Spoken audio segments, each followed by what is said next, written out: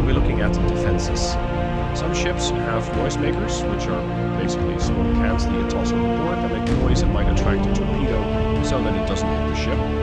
Chaff is there to defend the ship from incoming missiles. Some ships have defenses, some ships don't. You can also find what sonars and sensors are available. You have all sorts of sensors, for example.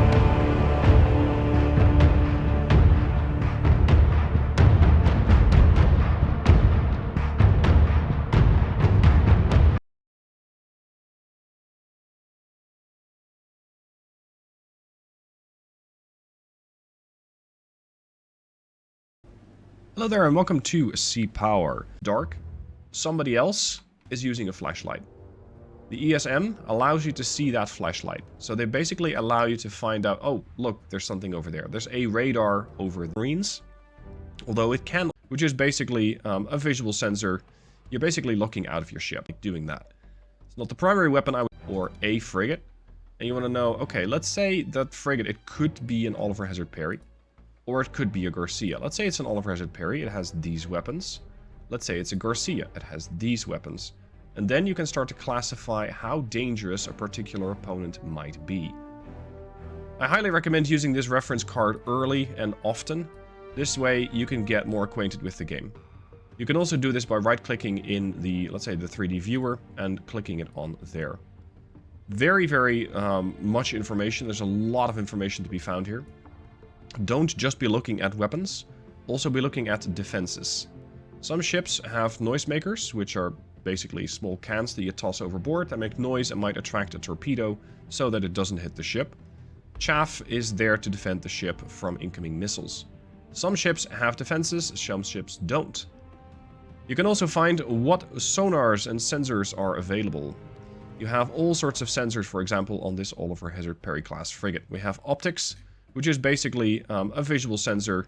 You're basically looking out of your ship, and you're either seeing something or you're not.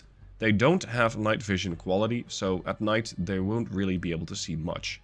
We have an air search radar, able to look for targets in the air. We have a surface search radar, looking for targets on the water. We have a hull-mounted sonar, looking for submarines, although it can also be used to find surface ships.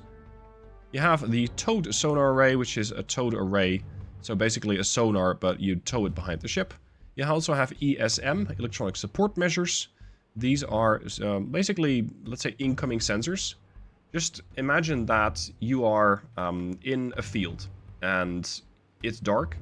Somebody else is using a flashlight. The ESM allows you to see that flashlight. So they basically allow you to find out, oh, look, there's something over there. There's a radar over there. And there's various different frequencies, but again, this is too basic of a tutorial to go into all that. And then we have an ECM jammer. This ECM jammer is a bit of a defensive countermeasure, allowing you to potentially jam enemy radars and reduce their tracking performance. Again, more on all of that stuff later. So that is, let's say, the tactical map and the unit reference card. You also have the event log on the bottom right-hand side, and I highly recommend that you keep a close eye on this. Anything that you spot, anything that your ships detect, anything that happens, gets noted in the event log. I almost always have this screen up, because it almost always tells me something useful. If I were to activate, for example, the radar on the Valdez, maybe we'll be able to detect something. And if something gets detected, that is going to come up in the event log. Over here we have a new contact. You can see there's multiple new contacts. So we have found something with our air search radar on this ship, and that is immediately put into the event log. You can see the date, you can see the time, and that there's multiple new contacts. Because over here on the tactical display, you can now see two tracks, but they're kind of overlaid. They're 7001 and 7002. And based on the icon, which is a box, but just, let's say, the top part, you can see that it's an aerial unit. It could be a helicopter, it could be a plane. Although, it's not that likely to be a helicopter, because helicopters don't travel at 600 knots. This is definitely an aircraft. You can also see their direction, which is southwest, or as the course indicator here says, course 229. And there's two of them. So if you have something happening in the event log, I would highly recommend that you pause the game, and then go and look at what that is. It could be anything. It could be a surface ship. It could be an aircraft. It could be a helicopter. It could even be a submarine. Try and identify things as early as you can, because the more information you have, the better your decision making is going to be. Next, we have the Toggle Formation Manager button. So this is going to allow you to toggle that on or off. You can play without it, and in this case, you will have to do a bit more zooming on the map to keep all of your units in check and keep all of your units lined up. But the formation editor is definitely something that you can use. Some units may have their own flight deck. Not every ship will have that. Some of them do, such as some frigates, they can launch helicopters. And of course, in case of an aircraft carrier, you definitely have options.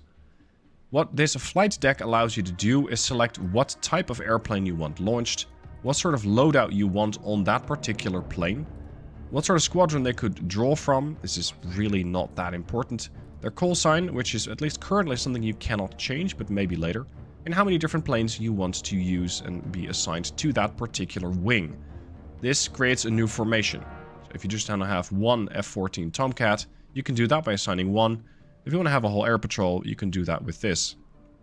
Then you click launch. And of course, an aircraft doesn't magically spawn on the flight deck. An aircraft's going to have to get brought up from either a hangar or a hangar deck, such as an aircraft carrier. Sometimes they wheel it out of the hangar in a frigate. Sometimes they just launch it from the aircraft hangar and bring it up to the deck. You can see there's the Tomcat. And this also means that the Tomcat is now selectable as a unit on the map. It does look a little weird here. We have the Nimitz in the middle, and then we have Fast Eagle 1. That's the Tomcat on the bow. And we have Fast Eagle 2. That's the Tomcat on the stern. With these, you can then kind of just sit around and wait. You want to get some nice cinematics. I do recommend pressing F3, which is going to give you a nice follow camera. F2 is going to give you a free camera, which you can then control using mouse and WASD. And if you press F1, you're just going to be following this specific unit. Next up, in the middle of the screen, only if you have a ship selected, only if you have your own ship selected, you can see all sorts of different numbers and weapon systems. We have 8 RIM-7, we have 16 RUR-5. Again, if you're not familiar with naval warfare or aerial warfare to that extent, because airplanes are in the game, that's okay. You can learn all of this stuff. It just takes a little bit of time. And again, that's where that unit reference is very handy. These numbers tell you what you have of what weapon type. So we have 8 RIM-7s. Okay, what's a RIM-7? Well, a RIM-7 is a Sea Sparrow. It's an anti-air missile, which can also be used in anti-surface warfare. It has a range of 10 miles, and it has an attack altitude of 40,000 feet. Currently, warhead size and stuff like that is not in the game yet. But I'm recording this with basically an alpha version of the game. So stuff like that is definitely going to be colored in later, if you will. Next, we have an RUR-5. Okay, what is that? RUR-5 is the anti-submarine rocket. You can read all about these weapon systems in your own time with your own unit. Important to know is that if you click on these things, you can, or actually before you click on these things, you can see that it says ASROC ready. So this is an anti-submarine rocket and it's standing by. If you click on it, the game is going to show you a very small circle, which is the minimum engagement range, which is 1 nautical mile. And the maximum range is 6 miles. If I try to go beyond that, you can, but nothing is going to happen. If you do, however, click something a little closer, the game is going to allow you to do that. So in this case, if I click right click here, the game is not going to say anything. It's going to say confirmed, but it can't really confirm because I don't have that range.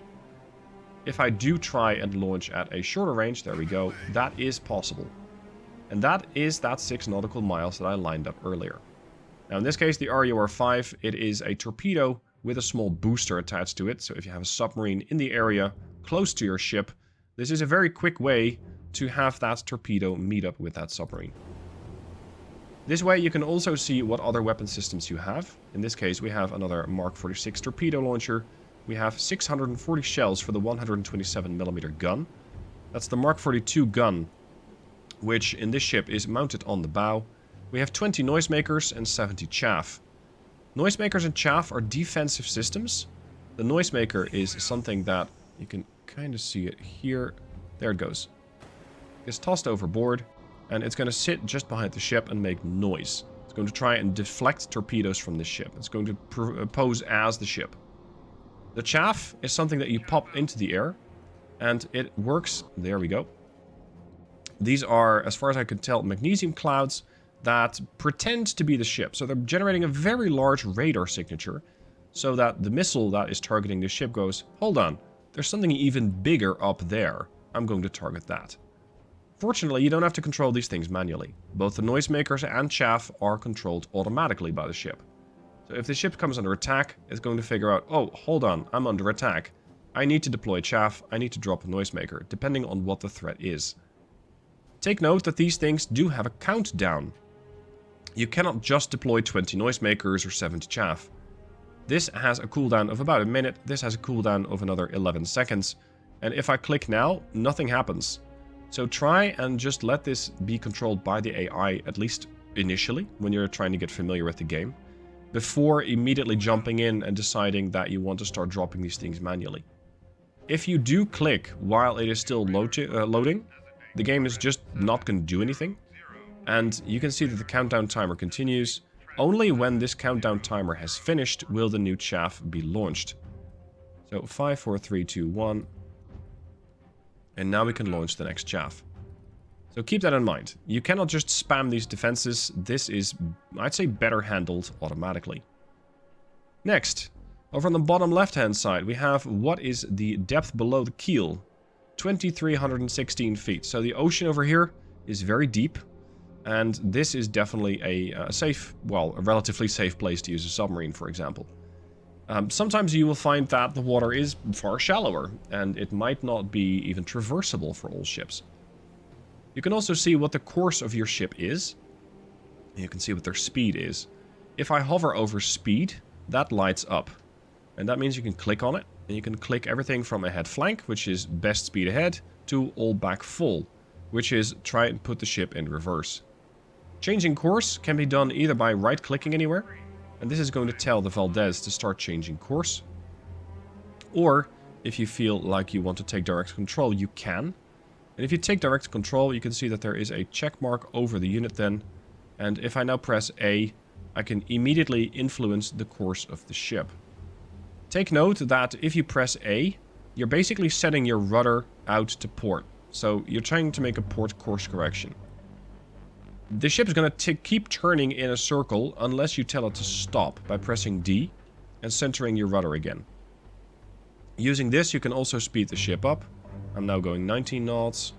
I can also slow the ship down.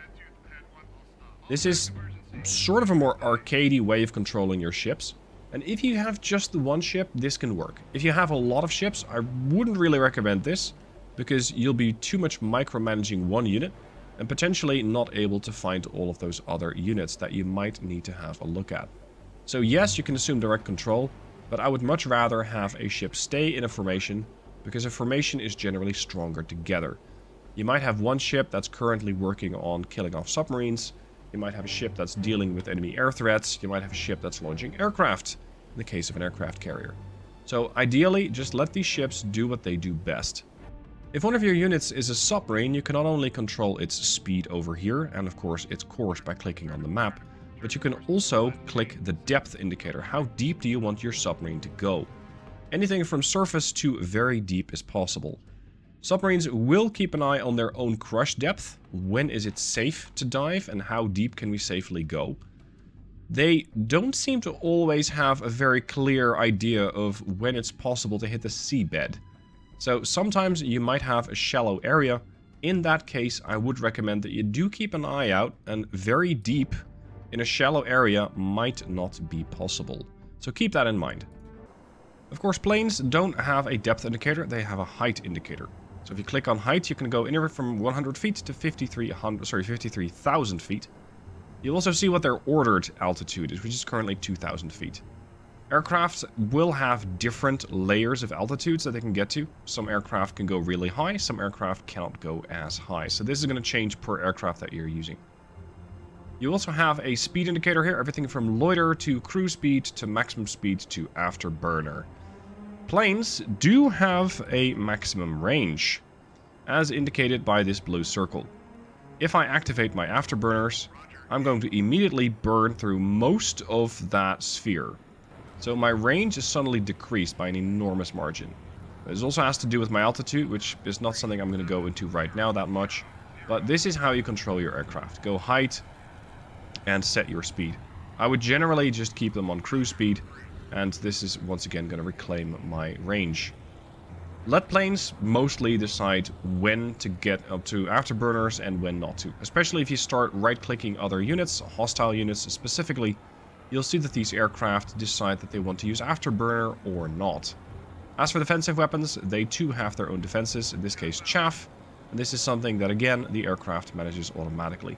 So aircraft do have their own defensive systems, some of them, not all of them, and will automatically deploy those as and when they see fit. These are some of the basics from Sea Power. How do you control your units? How do you maneuver them around? How do you give orders? How do you launch aircraft? How do you use weapons? Again, it's a basic tutorial, but we gotta start somewhere. As I mentioned at the start, it is a very deep, complex game. Give yourself time to learn. Things will go wrong. You might get frustrated at times because things aren't working the way you thought, or those enemy units, well, those missiles hit a bit harder than you were expecting. Give yourself time to learn, be kind to yourself. Sea Power is a deep game, it will take some time. I hope you find this tutorial useful. If you have any further questions, please let me know down below in the comments. Hello there and welcome to this second tutorial for Sea Power. In this tutorial we're going to go over battle groups. What are the various ships you can find in Sea Power? What are their roles? How do you use them in formation? And how do you navigate them around the battlefield? This is not going to be a massively extensive video because you could spend hours talking about every single ship type, let alone all of these combined. So we're going to go over this in slightly more of a hurry. As you can imagine, the heart of at least the American carrier groups is this thing, the carrier itself. An aircraft carrier is basically a floating airport. You probably have seen these things on various videos, on various images. In this game, they do have some let's say anti-missile defenses. Most of them. They are, however, relying upon their air wing. So they're there to provide the capability of their air wing to take off. That's their greatest defensive power. You're not to put these ships into the fight themselves. This is a little different for Russian cruisers and cruiser carrier hybrids, but more on that later. In order to launch aircraft from a carrier, you want to have this button up, the flight deck. Over here you can see what sort of aircraft they can launch. You can, for example, have F-14 Tomcats, and you can then load out these things with whatever sort of loadout you want. Do you want them to have longer range interception? Do you want to have shorter range interception? Whatever it is you require, those F-14s can generally do, but they're fighters. They don't really do much against ground targets. That's what you have your other aircraft for. Your A6, for example, have strike loadouts, they have anti-ship loadouts. Your A7s, pretty much similar, but they can also do suppression of enemy air defenses. This loads them up with a couple of missiles capable of going after radiation sources. Radars, they're able to shoot those things down. Then you have the E-2C. This is a recon platform. It is an E-2C Hawkeye, and the E-2C Hawkeye is a unit which is basically a big flying radar dish. You fly that radar dish usually behind your carrier at great altitude, and with that be able to see very, very far. We also have the AI-6B, that's an electronic warfare aircraft capable of jamming the incoming, or rather jamming the radars of other ships. They also have their seed loadout, so the same as the A6s the A7s that we have seen, suppression of enemy air defenses. And finally we have the S3A, which is an aircraft capable of dropping sonobuoys, as well as doing anti-ship missions. So you can see that the carrier itself doesn't really do much. Yes, you do have some defensive weapons, but if the carrier has to defend itself, basically all the rings around it have failed. Everything has gone wrong if your aircraft carrier is coming under attack, and that's because aircraft carriers rely upon their friends. One of such cruisers is the Ticonderoga. In this case, it's a cruiser specialized in a particular role, anti-air warfare. It is there to defend the fleet, including the carrier, or rather, mostly including the carrier, against incoming missiles, as well as shooting down aircraft. Although most of the time, that'll get done by the aircraft from the Eisenhower, so from the carrier itself. It also carries a couple of anti-submarine weapons, as well as the RGM-84, which is a harpoon. So it's a long-range anti-ship missile. And that means this thing is relatively well-rounded, but it carries by far the most SM-2MR, Standard Missile 2, medium range. Those things are capable of going after both aircraft and surface units, so you can also use this ship to take down surface units at a range of 40 miles. They have powerful radars, and you can turn those on or off depending on whether or not you want to be detected and or get a better picture of what's going on. The Yorktown over here is another one of those Ticonderoga class cruisers, so it is also providing its escort services to the carrier over there. So you can see there's 2 of those cruisers. And with those, they're projecting a very powerful anti-air bubble. The next ship type over here, this is a destroyer. Now, destroyer come in various different roles, and depending on the type of era that you're playing in, different types of weaponry. In this case, a destroyer is armed with kind of all sorts of weapons, depending on what type of threat you're going for. The SM-1MR, Standard Missile 1, medium range, so it is slightly older than the Standard Missile 2s that we've seen on the Ticonderogas. These are still capable of defending the ship against incoming missiles. They carry a decent amount of them, they carry 52. They also have harpoons, they also have the RUR-5, which is an anti-submarine weapon. They have 16 torpedoes, also against submarines. You cannot launch these things against surface ships, they're anti-submarine only. Then they have a couple of CIWS, close-in weapon systems, which you will also see on some of the other ships. Those are these things over here, capable of defending the ship against missiles. And we have a main gun. We have a 127mm gun, or a 5-inch on the bow, and some ships carry also one on the stern, such as this Kit class does. Other ships, you might find the gun amidships, in such case as an Oliver Hazard Perry class. A destroyer is slightly less punchy most of the time than a cruiser, and they are definitely fulfilling important roles because they carry an aircraft. So much like with your aircraft carrier, you can find the flight deck button here and you can launch an aircraft, such as a helicopter. With that, you can start dropping sonobuoys, capable with those sonobuoys of finding submarines. Very useful, so they're very versatile platforms. The next class is the frigates, and this is an Oliver Hazard Perry class frigate. Frigates typically are anti-submarine warfare. So they're there to defend themselves with their standard missiles, or their allies. They can also defend other ships with those. They do have harpoons if you want to go offensive against other surface ships. They have submarine weapons, or rather anti-submarine weapons in the form of those Mark 46 torpedoes. They do have their own CIWS, but this ship only carries 1. Always try to take note of whatever ship type you're using, where that CIWS is. Because if it means that a missile is coming from the bow, this CIWS will not fire. You will have to turn the ship to port or to starboard, so to left or to right, in order to bring that gun to bear. This of course can be said for any kind of missile threat you're facing or any kind of platform that you're using, but always try and take note of where exactly are my weapons. The same can be said for its main gun. This 5-incher, sorry, it's not a 5-incher, it's a 4-incher I believe, a 76mm gun. It sits amidships. And with that, it's slightly weird positioned relative to, for example, World War II ships, which generally have a which have a gun in the bow. But that's where the Perry has its missile launcher. This Perry comes with 2 helicopters, so it is very capable of going on the offense against submarines. And depending on the ship type, sometimes you'll also find that these guys come with a towed array. So they will be dragging a sonar array behind them, trying to listen for submarines. You can send these guys out by themselves, slightly ahead of the fleet, and with that, make sure that no submarine is trying to come close. But keep in mind, any ship that you do send forward has the risk of finding itself isolated, and thus overwhelmed by the enemy missiles. This is always going to be a trade-off. Do you want to have your ships close together, pretty much like this, and be able to overlap their defenses? Or do you want to have one of these frigates, in this case, for example, the Wadsworth, to go off on a little journey and hunt down a submarine? That is going to be up to you as the commander in a scenario. Next, we also have various types of submarines. This one is the Los Angeles class submarine. This one comes equipped with the Mark 48, that's a torpedo, and they also have UGM-84. This is the same harpoon that you can see on other weapon platforms, such as some of the cruisers that we've seen, some of the destroyers and the frigates, but these are launched by the submarine. Los Angeles is an attack submarine. It is there as a hunter-killer. This thing kills both submarines and surface targets. You tend to not operate these things together, because a torpedo is really nobody's friend. Once it's lost, or once it's been launched, it has a very decent chance of also hitting your own ship. Sometimes you can still course correct these things. When a torpedo, for example, is wire guided, you can still give instructions, nope, that's not what I want you to target. But sometimes that wire breaks. In that case, you're unable to correct that torpedo.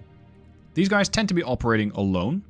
And in this case, it is a bit unusual, I'd say, seeing them fairly close to a carrier, but this is just for the example showing you what ships are in the game and kind of what their roles are. There's also the bigger submarines. This is a James Madison class ballistic missile submarine. Now, ballistic missiles, at least in its current version of the game, which is Stable 68, it's before the release, this is not actually armed with any of those ballistic missiles. You can see that they do carry all of those hatches on their backs, but they really only have Mark 48 torpedoes, and that's mostly a self-defense measure. So these ballistic missile submarines right now, I'd say, are more of a scenario tool. There's something you can hunt, there's something you can try and hunt with, if it really comes to that, but most of the time they'll try and stay hidden. The same cannot quite be said for the Russian Echo class. The Russian Echo is a guided missile submarine. The difference is, this thing is more of a strategic weapon. It carries the nuclear missiles on its back, capable of devastating whole cities, whereas the Echo is capable of going up against surface groups, using the SSN-3. Now, how is that different from the Los Angeles? Because this thing also carries cruise missiles, right? Yes, it does, but they do launch them slightly different. For example, the Los Angeles has these things in their own missile tubes, in their own torpedo tubes.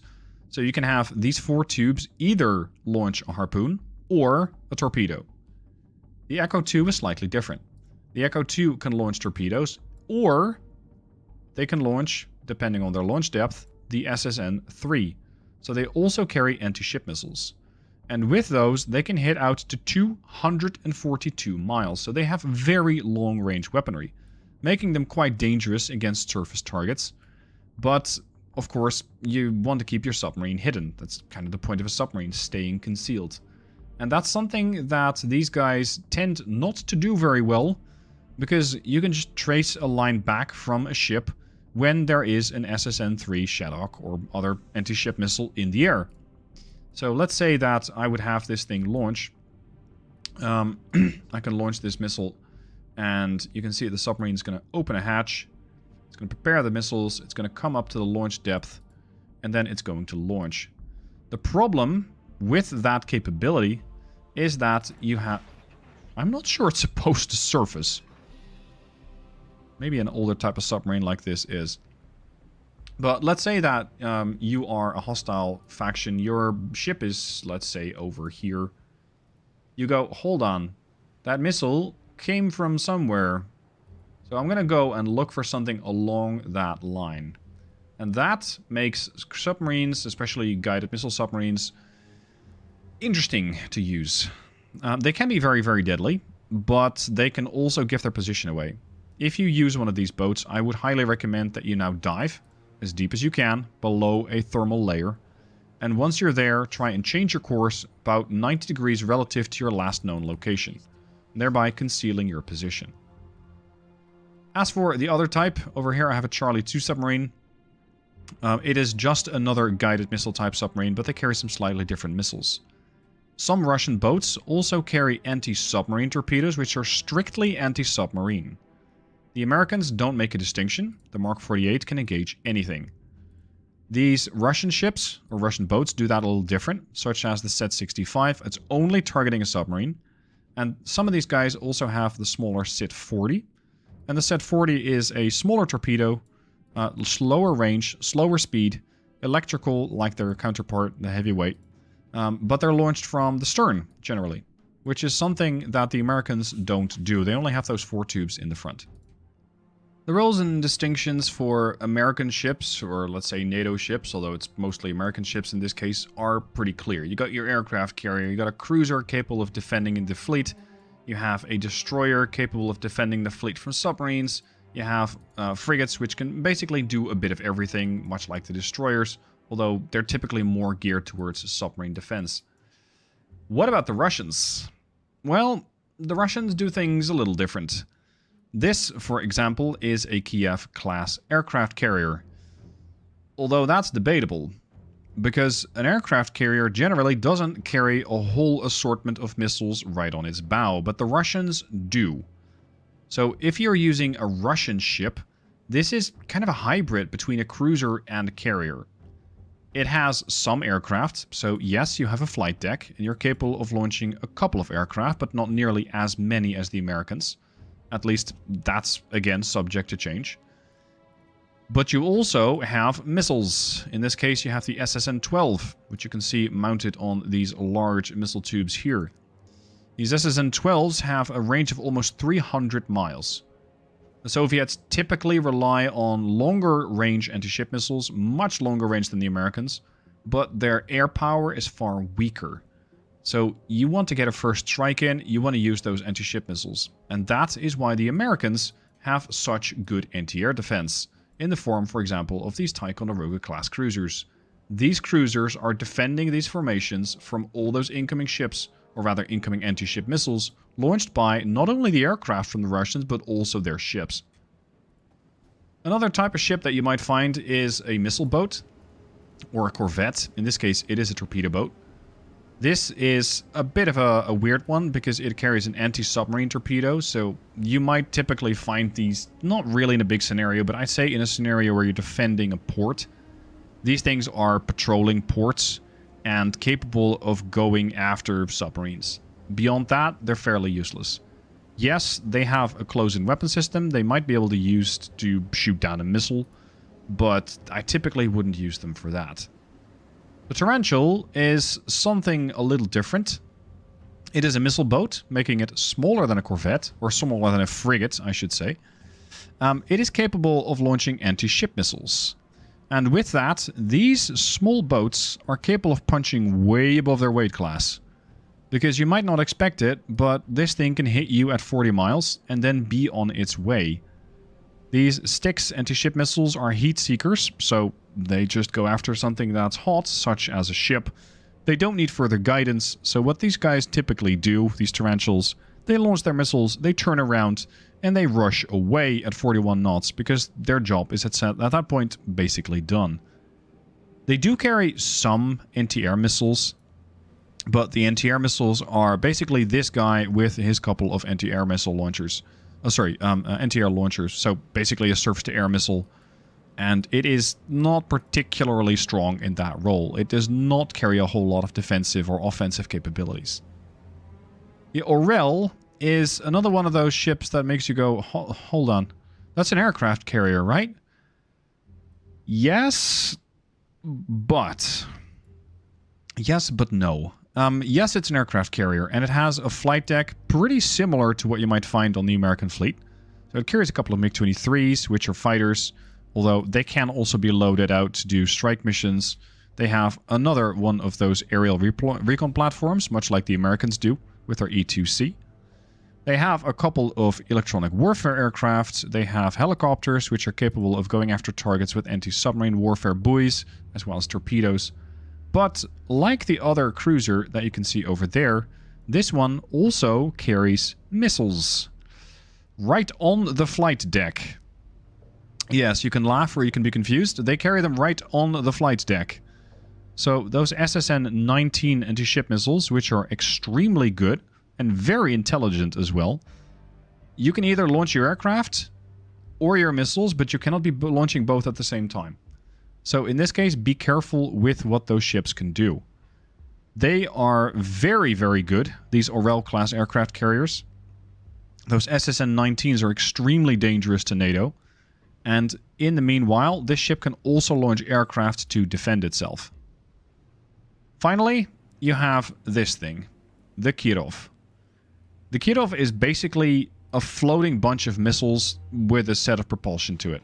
That's basically what this thing is, and there is no American counterpart to it. This thing carries hundreds of missiles. It carries anti-submarine warfare weapons. It carries its close-in weapon systems. it has a bit of everything, making this, well, it's classed as a missile cruiser. I'd say it's a battle cruiser, because you can deliver a hammer blow to an American carrier group, and they'll be hard-pressed to defend against all those incoming missiles. They carry the same SSN-19 as the Orel-class aircraft carrier that we just saw. They also have their own SAN-6, which is a surface-to-air missile, and they carry 2 of those different types. So they got 96 of one, 40 of another. I'm not going to go into exactly what the difference is on this particular video.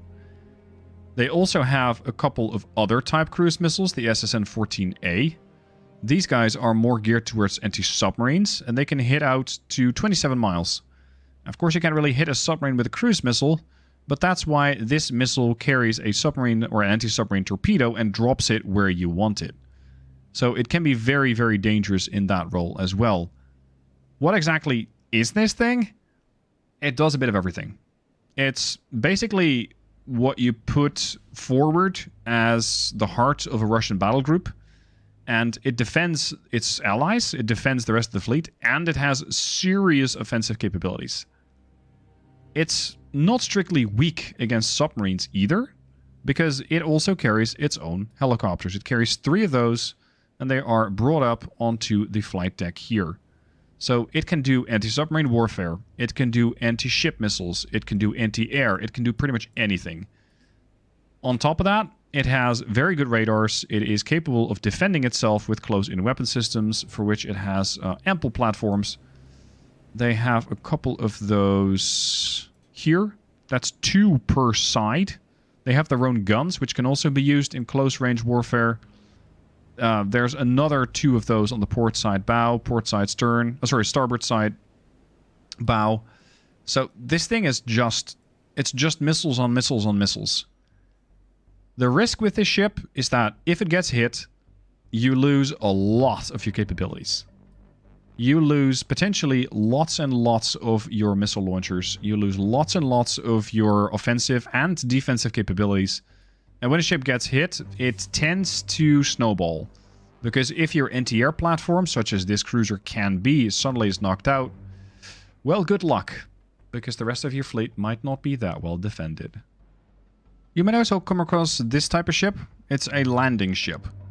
It is not really a warship. It is sometimes capable of defending itself, but they're more so for scenarios where you are attempting an invasion.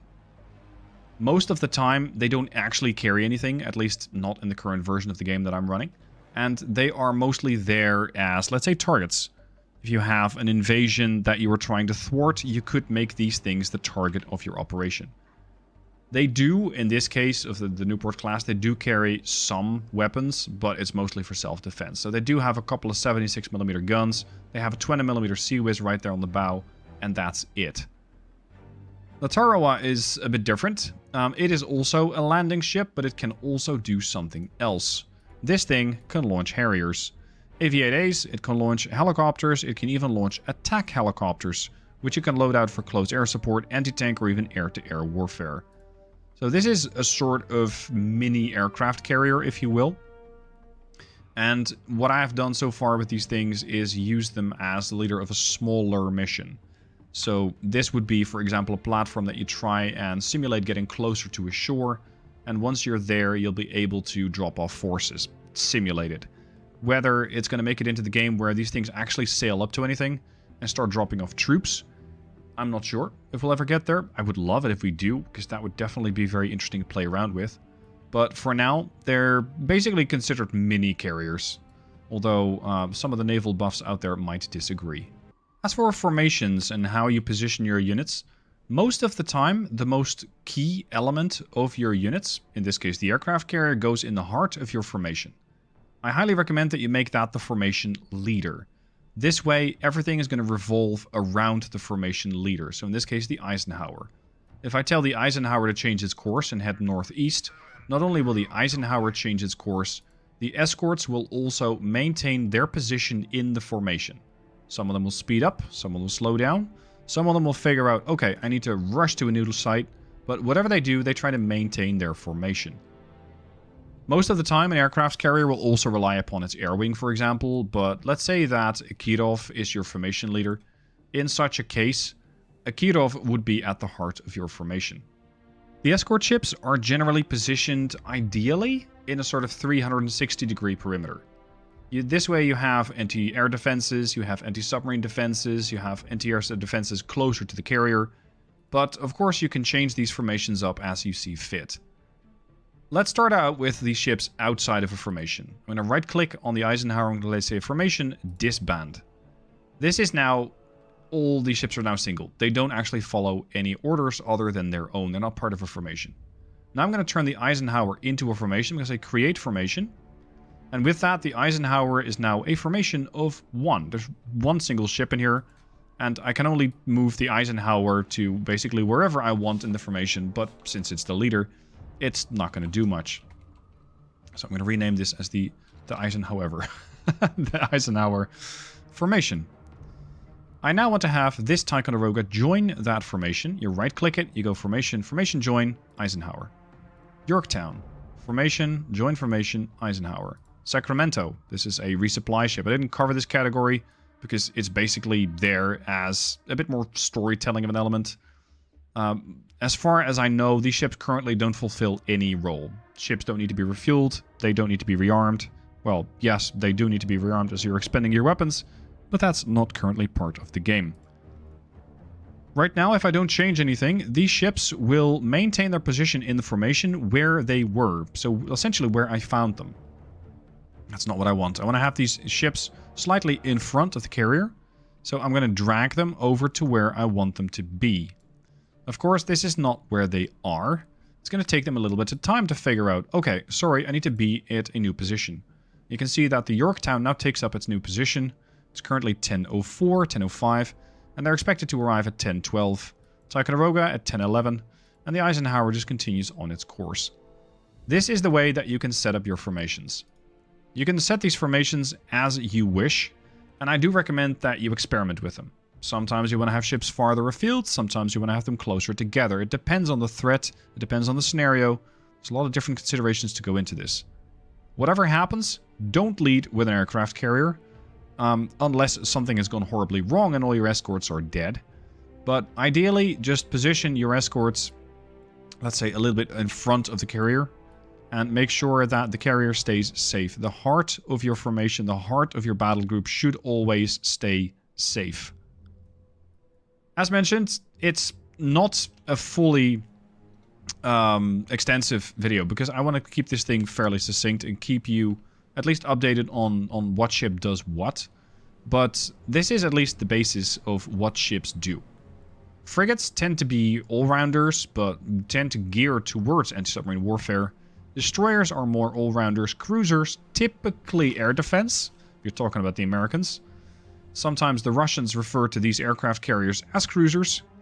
These are aircraft carrying cruisers. This is a way to get around particular treaties, I believe. And of course you have the landing ships.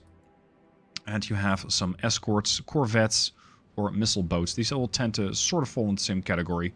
They're hit and run ships. Launch your missiles, get out. That's basically all that they're supposed to do. I hope you found this video useful. If you have any additions, by all means, leave a comment down below. Help out the other players who are just starting out with this game, because sea power is very extensive. It will take you a while to figure out what ship does what, especially with the different doctrines in the game. The NATO ships tend to be generally pretty well specialized. The Russian ships, I would say, not as much, or their specializations are somewhat different. So experiment, try, figure out, learn, make mistakes, learn more. I hope you found it useful. If you did, please hit the like button. Hey there and welcome to the Sea Power tutorial. We're going to be discussing detection and stealth. It's going to be an overview of the various sensors, their usage, and also how you can stay concealed. Insofar that is possible in this game of radar. Now, let's go over the various ways you can detect another unit. Currently I'm operating with this Ticonderoga class cruiser. Over here, I have a freighter. If you look at the tactical display here, you can see it says merchant and then V. V says visual. That's your first way of detecting something. You just look out the window and you go, hold on. There's something over there, and over there it's very tiny, but you can just make out that freighter. This is one way to detect it. Of course, the bigger the target, the easier it is to detect. Now, you can have your ship itself go out there and try and detect something. If you don't want to do that, you can also tell somebody else to go out there and detect something. Something like a helicopter. Because losing a helicopter is generally, let's say it's a bit sad, because it is a useful asset and they are manned by brave pilots, but it is better to lose just a helicopter than to lose your whole ship. So what I have done now is launch my helicopter, and right now I don't want to be detected just yet. I just want to send out my helicopter and have a look at what else is out there. Because there is another ship out here, fairly close, and it is a sampan.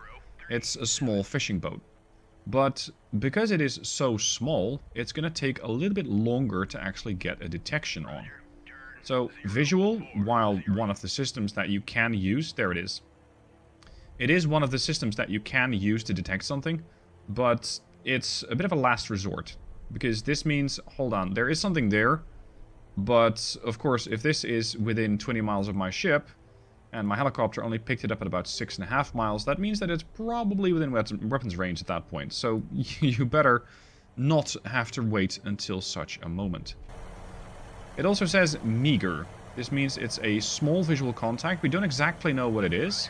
And the smaller a contact is, or the smaller a ship is, the smaller a plane is, or the smaller a helicopter, the more difficult it will be to detect. So only when I get closer does the game go, ah, yes, it's a sampan. It's a very, very small ship. Especially compared, of course, to that merchant or my Ticonderoga. That is one way to detect things. But what about radar? I've reloaded the scenario and this merchant is still detectable because it is so close. Now, when I go over here to the bottom right hand side, I have MCON, and over here you can select all the sensors that you want active. In this case, I'm going to turn on my surface search radar. And you can see that the merchant now changes to V/R, and it's not virtual reality. That is visual and radar.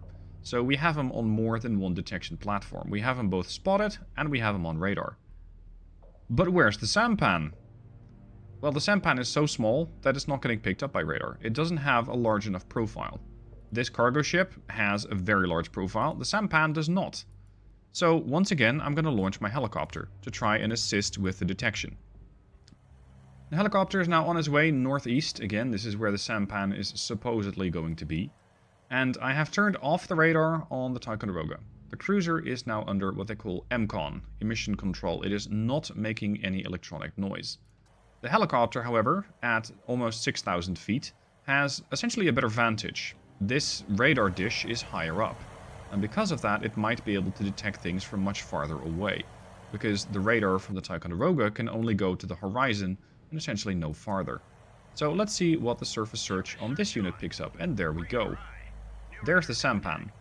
I can again see it's a radar echo meager, so it's a small contact. It's not going to be a very big thing, so most likely not a warship. And the helicopter has picked it up at about 10.5 mile range. So your radar in this case is a bit safer to use, rather than just waiting for your visual detection. Another way to detect other contacts is by using their radar.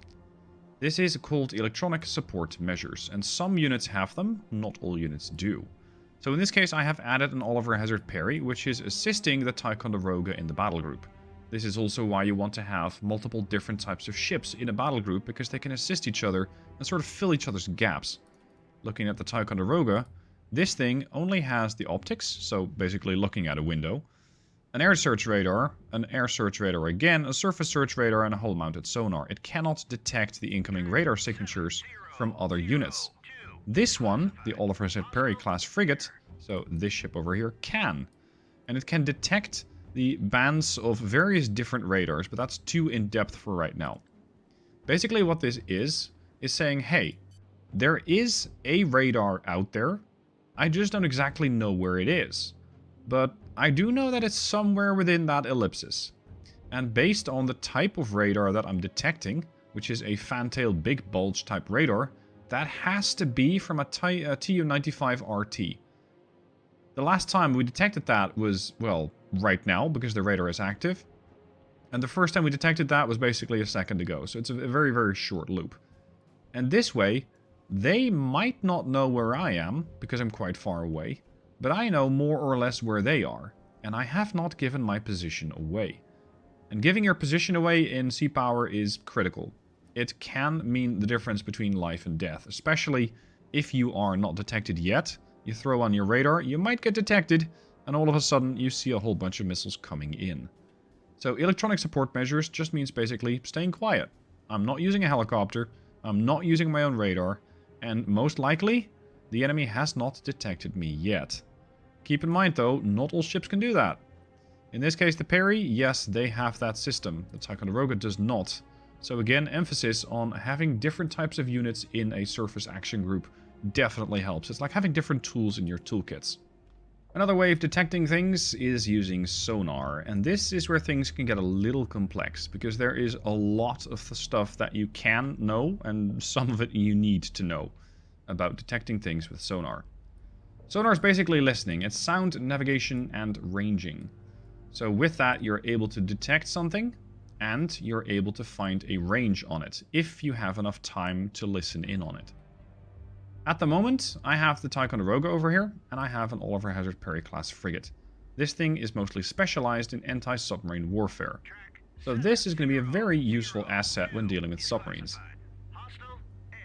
If you have a look over here at the bottom right hand side under MCON, I'm currently under MCON conditions. I'm not making any noise with the radar.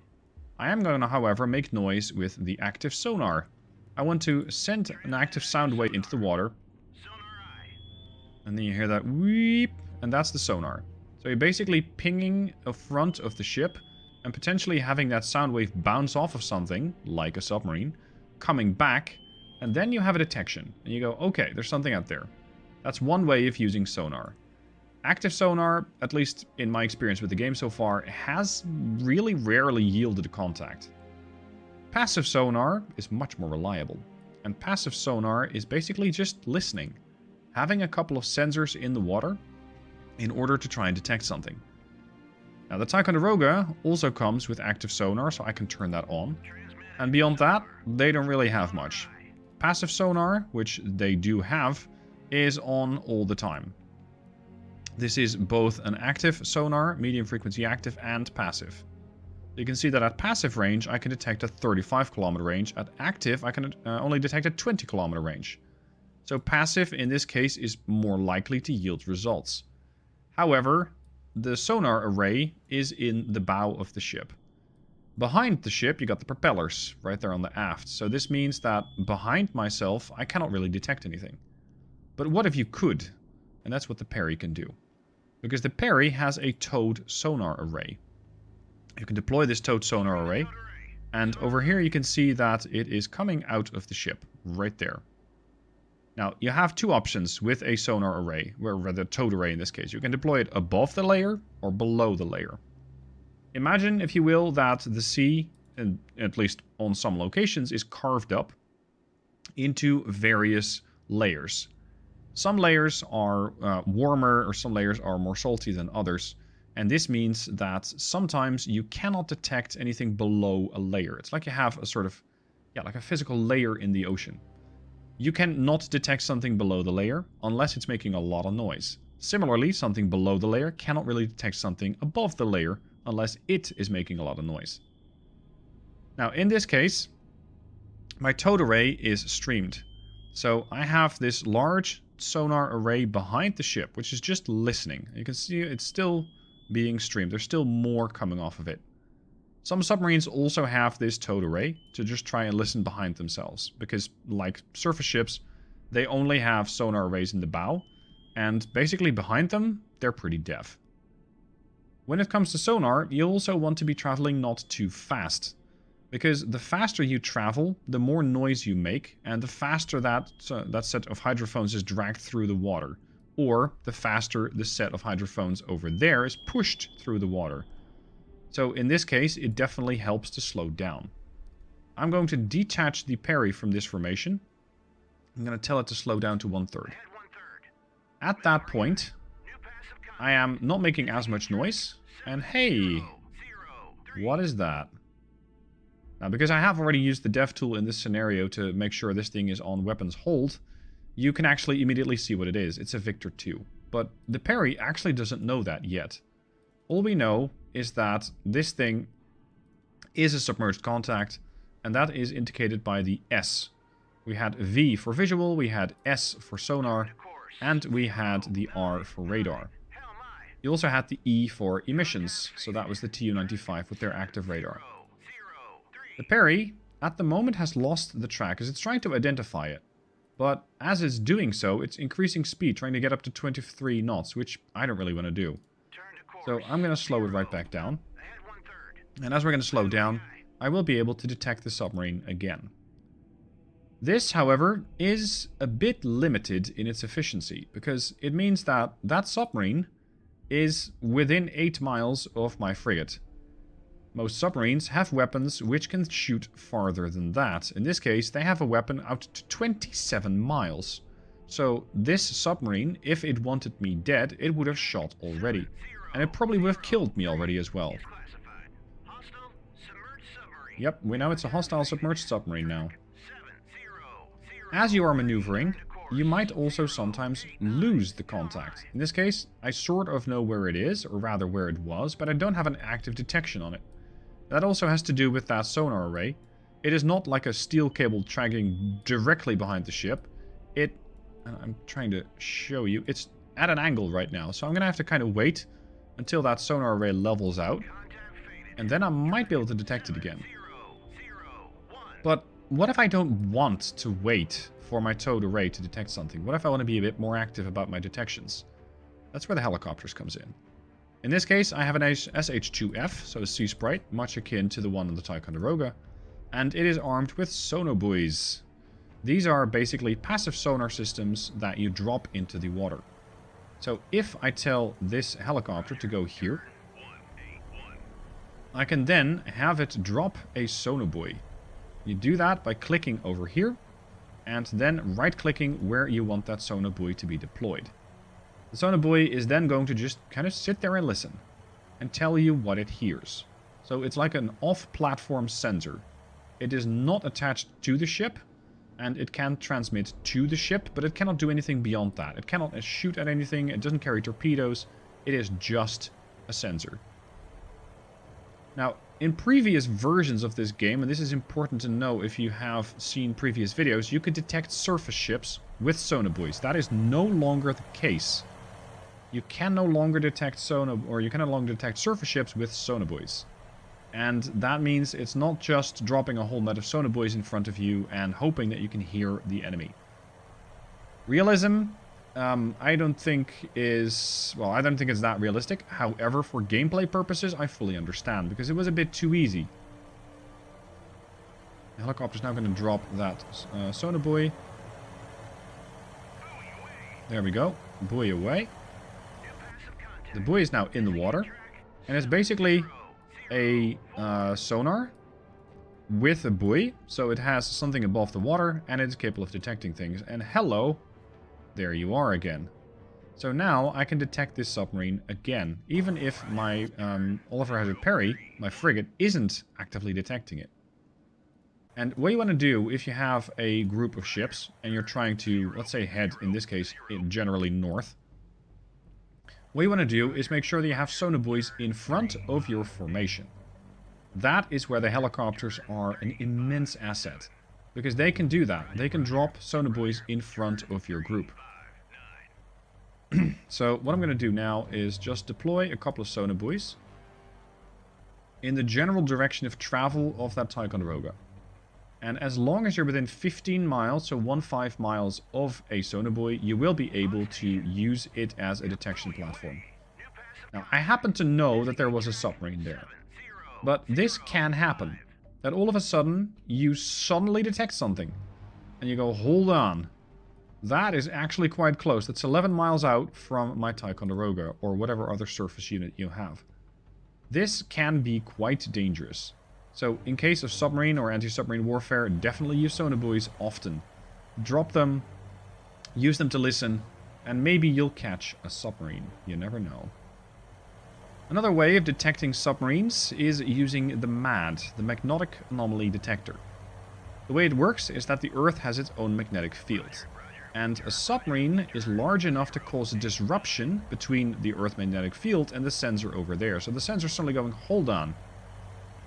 There's something down there there's something interfering with my general detection. Now, in this case, I'm going to have to fly directly over that submarine in order to find it. But once you fly over it with a MAD, you instantly know where it is. Unfortunately, I'm not picking it up anymore between the Perry and the sonobuoy. So first, I'm going to have to drop another sonobuoy, because I know it's generally within this direction, but I don't exactly know where it is. So we're going to have to find it first. Drop a sonobuoy there. And there he is. Now I have him on sonar, the S. So now I'm going to go and fly over him to have an exact confirmation of its position. Important to note is that you have to be low with these helicopters. Generally, with most MAD equipment, that is. So I'm going to go down to 20 feet. It's about 8 meters above the water. And that's when the MAD sensor gets streamed behind the helicopter. It's now being torn along, or towed along the helicopter, essentially. It's not into the water, but it's kind of close. And what I'm going to do now is fly over this thing to get a confirmation. And once I do, you'll see that this thing is going to get not only an S, but it's going to get another letter.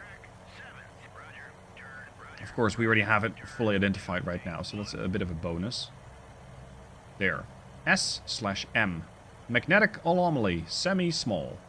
So there's something down there that's giving off enough of a, let's say, a metallic signature that is interfering with the Earth magnetic field. And that is another way that you can detect submarines. Of course, the magnetic anomaly detector is not that efficient. It is not like you'll be able to just calm an entire area like that, because your helicopter has fuel. And the longer that you fly it, the closer, or the smaller that circle becomes.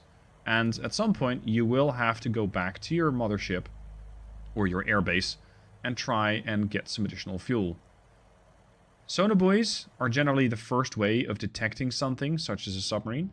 And the magnetic anomaly detector is more there as a confirmation way. So you're flying over where that submarine is supposedly going to be. And then you can get that confirmation using the magnetic anomaly detector. So, recap, we have visual.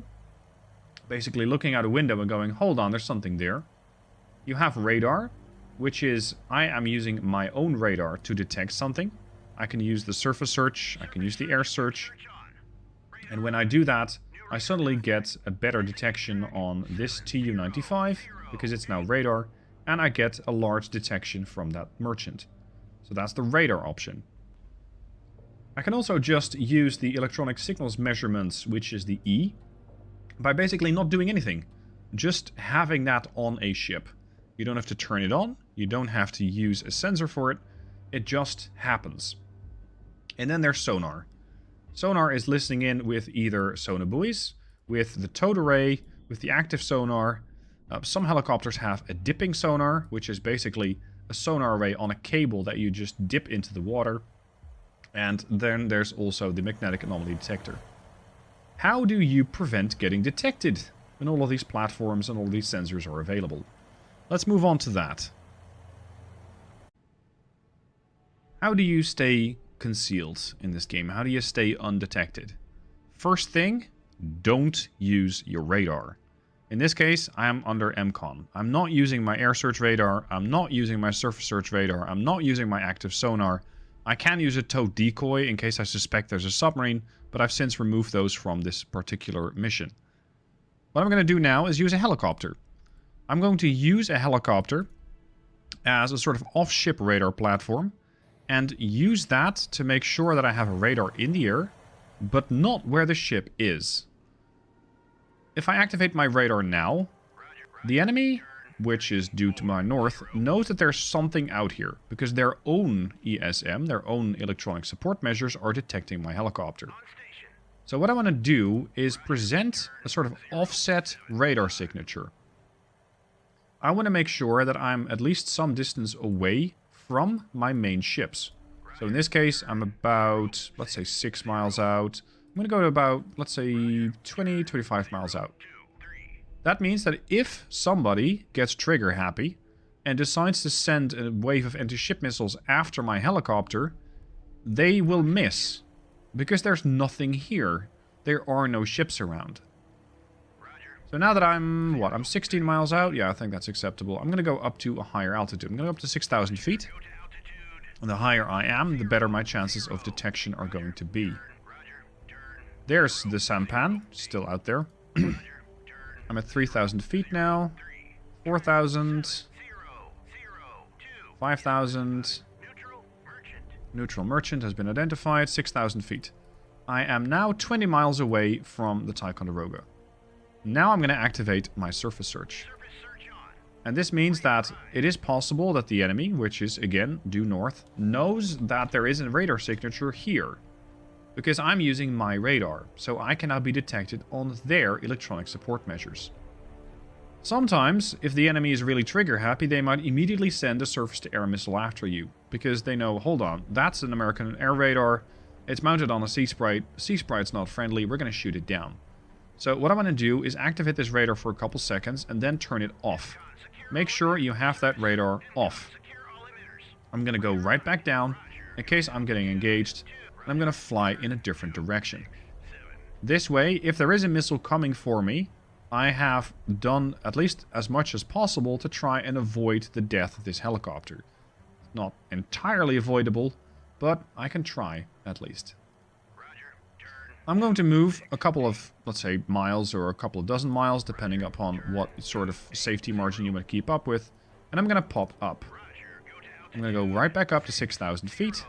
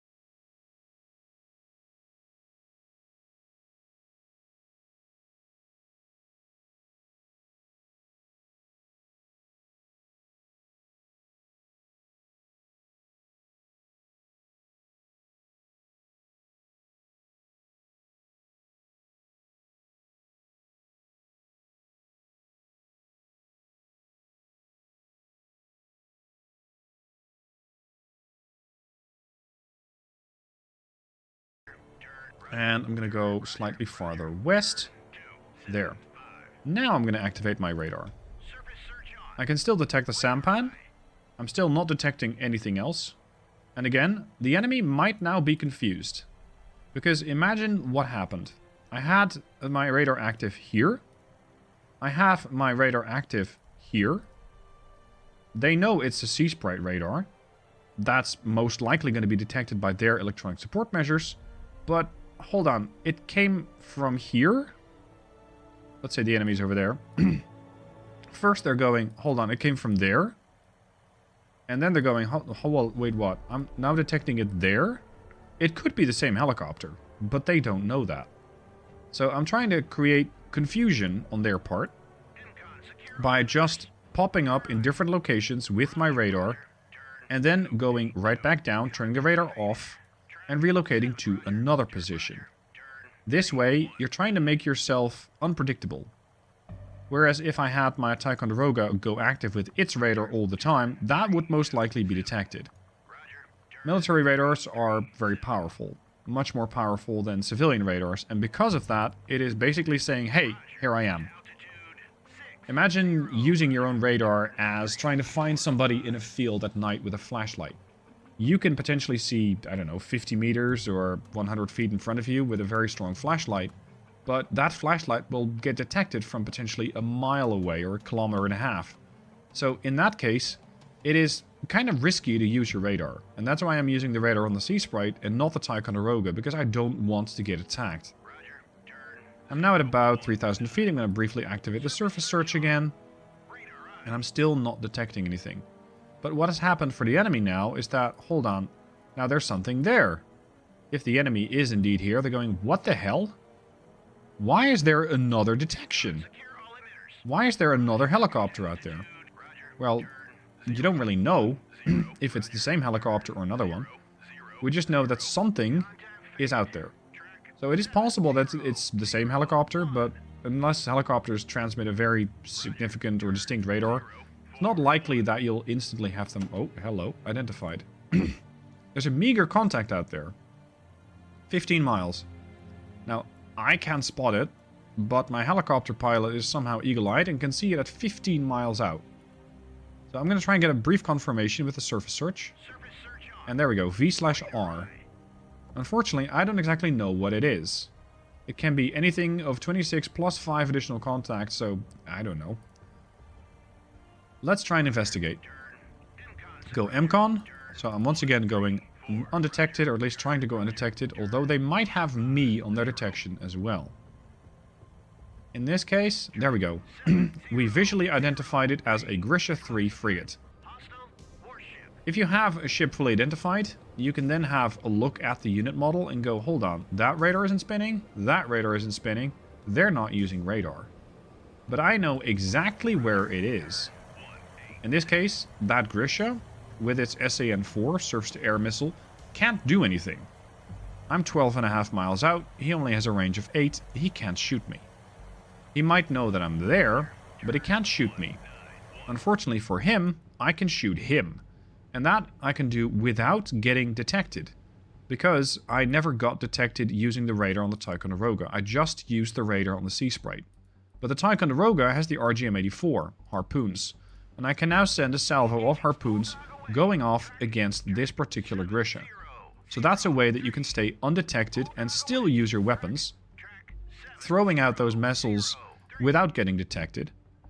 In this case, however, the enemy could go, hold on, I'm detecting missiles. I'm going to say those missiles came from somewhere, right? They came from over there.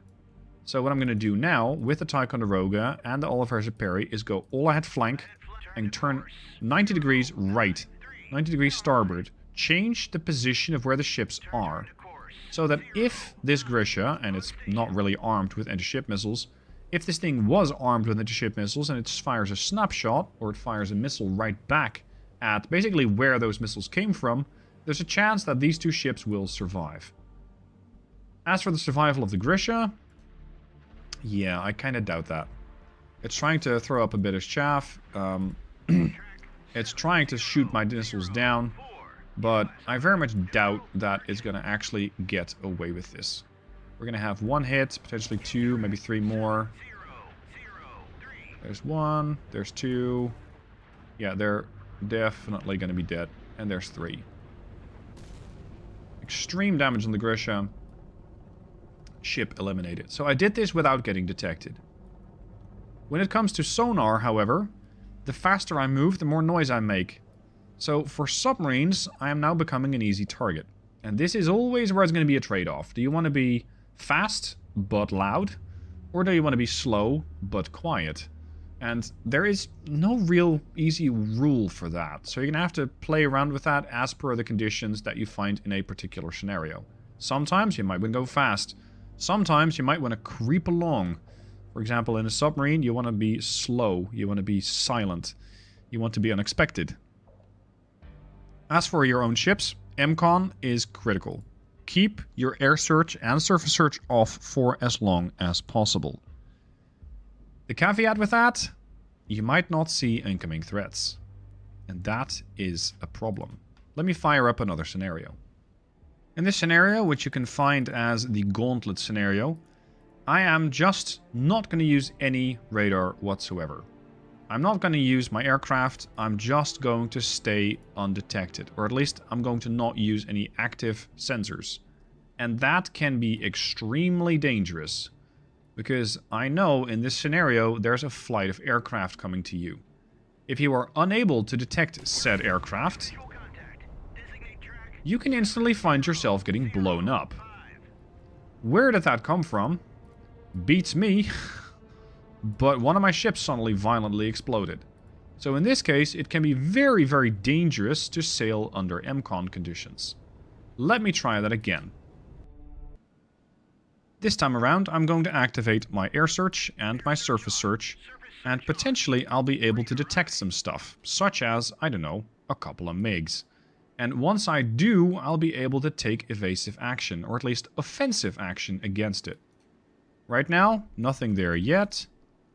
Of course, normally you would also be launching your helicopter and using that as a radar picket in the way that I've just explained.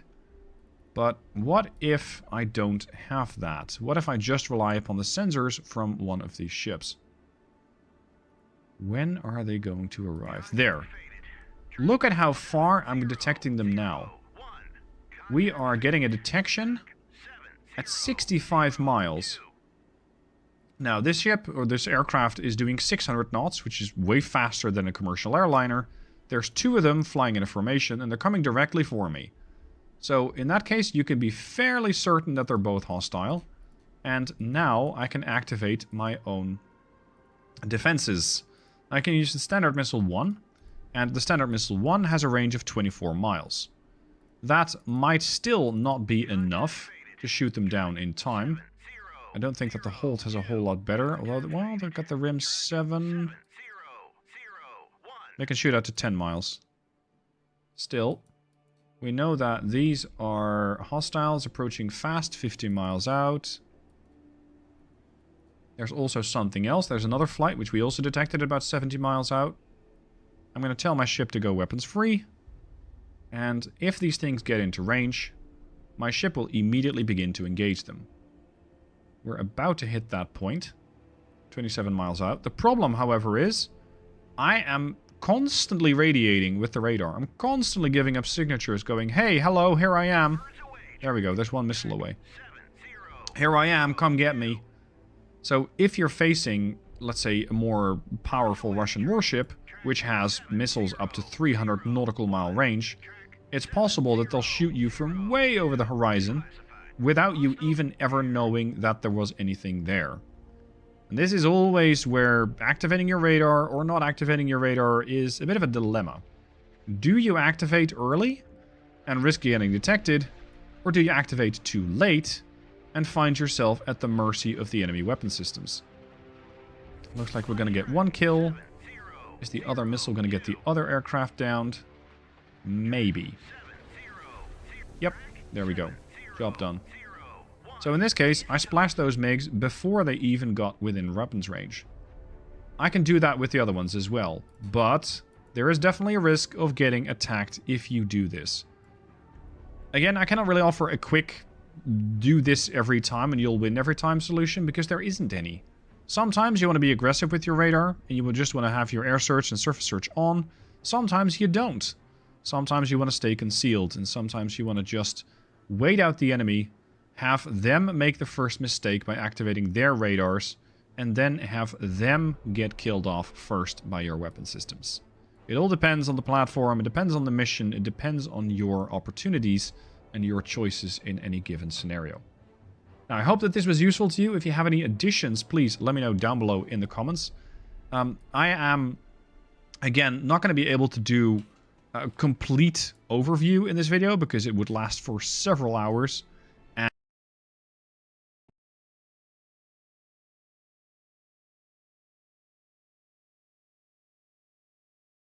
Hey there and welcome to this tutorial on Sea-Power's weapon systems. There are a lot of weapons in the game, and this video, although it be brief, I'm going to try and give an extensive overview of the weapon systems that you can find in the game. Thankfully, the game's systems do explain most of these weapons quite well. If you right-click on a unit and go to unit reference, you can see the unit reference card, and with that you can see most of the missiles and most of the weapon systems and see what they do and see what they are. But here's the quick overview. Essentially, we have a couple of different weapon systems aboard these ships. In the case of this aircraft carrier, I have the RIM-7. This is a surface-to-air missile. So the first weapon type is missiles. It can be a surface-to-surface type missile, so from one ship to another ship. It can be a surface-to-air ship missile, so from a surface ship to an aircraft. It can be from an aircraft to a ship. It can be from an aircraft to an aircraft. You have all types of different missiles. Let's start out with the anti-ship missile. In this case, it's going to be a Harpoon, as launched by this Ticonderoga class cruiser. The Harpoon is a radar-guided missile. This means it has its own radar guidance. It's active radar homing. It has an own radar in the seeker cone of the missile. This has advantages, because it means you can launch that thing without having to use your own radar.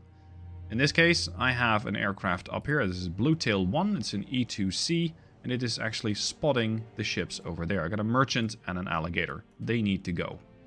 So all you need to do, once you have that thing detected, is select the Ticonderoga and have your missile. So click either left click and then right click, or right click on the missile button, and you can either do single shot, salvo 2, 4, or 8. I think a single shot right now will do, as we're trying to get rid of this merchant. Of course, the bigger the ship, the more missiles it might need. Now, the easiest way to go about it is just to right-click the target. This way, the missile is going to launch. Once you have that missile in the air, in this case of the Harpoon, I can't actually interact with it. I can have a look at it, I can see how fast it's going, I can see where it's going, and because I have turned on map layers, weapon seekers, I can see what it is trying to spot. So I can see how wide its search cone is. If something happens to be found inside of that search cone, it will engage it. Therein also lies the problem, to some extent. Because this means that if something is not inside the seeker cone, the missile is going to try and look for something beyond that. So let's say that this missile happens to not find this merchant, but instead finds another civilian target behind it, it will try and kill that. So this seeker cone is definitely a very important thing to note. How far can my missiles see and what can they shoot? Moving on to the second type of missile, the air-to-air missile. There's a couple of different variants of these, because we have a couple of different ways of engaging other aircraft. In this case, this F-14 has an AIM-9L. This is a relatively short range at 9 miles, heat-seeking missile. It just looks for something warm, something really hot, like an engine. And once it finds that, it's going to try and kill it. It's going to try and just jam the missile right into that point. There's no way to mid-course correct these things. There's no way to change where they're going. This is an infrared air-to-air missile. The challenge with these things is, if you're in a situation where you have several of your own aircraft, they might go after your own aircraft if they happen to miss one target and then go for another. The second type that we have is the AIM-7 Sparrow. Now, the Sparrow is a different type of missile in that it has semi-active radar homing. This means that the missile itself has no radar, but the aircraft does. this F-14 has its own radar. So as long as I'm painting this this Tu-95 with my own radar, by having my own radar active, I can use the AIM-7. If I turn that radar off, I'll not be able to use it because it needs a radar source, so rather a radar return signal. So I'm bouncing my radar off of the Tu-95, and that's where the missile is going. And then you got the AIM-54. This is active radar homing, so very similar to the RGM-84 in the sense that it has its own radar and will look for targets all by itself. But it has radio command mid-course correction. And this means that this missile can be guided onto a target. So let's launch an AIM-54. In this case, I only carry one of them. I'm going to launch that against that aircraft over there. Once you do engage with an aircraft, it goes into combat mode, so that's why I tossed the drop tank, and there's the missile. You can now see that the status of the F-14 here is guiding AIM-54A. All the time that you're guiding this thing, you need to keep your nose at the target. And for the AIM-7Ms, this is especially true, because the moment that you turn your radar away, you'll not be able to use the aircraft's radar in order to illuminate the target. So in that case, you won't be able to engage that, or you won't be able to turn that missile into a missile that actually goes after a target. Of course, I can tell this aircraft to change course right now, but it will refuse, because it's still guiding the AIM-54. At this point, the AIM-54 also says, yep, I'm linked, and now it says I'm no longer linked. I have lost connection. But I do have my own radar, and now it's looking for a target. So that's the seeker cone of the AIM-54. And at this point, that Tu-95 is getting mighty worried, as well it should. So the initial part was the aircraft guiding the missile, and then the aircraft decided to change course. The missile said, okay, sorry, I don't know where the target is anymore, but I have my own radar, so I'm going to find it all by myself. Regarding air-to-surface missiles, in this case, an air-launched anti-ship missile. There are a couple of different ones. They work pretty much the same way as you have seen before. In this case, I carry the AS-4. It's a very big missile, but I only carry one of them.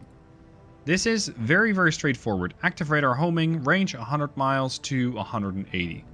So this AS-4 Kitchen, or the KH-22, supersonic standoff anti-ship missile. Very straightforward. The only thing you need to do is tell it where to go. I want you to kill this. The missile says, okay, goodbye. And you can turn your aircraft around. You don't have to guide this thing, you don't have to talk to it anymore. You can just strike and have the bombers go back to base. That does make these things very potent. Now, when it comes to missiles, or rather defending against missiles, the problem can be, can you fire enough of them? Can you fire enough missiles to overwhelm the anti-ship missile defenses? The anti-missile defenses, or rather, the missile defenses that ships have. Sometimes you can, sometimes you can't. It depends upon the situations, but it's, well, there's a lot of ifs and buts.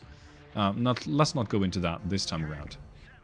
Time for the next missile type, surface-to-air missiles. Anything that is airborne can be targeted by a surface-to-air missile. The question is it in range? If not, try to get into range, and otherwise, well, you're just going to be looking at that target unless you send some other platform after it. What I've added this time around is a Kirov-class battlecruiser, and this guy over here is most likely going to be spotting us.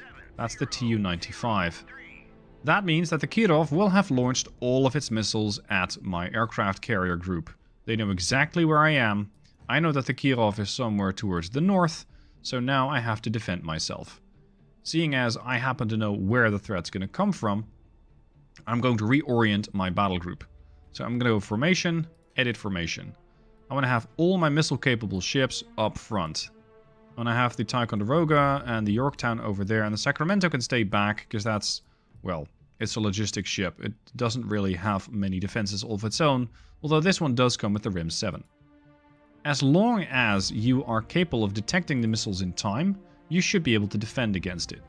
So if you know that there's a threat inbound, and the game kind of gives it away when there's a missile in the sky, because the time acceleration will not go faster than 10 times. So in that case, turn on your radars and go, hold on. There is some threat, and I should now be very, very worried. Of course, if you are more advanced, then yes, you can go for electronic warfare against it, but that is covered in another tutorial, a separate tutorial. So we're not going to go into that right now. For now, all you need to know is that we have anti-ship missiles coming towards us. An anti-ship missile is an airborne unit, and as such can be targeted by anti-air missiles or surface-to-air missiles. It is... There we go. We already got a warning. It is not something that you can shoot with, for example, a Tomcat. It's not like an aircraft is going to go after it. You, unfortunately, cannot send a wave of Tomcats with missiles to go after these anti-ship missiles. But hey, we did at least pick them up early, and that means we can start to defend ourselves against it. Your ships will defend themselves automatically, as long as they are set to weapons tight or weapons free. Weapons tight means defend yourself. Weapons free means go on the offense, so any anti-ship missiles that you have, shoot those. Weapons hold means don't shoot anything. There's an anti-ship missile coming in, tough. You're just going to have to tank it, which in this case means almost never. Tanking anti-ship missiles is essentially not a factor. Now this is also a nice time to show you what these SSN-19s can do. These are anti-ship missiles that are active radar homing, so they do go for a large target. But these SSN-19s are very clever. Unlike harpoons, they talk to each other. And they figure out, okay dude, you're going to take the left target, I'm going to take the right target, I'm going to take that target. One of these tends to stay up a little higher than the others. And it tends to try and sort of talk to the others and talk them onto a target. At some point, even that missile is going to go dipped lower and is going to go for the target. So we're going to accelerate until the point where my missile defenses are going to start acting. At this point, the missiles probably have my surface group detected, and there we go. My missiles are already coming off of the ships. My ships are defending themselves against those incoming missiles. So we got the longest range missiles going out, the SM-2MR, and you can see what they're trying to hit. Track 7004. Which is the lead anti-ship missile here. Then you can also see by the green lines that there are additional missiles coming in, and they are immediately getting engaged. But we haven't detected all these anti-ship missiles yet, so we cannot defend against all of them at the same time, at least not yet. But give it a minute. Unfortunately, an anti-ship missile threat such as this, where the Kirov fires its whole battery, is difficult to defend against. It's not impossible, but you do need a fairly sizable group of missile-capable ships in order to deal with all of those tracks. So you can definitely see that my ships are trying to throw as many missiles into the sky, and you can see that some of these are getting intercepted. One of them has been intercepted, that was 7004, so that initial track. You will also miss. Some of your missiles cannot find their target, some of your missiles are going to go, okay, I don't know where to go, and as such, they will... There we go, we might get that one. They'll just miss. So you'll likely be spending more missiles defending yourself from incoming anti-ship missiles than there are anti-ship missiles. For example, if there are 16 anti-ship missiles coming in, you might fire 25 or 30 interceptors against it. Some ships are very good at reloading those missiles. Some of them are not. The RIM-7, for example, takes about 30 minutes to reload. So in that case, you can only launch what you have available, which is generally 8 of them, and then it's good luck after that. What you'll also see these ships do is use their guns. Guns are fairly lackluster when dealing with incoming ship missiles or incoming missiles of any type, but sometimes they get lucky. They can also be used against aerial targets in a pinch. If these missiles continue to close and are not getting intercepted, you will see another weapon type join the fray, which is the close-in weapon system. You can see even the carriers launching missiles now. There's just one big blob of missiles going back and forth. We did get that one, but there are a lot more coming. Let's see if this one's going to get close. You saw that this one made a course correction. It has decided to go for something else. It decided to go for the biggest target right there, the carrier. Lovely active radar homing. My missiles have missed. And I think at this point we will see the CWIS take action. There. CWIS, close-in weapon system. You can see one here. That's a close-in weapon system. That's the Phalanx. Different types for different ships.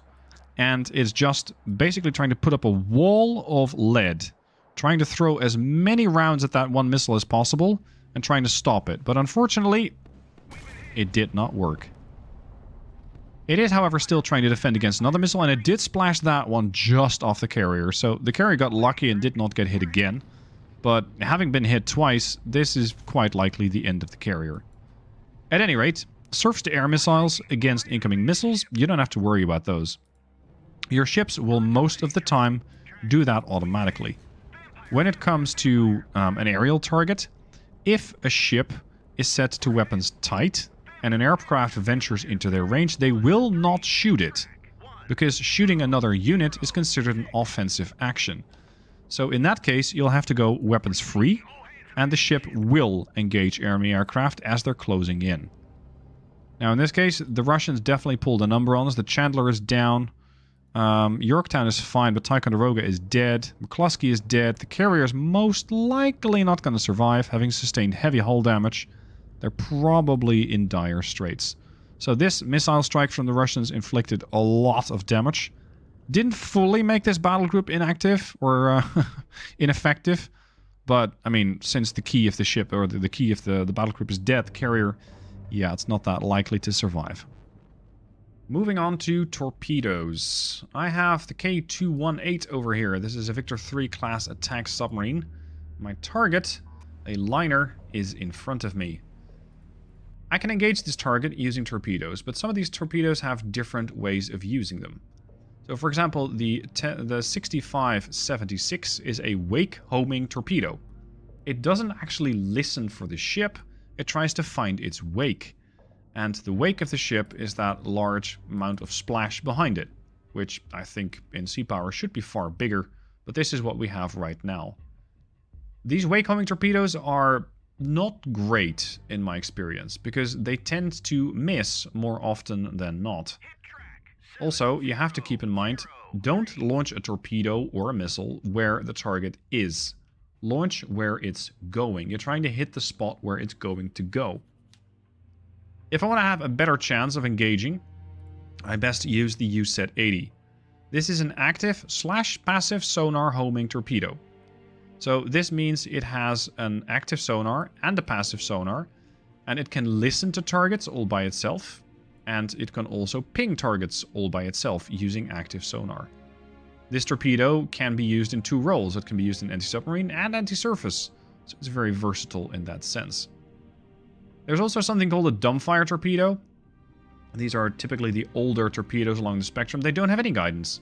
You just send them out in front of the submarine or the launching vessel, most of the time a torpedo boat, and you hope for the best. If you managed to intercept the target, then congratulations, you've just killed something. If you didn't, your torpedo is going to sail past harmlessly. In this case, I want to engage that particular target there, that liner, with one torpedo. So let's go with one torp and send it after that liner.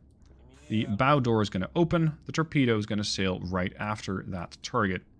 Now, these 6576s are known as carrier killers. They're extremely big torpedoes, and that also means you don't carry a whole lot of them. Let's see what this wake homer is going to do. It is, of course, not nearly as fast as a missile, because it's only doing 50 knots, and this means it will take quite a lot more time to catch up to targets. This is also where torpedoes have a bit of a caveat that missiles generally don't have, or at least not as much. If your target is running away, now I wouldn't call this liner running away, but let's say I'm trying to hunt this aircraft carrier, and this aircraft carrier goes ahead flank, then it's running away at 25 knots, and some ships can go even faster than that. So if I'm trying to send a torpedo after this carrier, it's gonna not only have to maneuver all the way there, but it'll also have to catch up to it. So it's gonna have to close the distance between the submarine and the aircraft carrier now, and then the distance that, let's say, the aircraft carrier has moved since the last time that you launched that weapon. So in that case, you might not have enough juice on your torpedo, and it might run out of fuel. When it does, your torpedo just harmlessly explodes and does nothing. So when you're launching torpedoes, keep in mind what is their active range. And ideally have a bit of a margin of error. So let's say that I am intending to use the UZ-80. I have a range of 9.72 miles. I'm going to go over here to drawing tools. I'm going to say, okay, This is my launching platform. I'm going to chart a course of, chart a range of about 9.7. If something is within that range, I can probably engage it. However, if that unit is, let's say, coming, or if I detect it over there and it's going towards the other marker, it's not only going to have to travel that distance, but also towards the other point, towards the intercept point. And that might not happen because you don't have the runtime. In reverse, if something's over there and it is coming towards you, and you know, or at least can reasonably expect that it will continue moving towards you, then you can launch a missile, or a torpedo in this case, in that general direction. At this point, there might be something out there, there might not. We simply don't know yet. But if this is going to come into range, that torpedo will most likely have enough juice. Now, this wake-homing torpedo has more or less caught up. And once it does, you can see that it starts to make some sort of course corrections. This is when it's trying to find the wake. So it's trying to search left, search right, search left, search right. And eventually, it's going to go, aha, I have found the wake, I have found my target. That is where I'm going to explode. This is the origin of the wake, these propellers. So the torpedo has found its mark. Now, much like with a missile launch, you can sort of backtrack the launch from a torpedo. If there was indeed something over here, it could fire back along the line of the torpedo course. So in that case, it can be very useful with torpedoes, especially if they're wire guided, to change their course. Unfortunately, this one, the UZ-80, offers no mid-course corrections. So in this case, you might want to move the submarine itself. If you have, for example, a target that you're engaging over there, you just launch the torpedo at it. In that case, try and go at a 90-degree offset and increase speed. Don't be where the enemy is going to expect you to be. Because if they do fire a snapshot, so a quick torpedo back in your general direction, that torpedo might follow that line, that marker over there. And when it does, it's going to go, oh, you're still right there. Okay, cool, now I'm going to eliminate you. If you are, however, not there and you're outside of the seeker cone, which for torpedoes in this case, by the way, is tiny, you'll definitely be able to escape. Some torpedoes are really good at finding their targets. Some torpedoes are awful at finding their targets. Especially the Mark 48s, the American torpedoes are very good. Let me show you how that works. In this particular scenario, I have a Los Angeles class submarine, and I'm trailing a hostile submarine. I don't exactly know what it is, but as we're getting more information about it, we will definitely be able to narrow down what type of target it is. I do know that it's hostile. Now, the LA, the Los Angeles, carries the Mark 48 torpedo. They also carry anti-ship missiles, by the way, but that's a different story. These torpedoes can be wire-guided, and that is when the fun begins. Because this means I can launch a torpedo not at the target, but towards the general area where the target might go. So I'm going to launch a torpedo at an offset. I'm not going to launch the torpedo towards where I want it to go. I want to launch the torpedo off to the side. As this torpedo is making a lot of noise, at least briefly, that means that I have lost the contact in front of me. So I can't detect that for a couple of seconds. Now, this torpedo can be course corrected because it's wire guided. You don't actually see that wire, but it is wire guided. So I can right click here and tell this torpedo to change course. And this is extremely useful, because this means I can pretend that that torpedo came from somewhere else. I know that this guy is still heading north. I'm going to now launch this torpedo, or sorry, I'm going to tell this torpedo to course correct. The torpedo is doing 50 knots. Last time I checked, the submarine is doing about 20 knots. So sooner rather than later, we should catch up to it. But he might try and fight back. He might, if he hears that torpedo, go, hold on. That torpedo, I'm going to shoot right back along the line of that torpedo. And unfortunately for him, there's nothing there. Because this way, I have a torpedo coming from a direction, and if they track that back, there's nothing there, because I dog-legged it, as they call it. I sent it one way first, and another way second. And that is a very, very powerful feature of the Mark 48. Not all torpedoes can do this. wire-guided torpedoes can. But sometimes you might not have the option because you have lost the wire, as it is called. You are unable to get the wire, or you're unable to maintain connection to the torpedo. And at that point, you will just have to, well, hope that your torpedo finds something. You will not be able to issue any additional course corrections. So that is how you can change the course of torpedoes. As long as they're wire guided, you can change these things. There we go. Yeah, they're definitely snapshotting, so they're fighting back with all the torpedoes that they can. And because I've maneuvered the torpedoes so much, I now actually have undone most of what I did. Because they tried to fight back against the torpedo, but you can see that they're not exactly going to be on target against my submarine. Ideally, I would have done it in a couple of different legs. So a couple of different parts of the journey, if you will. I would have sent the torpedo from my submarine first there and then there. And once I did that, you will have seen that the torpedoes were sent towards that direction. So that's how you can change the course of torpedoes. And you can change where the intended target might fight back. Another type of weapon that you can use against submarines is the RUR-5.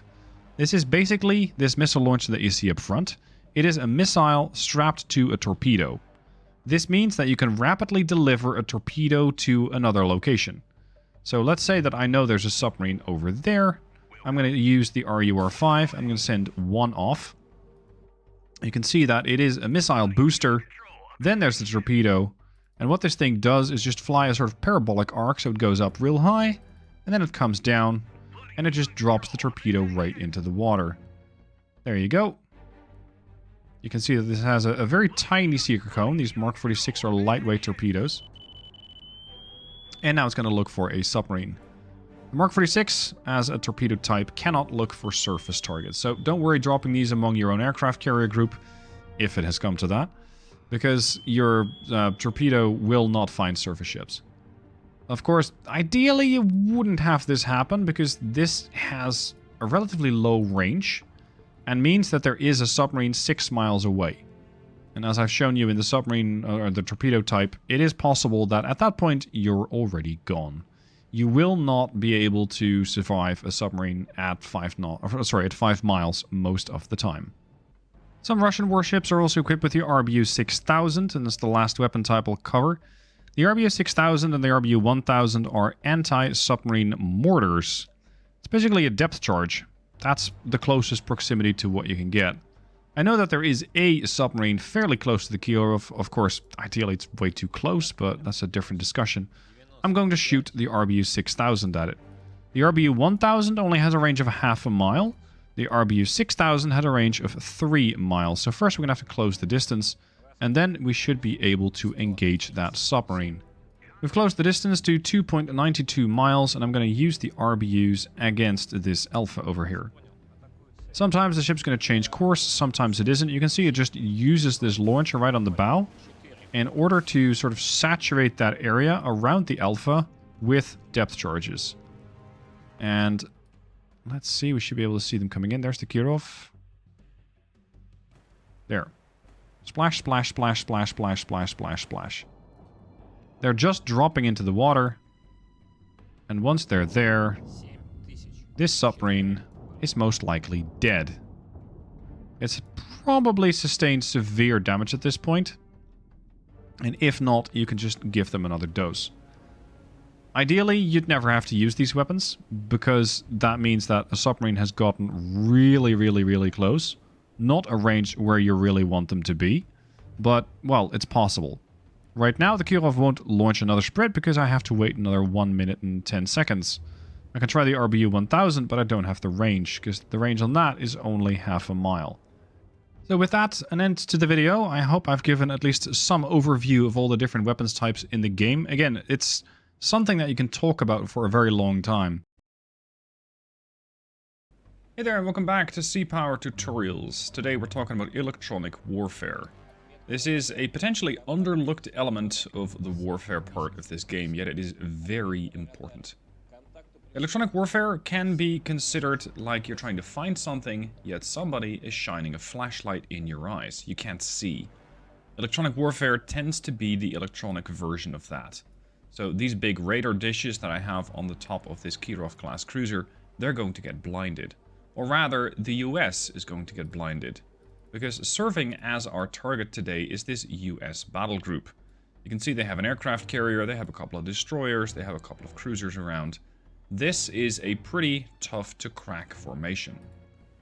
The first test is going to be what happens when I launch my missiles at them and I don't have jamming in place.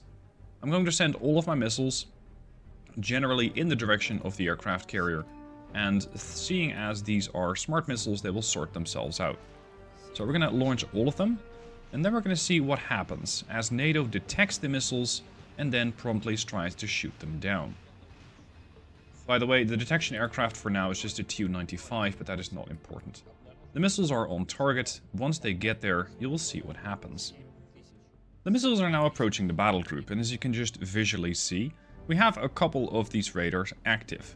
This means that the US fleet is most likely well aware of the fact that there are missiles in the air. Depending on the type of ship that you're trying to engage, they will get them engaged from farther or shorter away. In this case, we are about 60, 65 miles out, 70 miles in some situations. Now, Ticonderogas have a range of about 65 miles with their harpoons. With their their surface-to-air missiles, they should be starting to engage fairly soon. And seeing as they're not getting blinded, there's no electronic warfare in play, these missiles can get detected, and they can also promptly get engaged. It's not the situation where I'm shining a light into the US's radars. They can see. And as such, this means that, there we go, that was already a missile that was trying to get intercepted. We should be able to see these ships starting to launch missiles. You can already definitely see them trying. One missile was intercepted by a Standard Missile 2, medium range, from track 7008, which I suspect very much is one of the Ticonderoga class ships. There we go. This means that at this range of about 15 miles is where they're at now. You can see that these ships are starting return fire. They know that there's missiles, and as good as these SSN-19s are, there is just a lot of missile defense aboard this US ship, or rather aboard these US ships. All of these ships, there we go, there's the third missile that got intercepted. These missiles are going to get intercepted one after the other. It is possible that some will get through, but just note that we've already lost 1, 2, 3, 4, 5, 6, 7, 8, 9 out of our 20 missiles. All of those got intercepted. And again, you might still get a kill. You might still get 1 or 2 hits. But that'll be about it. There we go. There's 1 hit on the carrier, which is an ideal target. This SSN-19 is going for that Kid class destroyer. We're probably going to have another hit on the aircraft carrier. So you could argue this missile strike was a success. Although, of course, you really want to cause as much damage, and ideally you'd eliminate the whole group. So we did hit the Kid over there. We're about to hit potentially another ship back there. And it looks like we might get 1 more hit. There we go. There's the Ticonderoga, and it got hit. If you're getting hit by an SSN-19, it is quite likely that you're not going to survive the encounter. And this one did get intercepted with its COS. There's the missile exploding. So, actual hits, not many. We hit 2 tracks, 7007 and 7006. And that's the aircraft carrier. We apparently also hit this thing. So, our efficacy of the missiles was really quite limited. Just here for confirmation, we have hit the Dwight D. Eisenhower, so we hit the carrier. We've hit a cruiser, we've hit the Sacramento, which is a support ship. We've destroyed a Kid, and we've even destroyed a helicopter, which was aboard the destroyer. So really, we didn't do that much damage. Let's see how we can do once we do activate electronic warfare. I've now added in electronic warfare aircrafts. In this case, sticking with the Russian theme, this is the Tu-16P. As you can see, it doesn't carry any weapons. It only has 1 unit, which is offensive ECM. It's an offensive jammer. Once you click that, left click, and then right click on the tactical display, you can see that there's a cone And that's where I'm actually jamming. So this way you can start to see, okay, this is how far I can jam. It doesn't mean that the radars will be completely blinded, but they will have a much, much harder time. If you're using electronic warfare like this to jam enemy radars, it is very important to note that you want to have your electronic warfare in the same direction as where your missiles are coming from. So that means that the Kirov is currently behind the jammer, and it's going to be far more effective with all of its missiles. So once again, we're going to launch all of these missiles in the general direction of the targets, and let the missiles themselves figure out where they need to go. The units over here on the tactical display, this track 7002, has a very, very small sun icon next to it. That means it's getting jammed. And this way, it's going to have far more difficulty being able to intercept missiles. As for this direction, I'm going to once again emphasize it. Make sure it is within line where you are targeting the units. So the missiles have to basically fly past the electronic warfare aircraft. Or, depending on the situation, if you have aircraft launching another strike, I could, for example, have another unit of aircraft firing from here and have the electronic warfare plane behind them, so long as you're able to get those units in your range. Imagine that you are in a fist fight, and somebody's shining a light into your eyes, right from the front. The attacker is also right in front of you. And this means you can't see them, so you can barely defend yourself. You cannot really throw a punch back. If the enemy is, or let's say somebody's shining a flashlight from the side, so let's say I were to jam from over here, they're shining a flashlight from the side, and the attacker is still coming in from the front, so somebody trying to punch you is still coming in from the front, you'd see that. Yes, you might, from the corner of your eye, see that there's light, or in this case, the radar is going to be jammed in this direction, but that doesn't really do a whole lot for my missiles. So now let's see what happens when those missiles arrive while the US fleet is getting jammed. The missiles are once again approaching. We're about 25 miles out from one of our targets, and so far, no NATO response. Last time around, they started firing about 16, 17 miles out. Right now, I'm not seeing any response from these ships, nothing. That's because they're getting blinded. They cannot see anything. The radars are getting jammed. The radars are getting such a massive amount of return information from the jamming aircraft, from that Tu-16, that they simply don't see any missiles. There is, however, a burn-through point.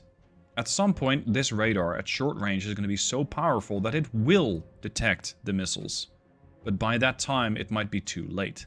By that time, there might not be enough time to respond to detect and eliminate all of the missiles.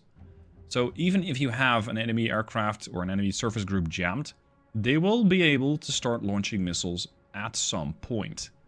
Right now, though, we're at 13 miles, 12 miles. There's nothing happening. Now you're starting to see some response. Now we're seeing a little bit of a response, but still no missiles. It's because those missiles, they need to be guided by the radar onto the target, and the gun doesn't have that issue. The gun does not have that problem. And this is not the only US ship that's not actually doing anything. The rest of them, they're just sailing around. They're trying to defend themselves, and they might use their close-in weapon systems, those very, very fast-fire cannons you can see on the sides here. But that's about it. So there's finally one missile. But they basically launched that when I was 1 mile away. And of course, that's too late. This means that the US battleships, the US fleet here, is going to have their ass handed to them just by virtue of electronic warfare. So I've already hit the carrier a couple of times. One of these missiles, yeah, there we go. We got one sinking ship most likely. Another one. This one's already gonna probably sink. Doesn't really need much more attention, but the missiles don't know that. This one is definitely trying to defend itself, this Ticonderoga. But again, it's a bit late. It's not really gonna work. So this time around, you'll definitely get a lot more kills. And that is the beauty of electronic warfare. You're able to just blind the enemy and decimate their battle group just with a couple of strikes. At this point, all of my missiles have arrived. Now let's see what the score is. We have hit the aircraft carrier. We've hit the Spruance, we've hit the Sacramento, we've killed the Ticonderoga, we've killed the Kit, we've killed an Oliver Hazard Perry. And of course 5 helicopters that were probably still aboard the various ships. I think the Eisenhower might still sink that carrier. So just by using electronic warfare, you can double the amount of kills that you're getting. The beauty of electronic warfare is that it also works in reverse. I have now set myself up as the blue NATO task force, so I have the US battle group. Of course, they have all of their various aircraft. This is the jammer, this is the other jammer, and over here they have the observation aircraft. I, however, have an aircraft carrier, and I'm going to launch my own electronic warfare aircraft, the EA-6B. I'm going to launch 3 separate ones, and this way I can start my own jamming.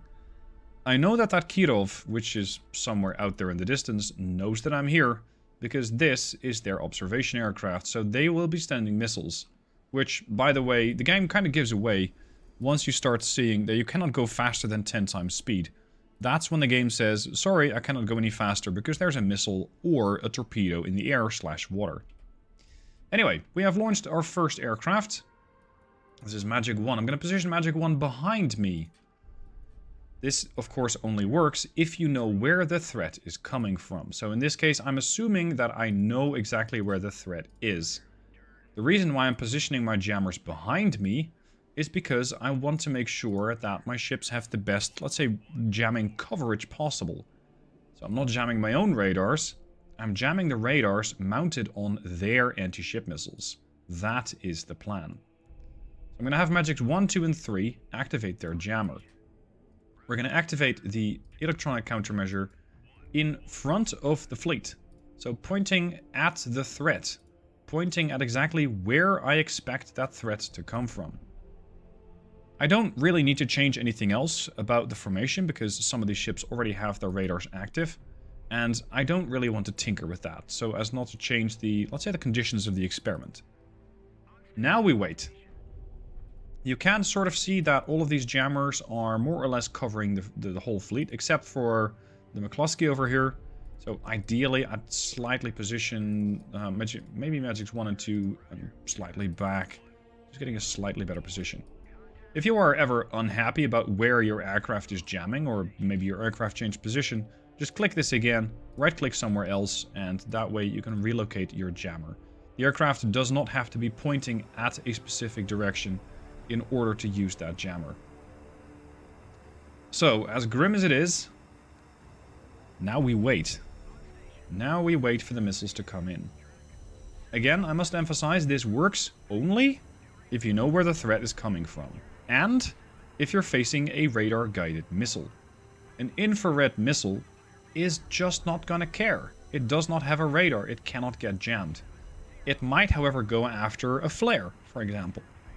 A flare is very hot, and as such... there we go, there's the missiles. A flare is hot, and a flare will attract an infrared missile. These SSN-19s don't care for heat signatures, they care for big radar signatures. The bigger, the better, because a big radar signature is most likely an important target. You can see that these things are getting jammed. They too have that little sun icon next to their track number. And normally, they would have found the formation by now. How far away are they relative to the carrier? 40 miles. In my example, where I was using these things against the Americans, they were already on sea skimming mode. Now, it's possible that they have one of those missiles as a sort of flight leader, designating targets. But it cannot properly designate targets if it does not see anything. That's where the radar comes in. That's where the radar comes in, and that's also where that radar meets my magic. Meets my electronic warfare. So let's play this out. I'm not touching any of the controls regarding countermeasures or surface-to-air missiles. That's my ship's automatic actions. You can see that my ships are responding. They're sending their missiles out. And over here we might have our first intercept. There you go. That's the first missile that got intercepted. Okay, you might go, but that's just the one. And you're right. These missiles are still pretty dangerous. Some of them, however, are sticking up far higher for longer than they normally would. Now they're finally going down. But it still gives me more time to intercept them because they don't really know where to go. They can't see anything. And as such, they are a bit less of a threat. You cannot really fully negate them, because sometimes they might just, well, get lucky. There is an element of RNG involved. Right now, for example, I cannot really see any of the missiles anymore. There we go. Oh, they're 14... Yeah, they're about 14 miles out. At this point, it's just a big mess of missiles, both mine and theirs. And that is where sea power does really look spectacular, but at the moment, I don't want to pay too much attention to that. You can see that all the escort ships are trying to throw their missiles at the targets. The aircraft carrier with its RIM 7s is likely one of the ships trying to engage, but one of the last ones to do so. Now, these missiles are snaking left and right. They're trying to do a sort of S pattern. They're trying to find something, which they can't because they're blinded. And previously, this missile knew exactly where to go. Right now, you can see it's still sort of confusedly looking around, going, hold on, where's my target? It doesn't know, but now it has found something. So while this while this ECM, this electronic countermeasure stuff works, it is never perfect. You will at some point have a burn through where the radar of the jammed aircraft and or missile is going to see something. And that's right now for this missile. This SSN-19 has spotted a target, and it is most likely going to strike this ship. It's most likely not going to get intercepted because they don't have any time anymore. And yet, if that's it, if only the Sacramento has been hit, I consider that a win, because that was the whole wave of missiles. There's nothing else coming for me. The missile that you can still see in the air here is mine, Standard Missile 2. As for the rest, I believe that's it. So you can, this way, very, very, very efficiently just shut down incoming missiles if they are radar guided. Again, positioning is key. Keep your missiles behind, keep your jammers behind where you want your jamming to go. So I'm trying to blind towards the west. They're searching towards the east. If I'm jamming towards the west and a missile comes in from the north, that missile's going to go, huh? I don't care, because I don't even see the jammer. The jammer's not directed at it. And this way, that missile is just going to fly right in. Or, of course, it is going to try and get stopped by the Paul Foster, for example. But outside of that, it does not care about the jamming. Alright, that is jamming in electronic warfare in a nutshell.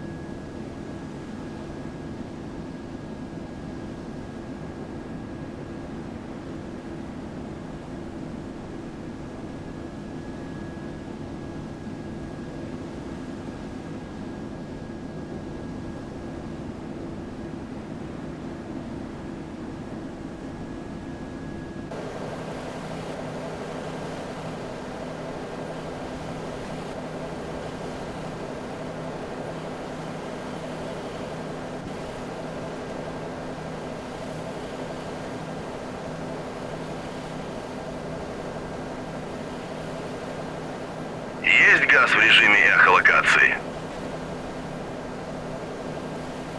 Есть газ в режиме эхолокации.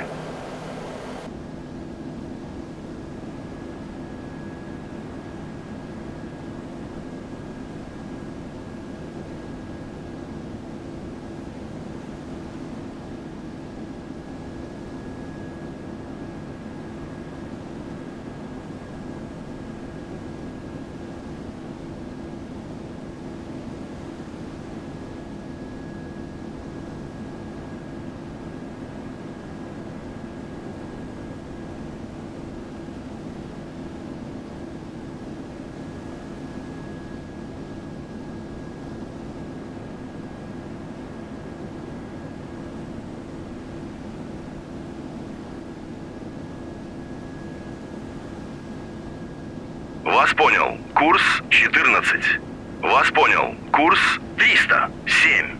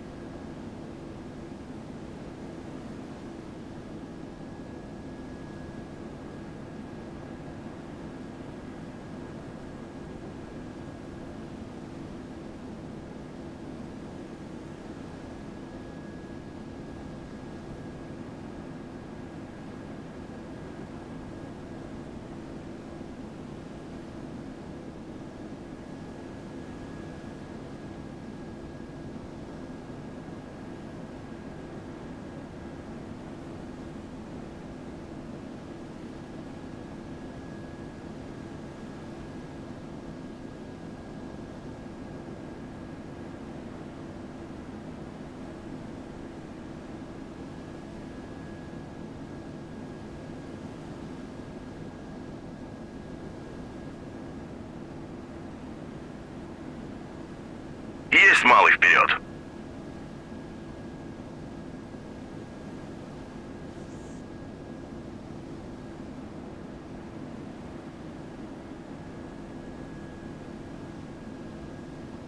Есть вы... Торпеда приближается!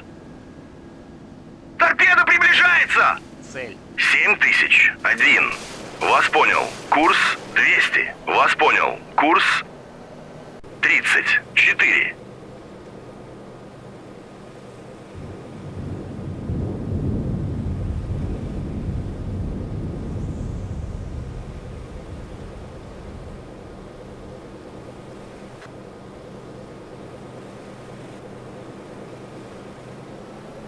Пуск! Цель. 7002.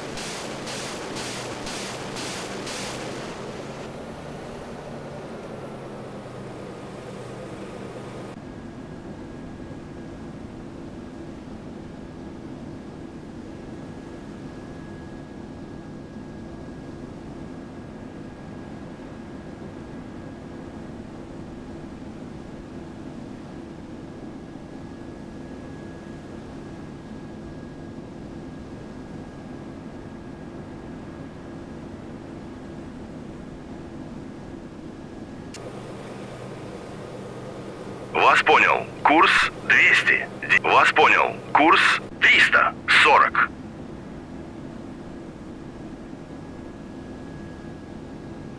Вас понял. Курс 23.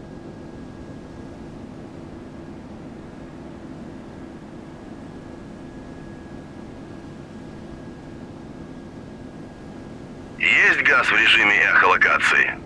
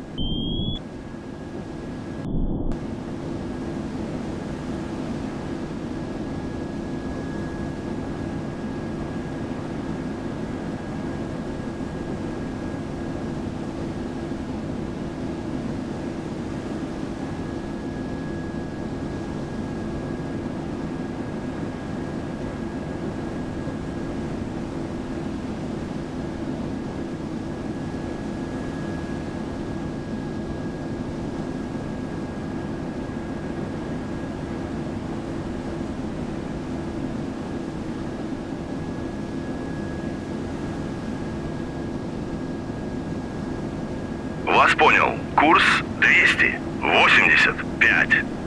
Есть самый малый вперед.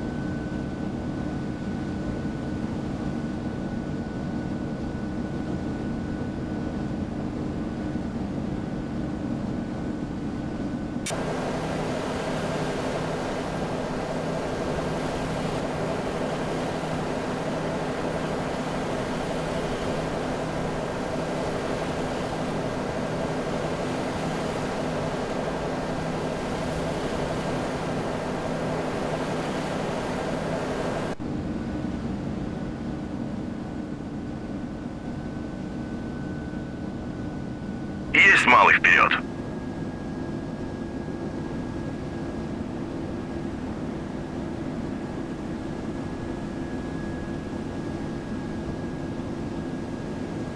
Есть. РЛС надводного обнаружения включены. Есть задействовать РЛС воздушного обнаружения.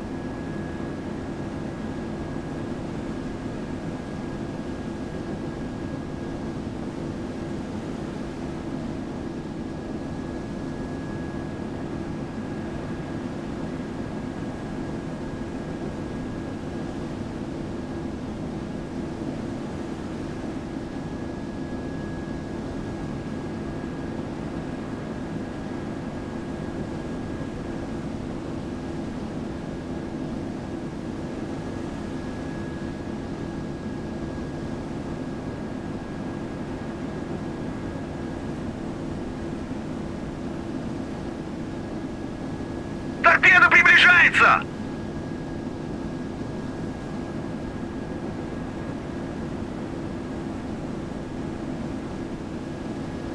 Вас понял. Атаку. Пуск! 7003.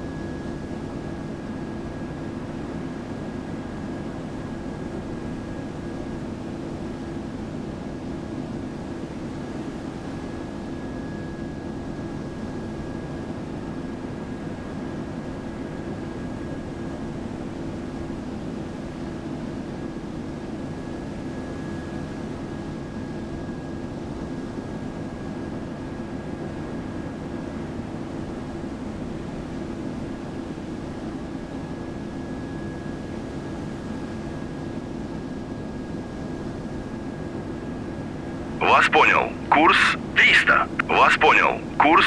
Вас понял. Курс 321. Есть самый малый вперед.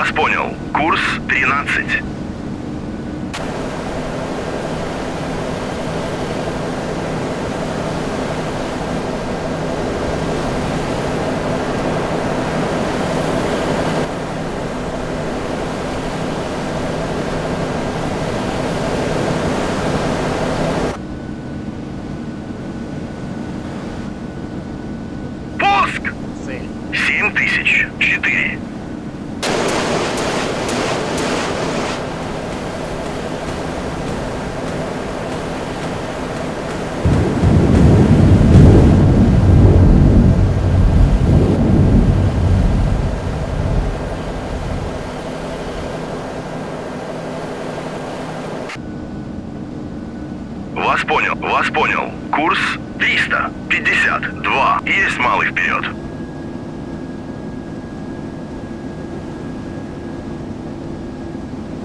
Есть средний вперед.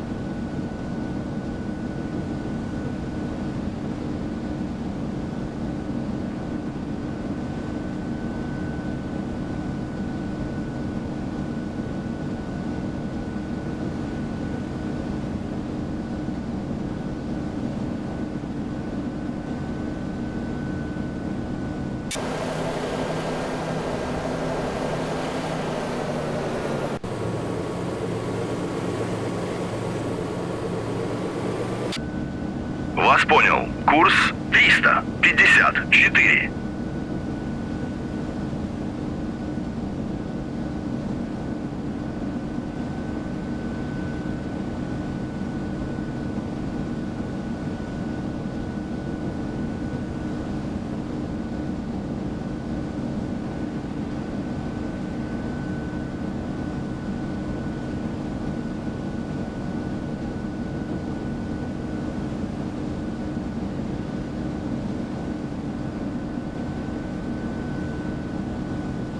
Торпеда приближается!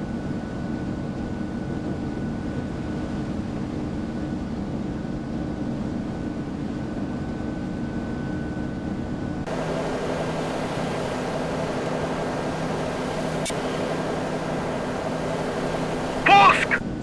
7005.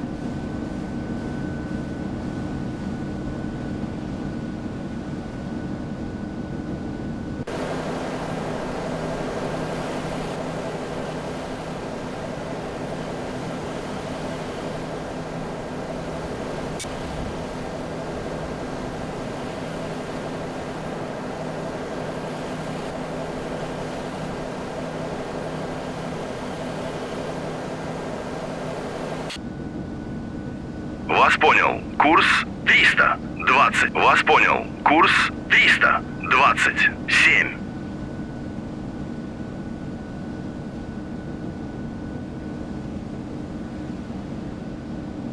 Торпеда приближается!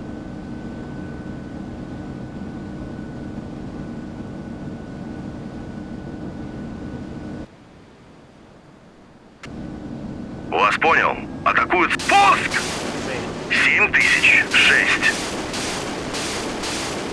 Потерян контакт с целью.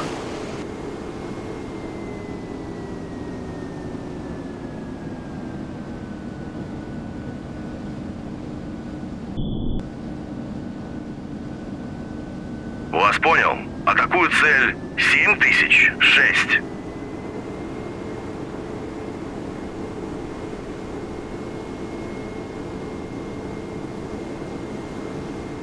Вас понял. Курс 274. Вас понял. Курс 200. Пуск!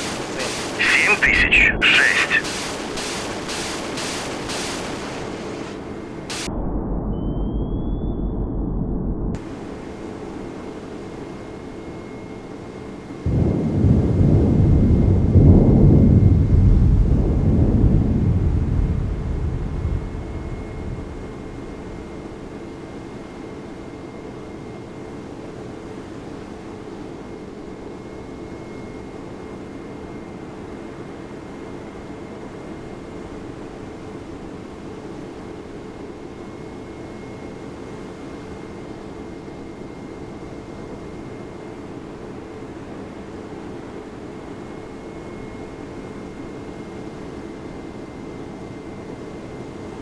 Получили попадание!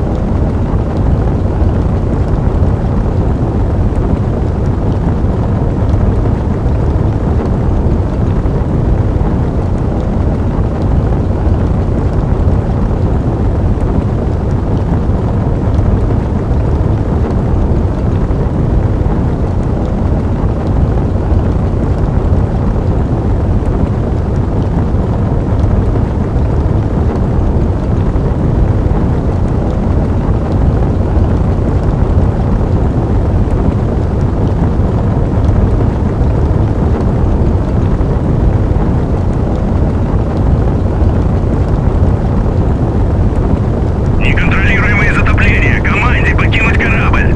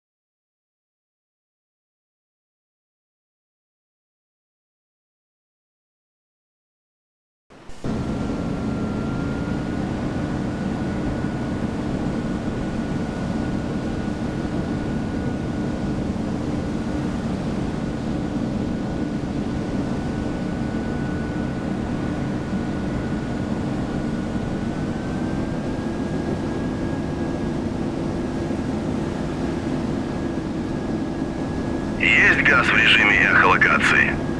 Есть выпустить буксируемую газ.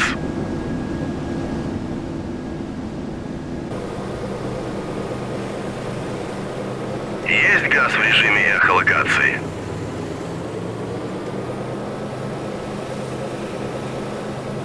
Есть газ в режиме эхолокации.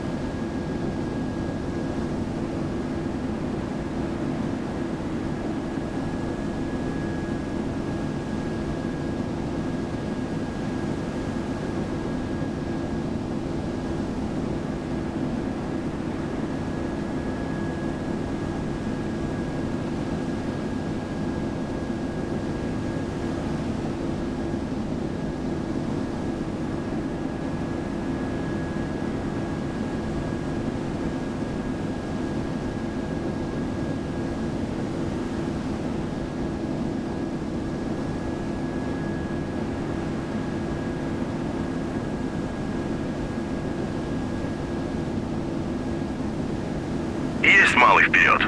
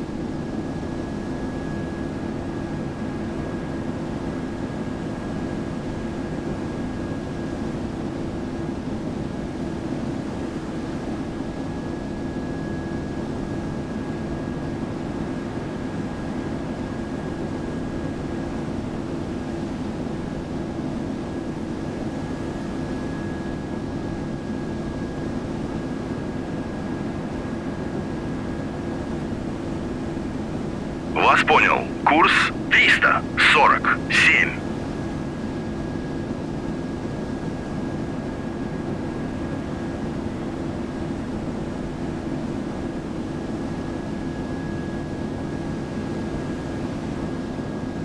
Вас понял.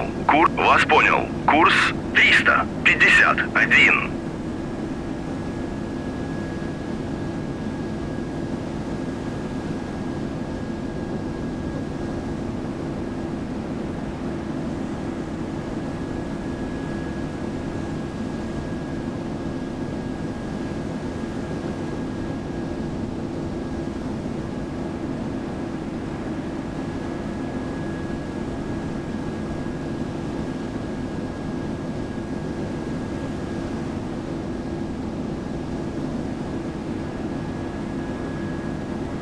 Есть средний вперед.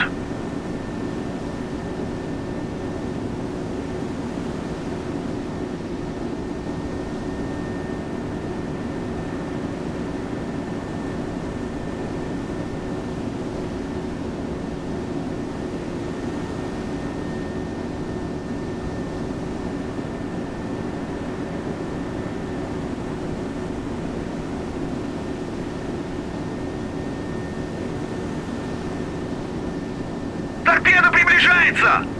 Пуск! Торпеда приближается!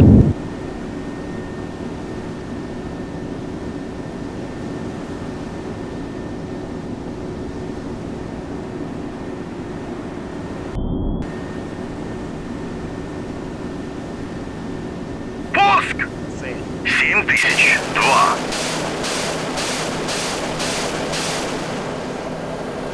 Есть. РЛС надводного. Есть задействовать РЛС воздушного обнаружения. Есть задействовать РЛС. Есть. РЛС надводного обнаружения включены.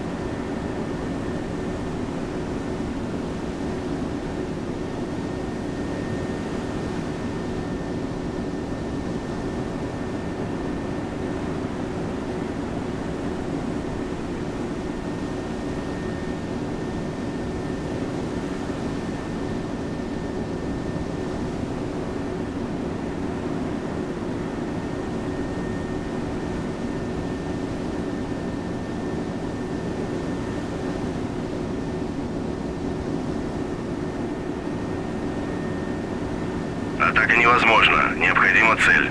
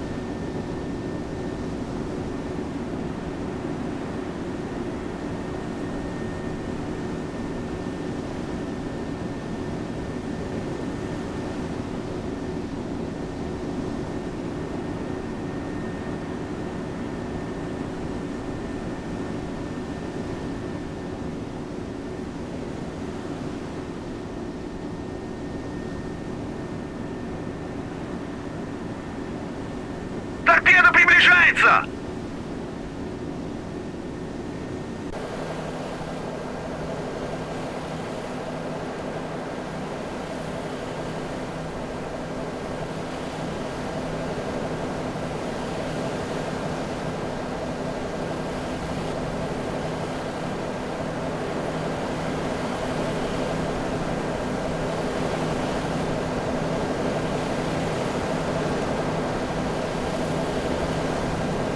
Повторяю повреждение, покинуть корабль!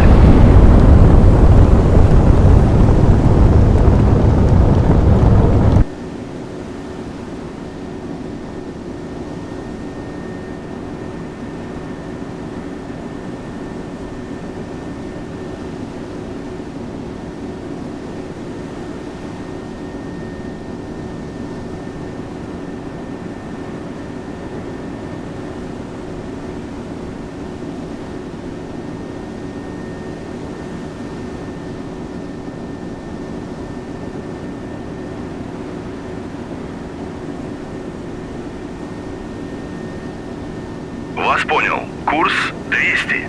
Вас понял. Курс. Вас понял. Курс 282.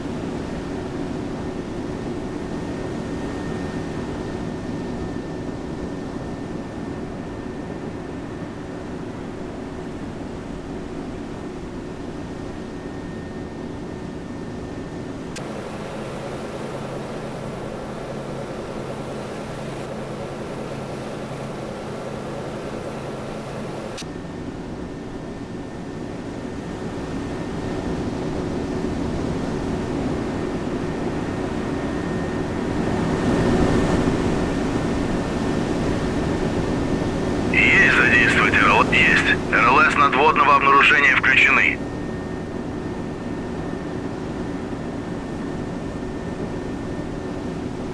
Торпеда приближается! Вас понял. Атак. Пуск! 7004.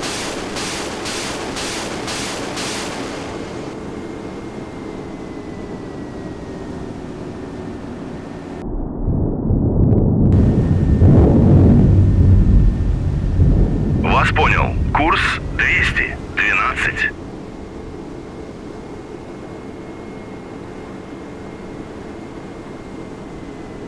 Пуск! Есть выставить комплект КПД.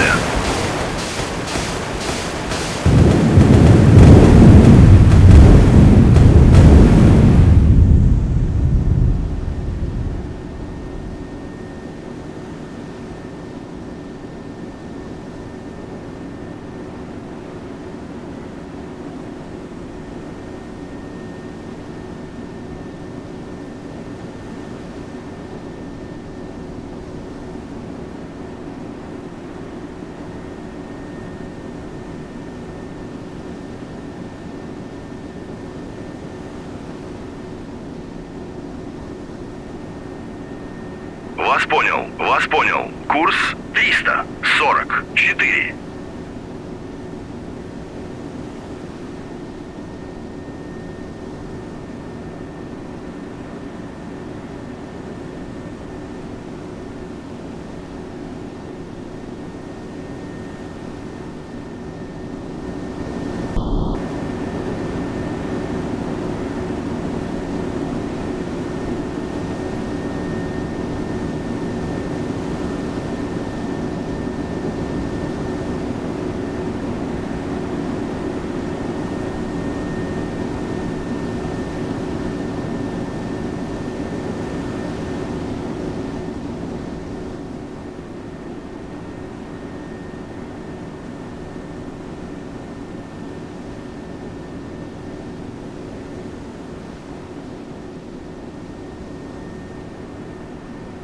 Торпеда приближается! понял. Атакую цель. Пуск! Вас понял. Атакую цель. 7005.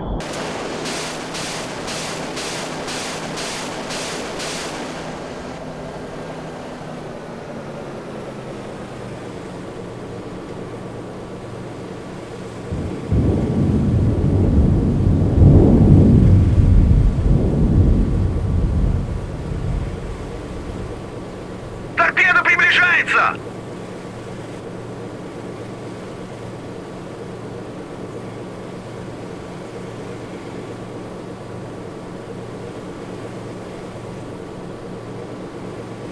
Вас понял. Атакую цель 7. Вас понял. Атакую цель 7006.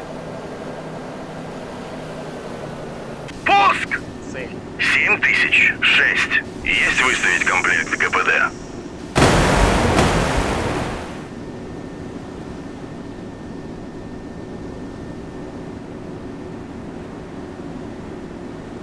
Вас понял. Атаку. Пуск! 7006.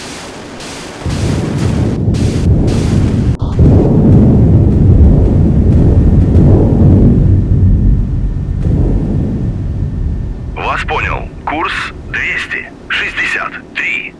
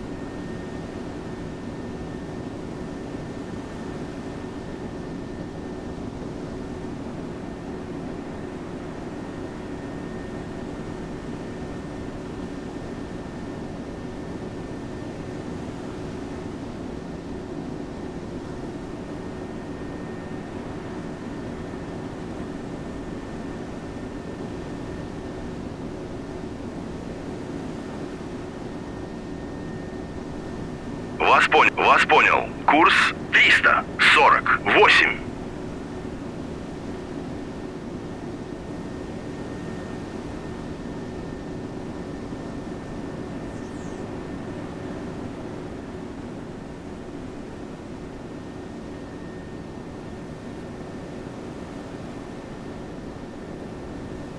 Торпеда приближается! 7007.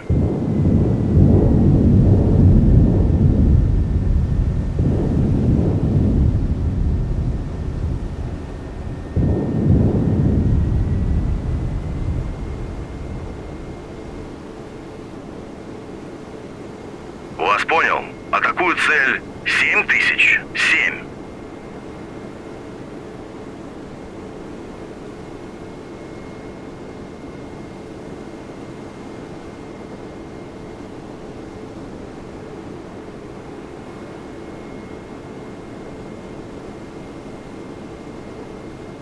Есть выставить комплект КПД. Есть средний вперед.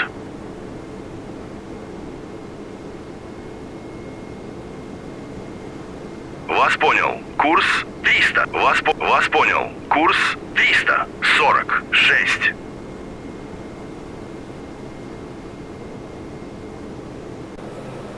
Вас понял. Атак. Пуск!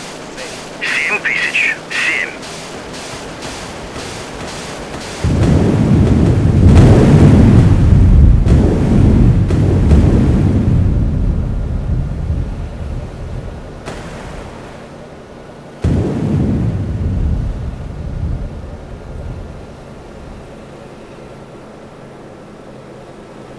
Торпеда приближается! Вас понял. Атакую цель 7008.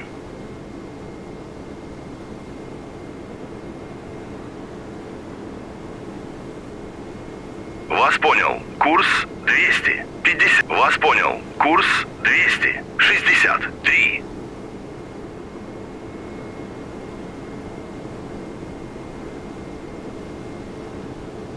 Вас понял. Атакуют. Есть выставить комплект КПД.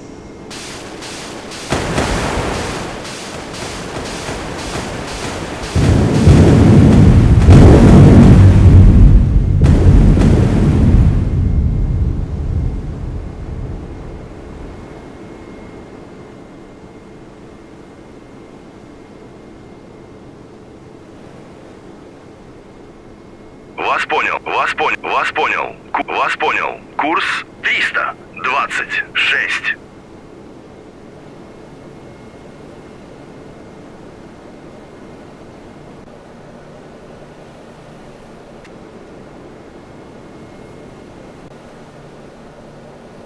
Есть самый полный вперед.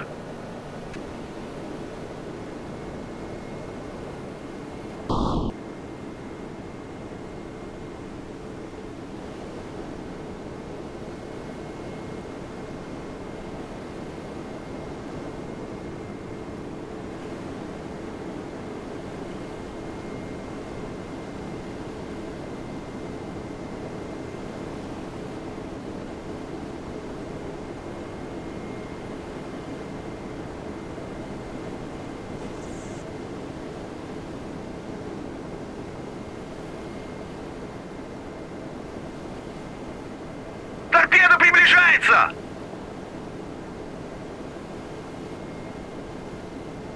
Вас понял. Атакую цель. Вас понял. Пуск! 7009.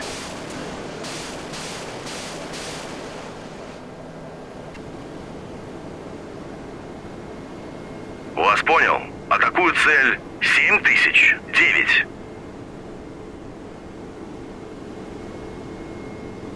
Есть выставить комплект КПД.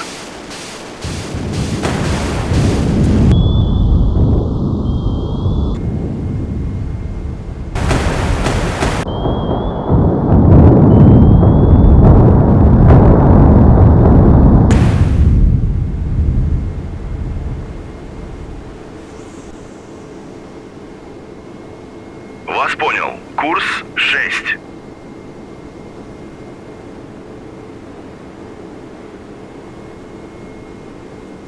Есть выставить комплект КПД.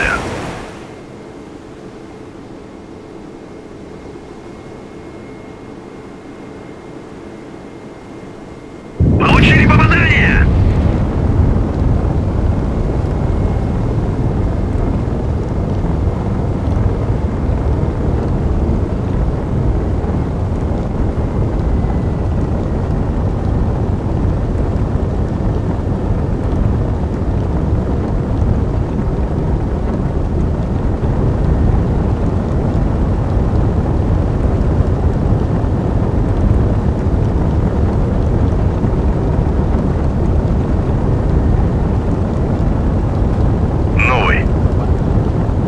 Торпеда приближается!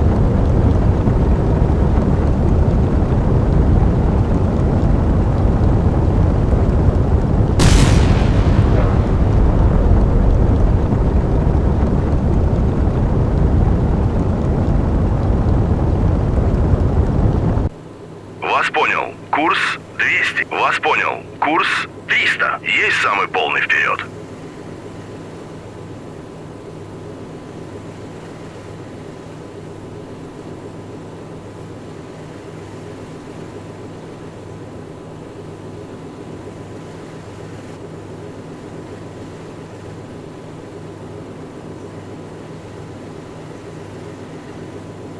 Неконтролируемые затопления. Команде покинуть корабль.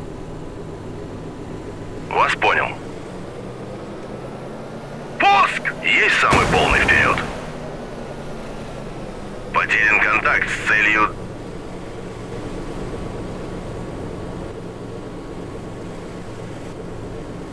Вас понял. Вас понял. Вас понял. Курс. Вас понял. Атаку. Пуск!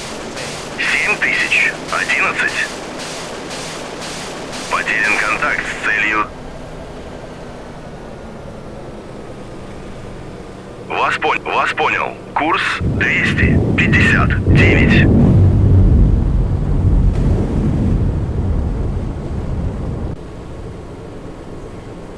Есть самый полный вперед.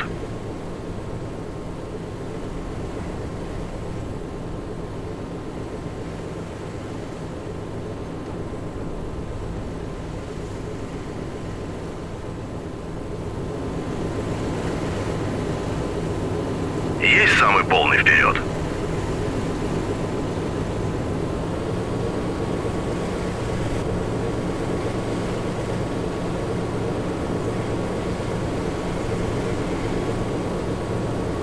Вас потерян контакт с целью.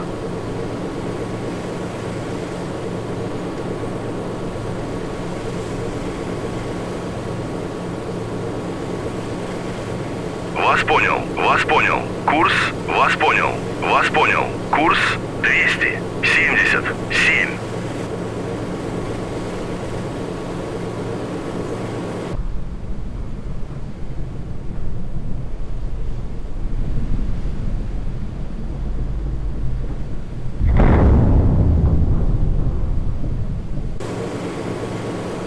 Вас понял. Курс, вас понял. Курс 280. Вас понял. Атакую цель 7000. Пуск! 7000. 10.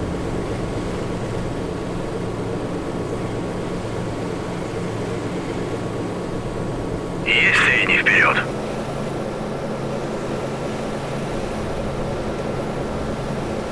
Есть средний вперед. Потерян контакт с целью. Потерян контакт с целью.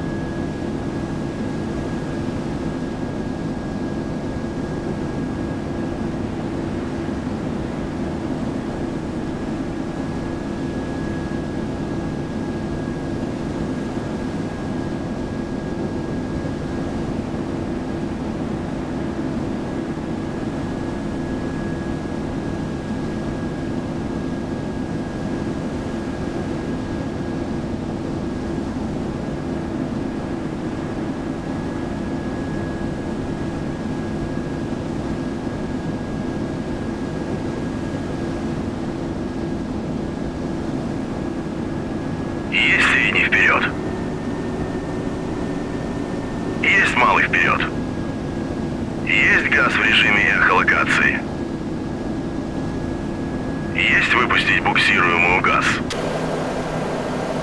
Есть газ в режиме эхолокации. Есть газ в режиме эхолокации.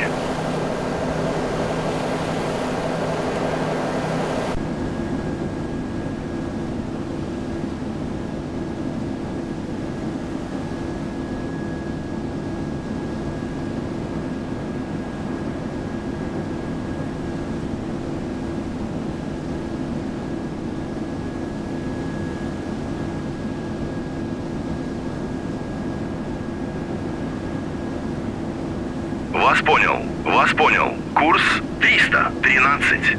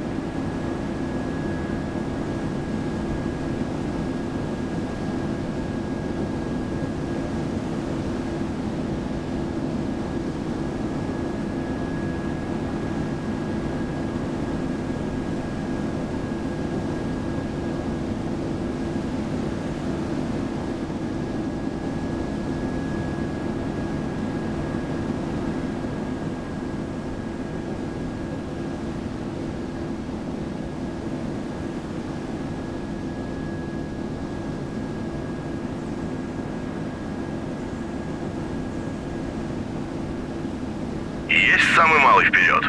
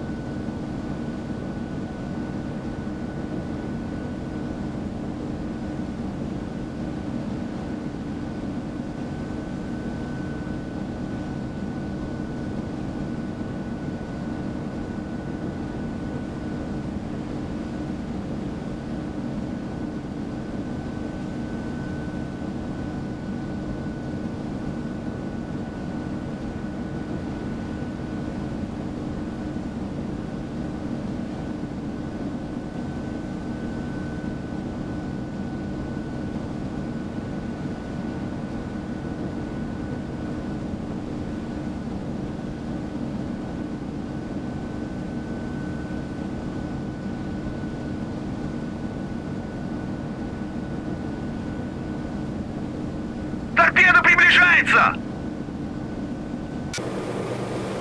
Вас понял. Атаку. Пуск! 7001.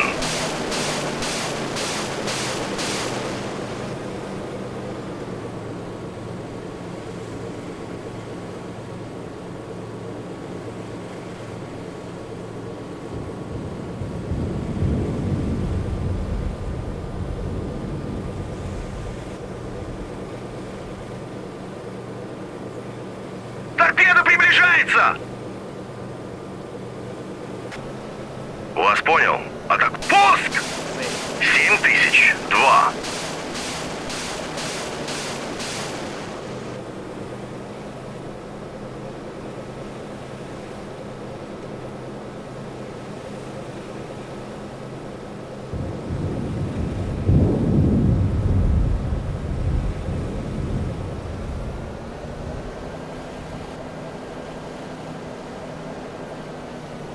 Пуск! Есть выставить комплект КПД.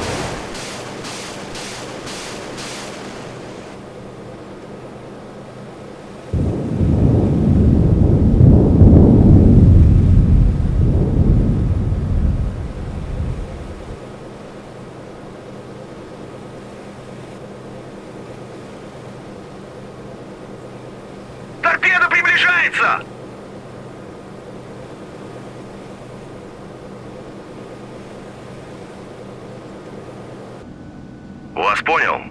Пуск! 7003. Вас понял. Атакую цель 7003.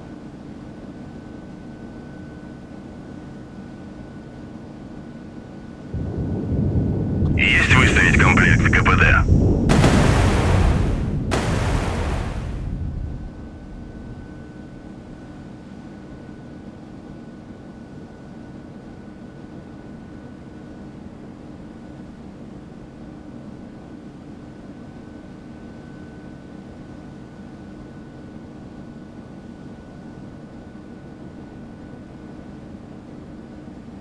Торпеда приближается!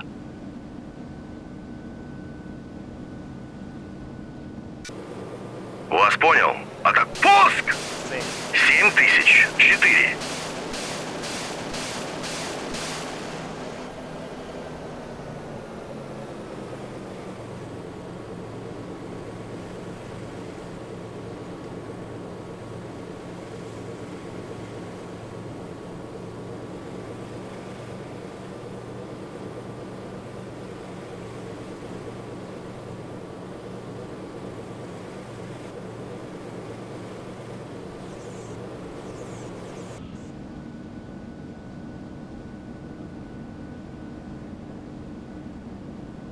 Есть самый малый вперед.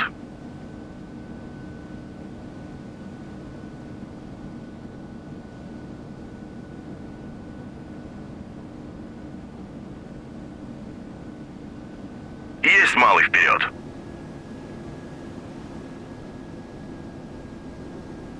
Торпеда приближается! Пуск! 7005.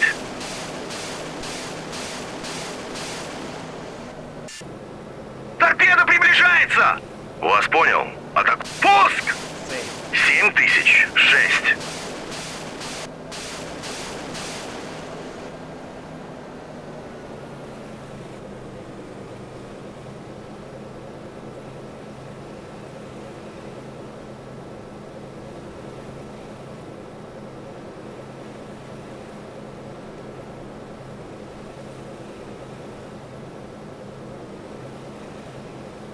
Торпеда приближается! Вас понял. Пуск! Вас понял. Атакую цель 7. Вас понял. Атакую цель 7007.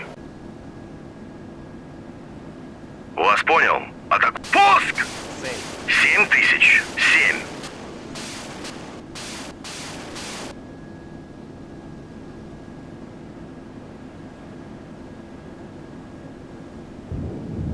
Есть выставить комплект КПД.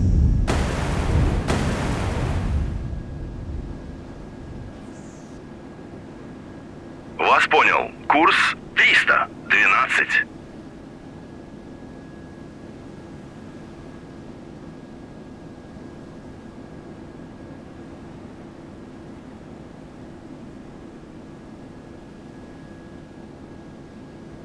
Торпеда приближается! Вас понял. Пуск! 7008.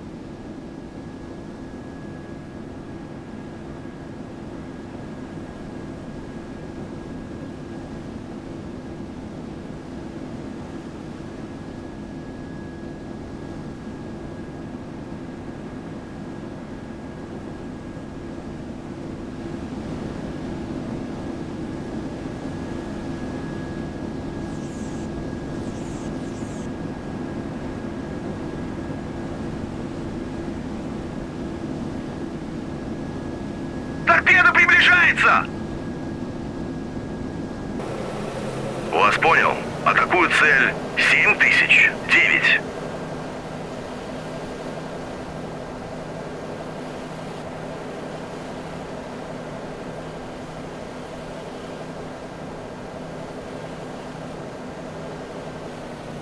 Пуск!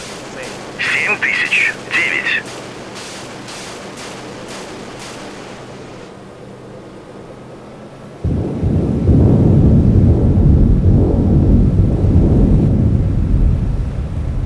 Торпеда приближается! 1. Вас понял. Курс 313. Вас понял. Пуск! 7010.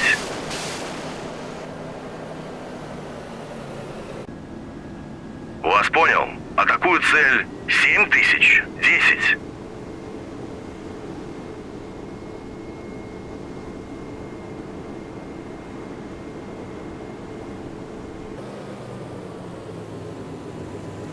Пуск!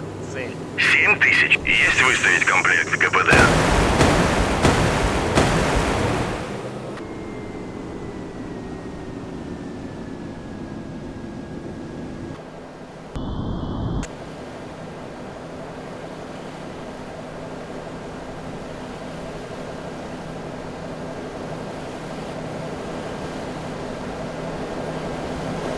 Получили попадание!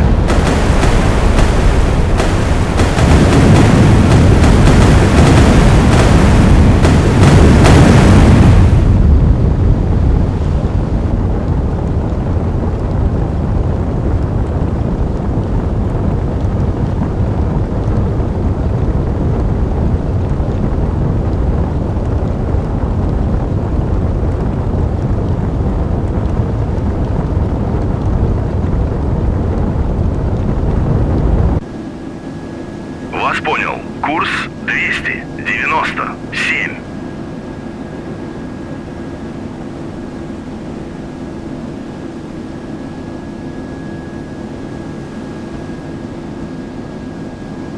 Неконтролируемые затопления. Команде покинуть корабль. Получили попадание!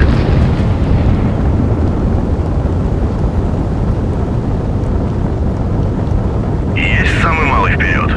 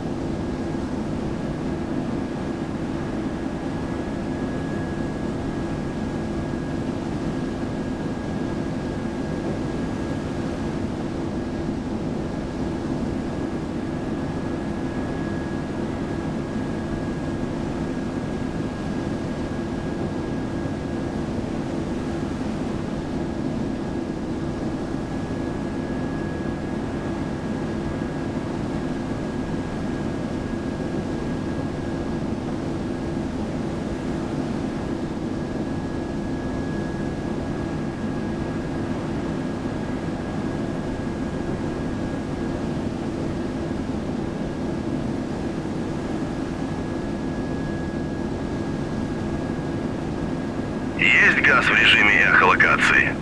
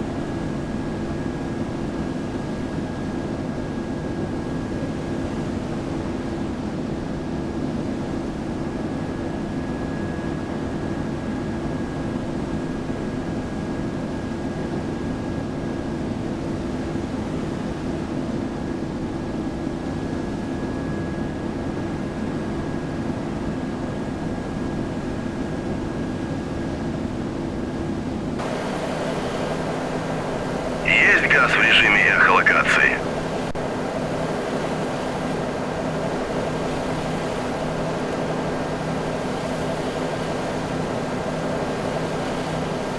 Есть газ в режиме эхолокации.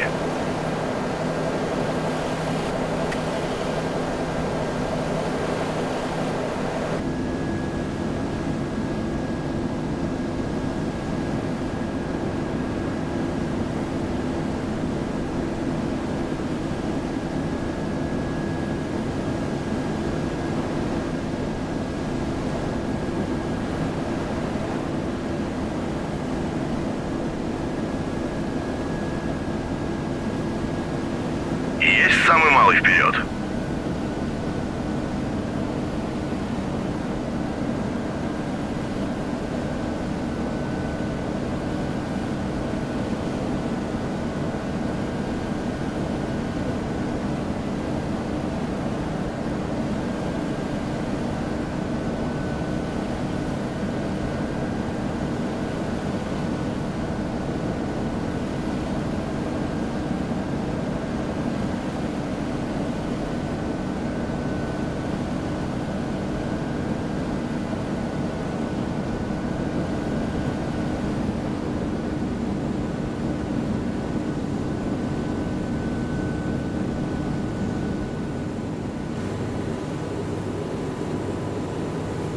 Есть малый вперед.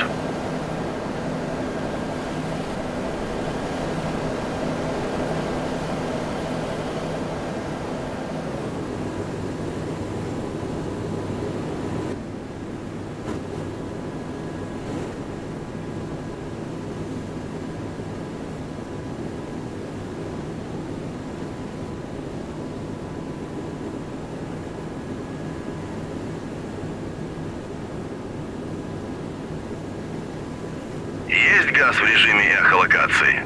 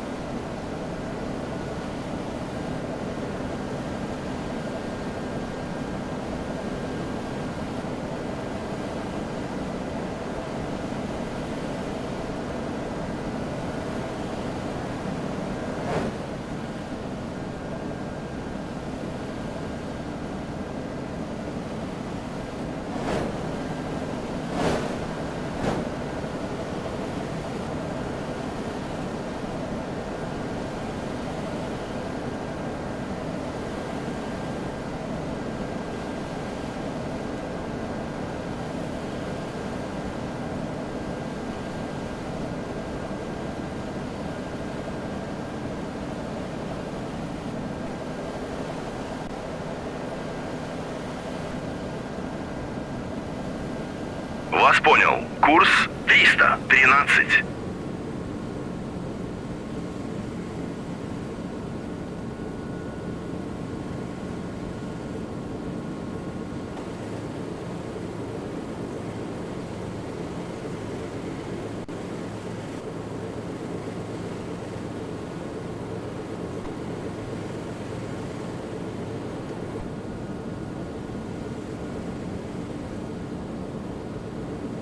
Торпеда приближается!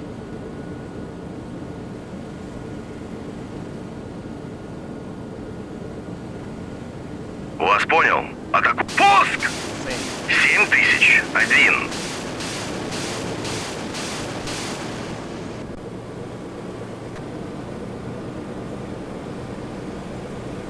Потерян контакт с целью...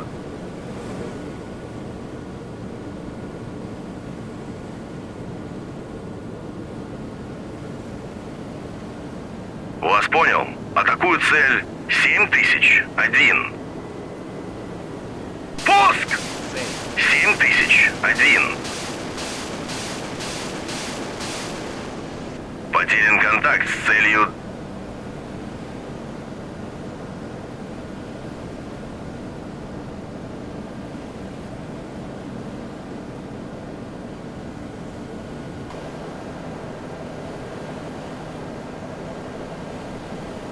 Вас понял. Атаку. Пуск! 7000. Вас понял. Атакую цель 7001.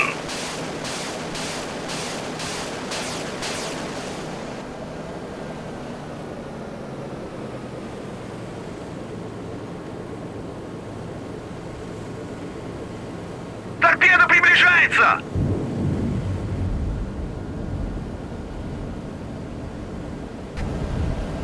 Вас понял. Атакую цель 7000. Вас понял. Атаку. Пуск! 7002.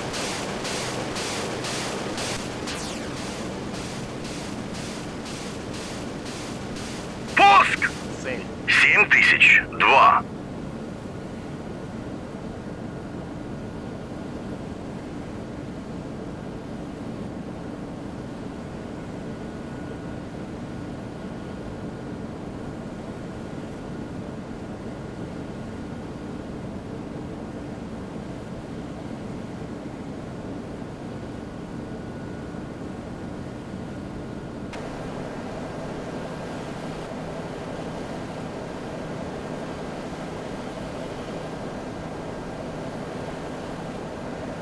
Есть выставить комплект КПД. Вас понял. Атакую цель 7002. Пуск! 7002.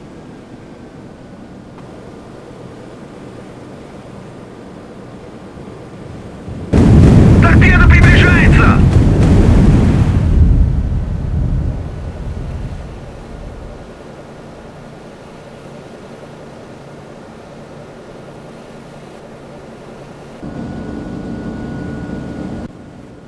Вас понял. Курс.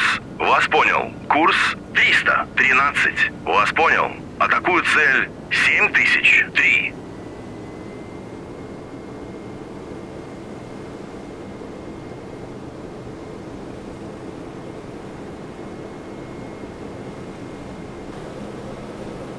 Вас понял. Атакую цель 7003.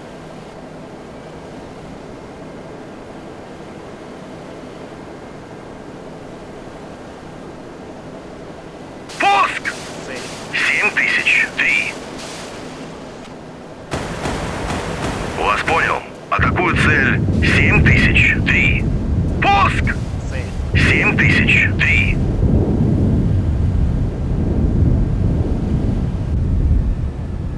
Вас понял. Курс. Вас понял. Курс 307.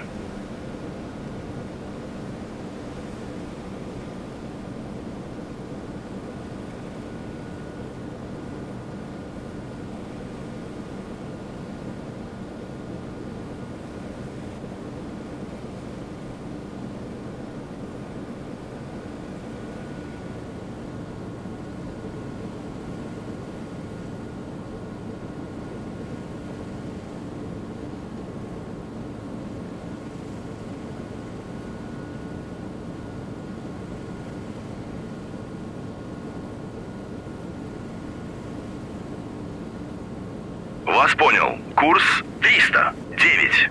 Вас понял. Курс. Вас понял. Курс 309.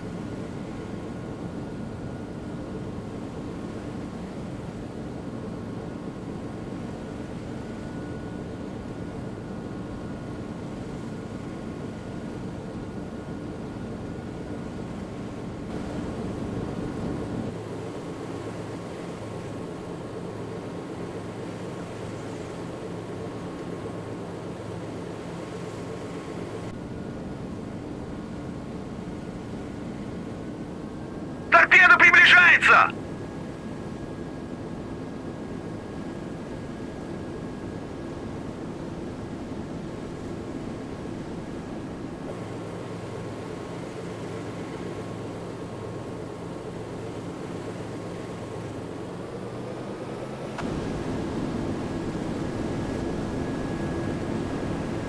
Потерян контакт с целью... Есть газ в режиме эхолокации. Вас понял. Курс 311.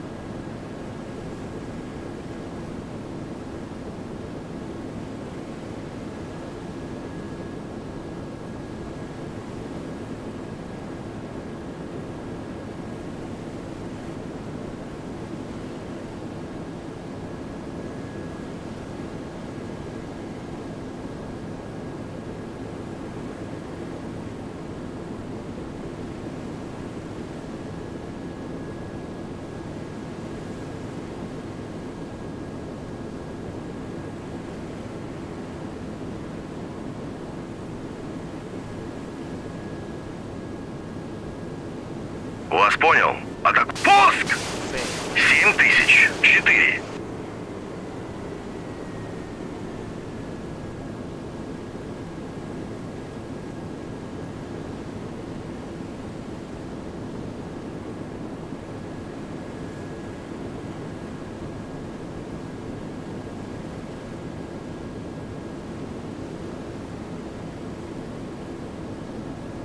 Пуск! 7004.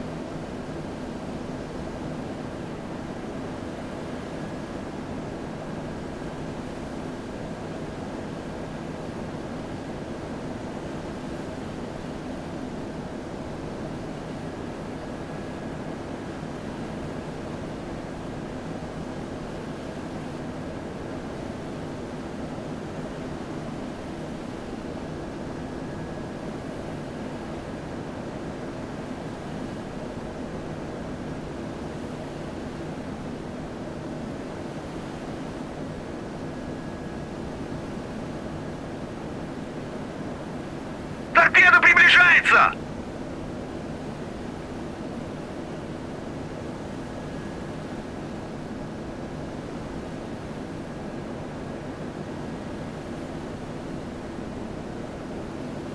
Торпеда приближается!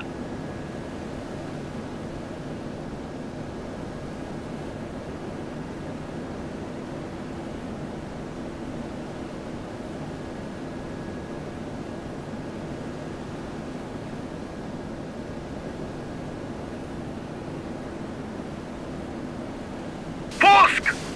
7005.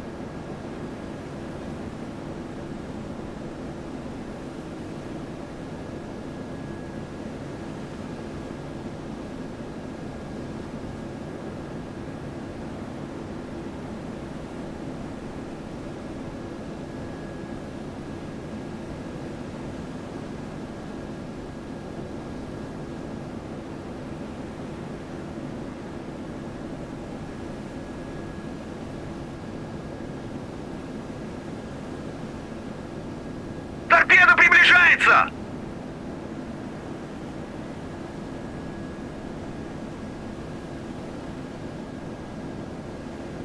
Торпеда приближается!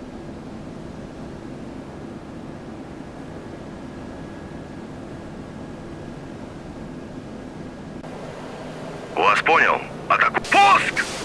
7006. Вас понял. Атакую цель. 7000. Вас понял. Атаку. Пуск! 7007. Вас понял. Атакую цель. 7006. Вот торпеда приближается! Вас понял. Атакую цель. Пуск! Вас понял. Атакую цель. 7007. Вас понял. Курс 200. Есть самый полный вперед. Вас понял. Курс. Вас понял. Курс. Вас понял. Курс 311.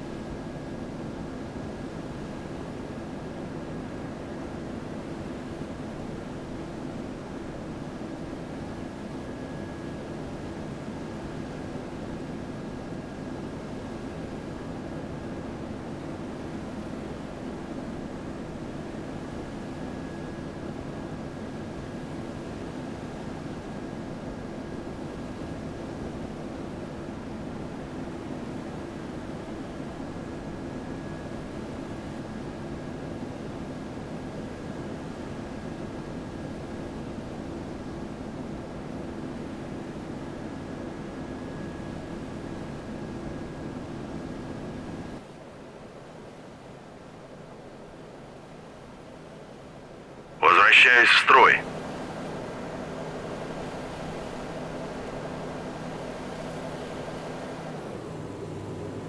Торпеда приближается!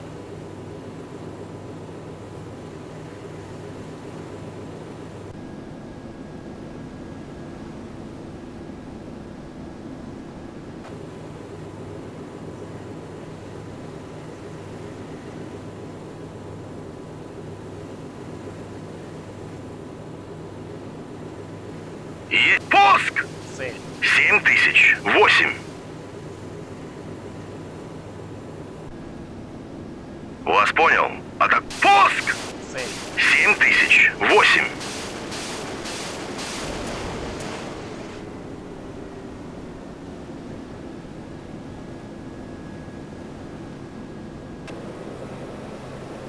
Вас понял. Атакую цель. 7000. 8. Вас пуск! 7 есть самый полный вперед.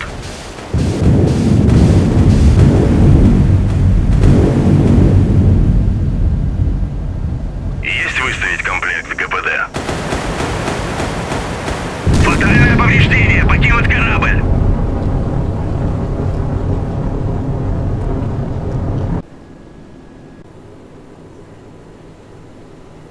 Вас понял. Вас понял. Курс 332.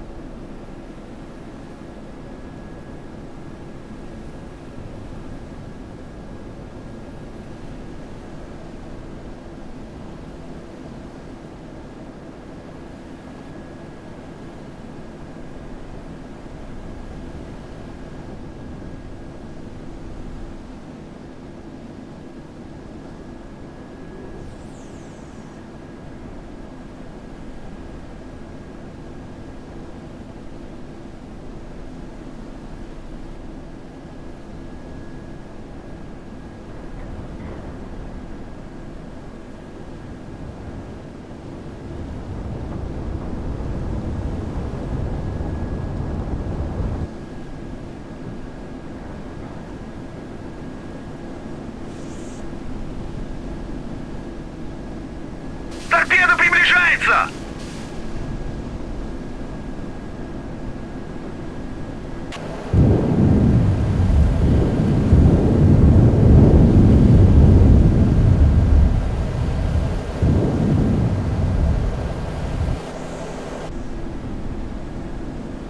Торпеда приближается!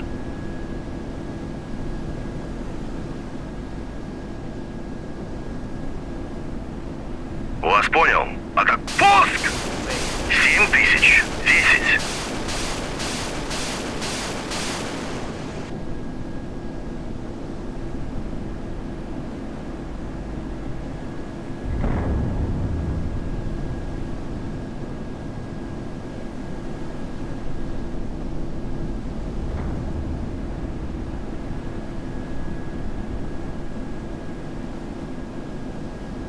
Пуск!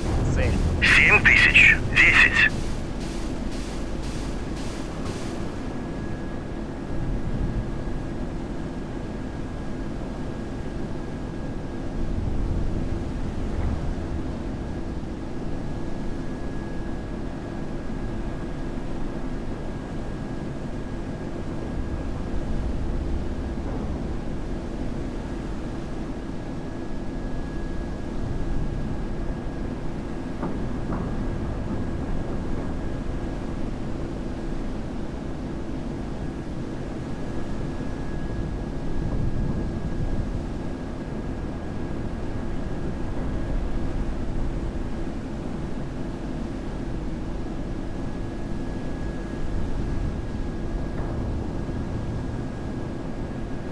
Вас понял. Курс 309. Новый. Подводный. Цель.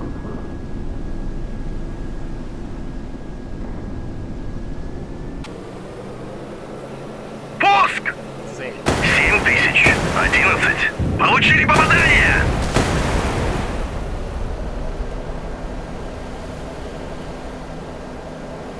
Потерян контакт с целью... Потерян контакт с целью...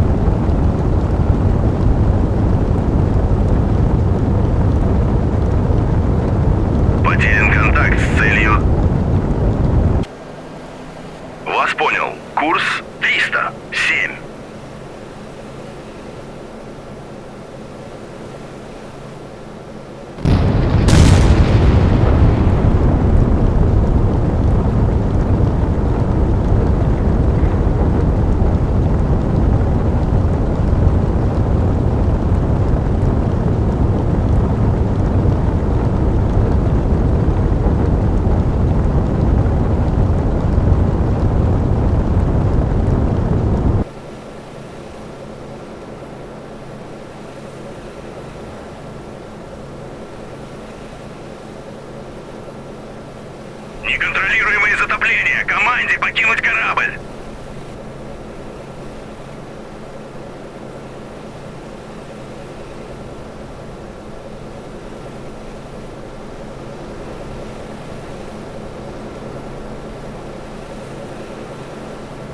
Товарищ командир, данным оружием атаковать цель невозможно. Вас понял. Курс 313.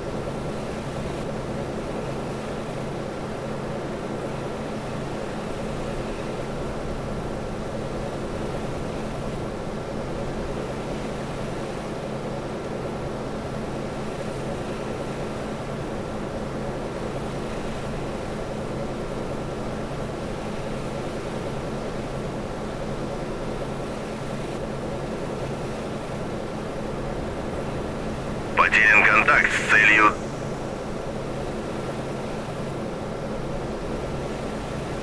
Вас понял. Курс 200. Потерян контакт с целью...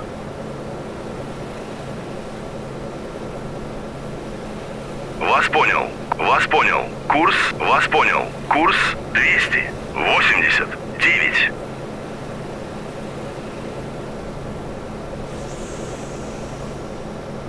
Есть самый малый вперед.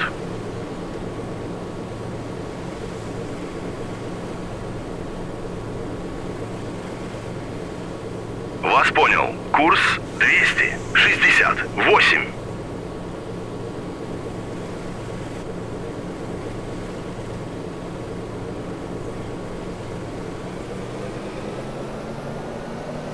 Вас понял. Атакую цель 7011.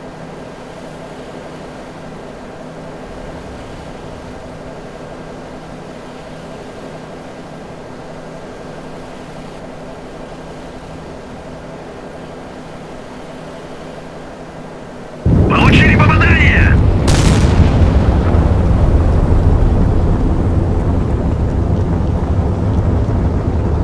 Потерян контакт с целью...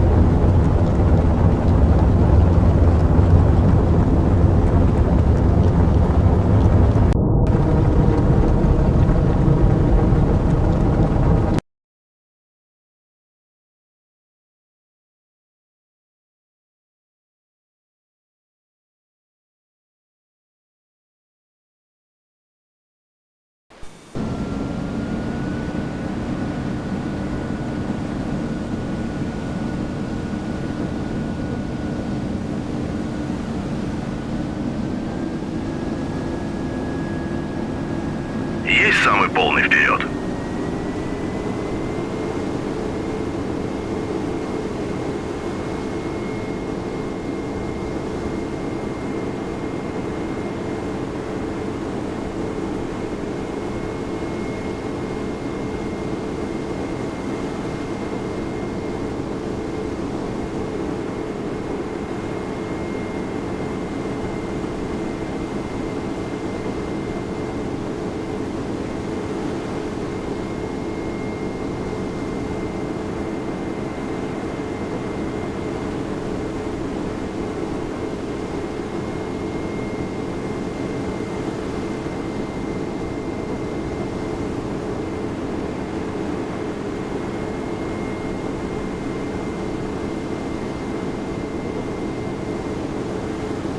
Есть газ в режиме эхолокации.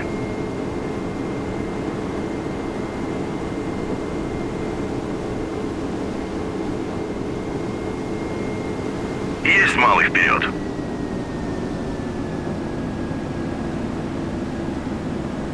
Есть газ в режиме эхолокации.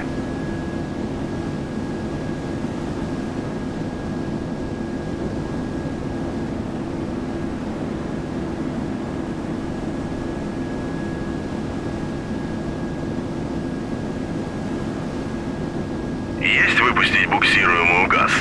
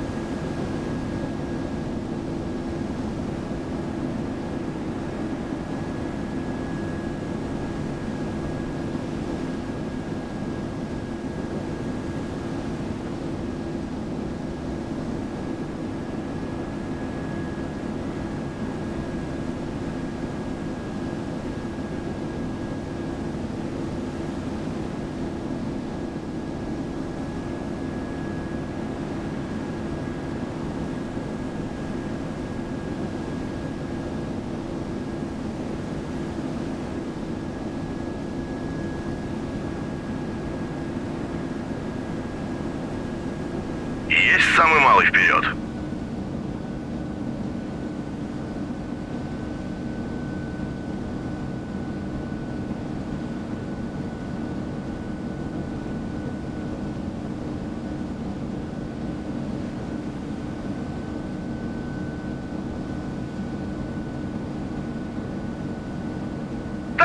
Торпеда приближается!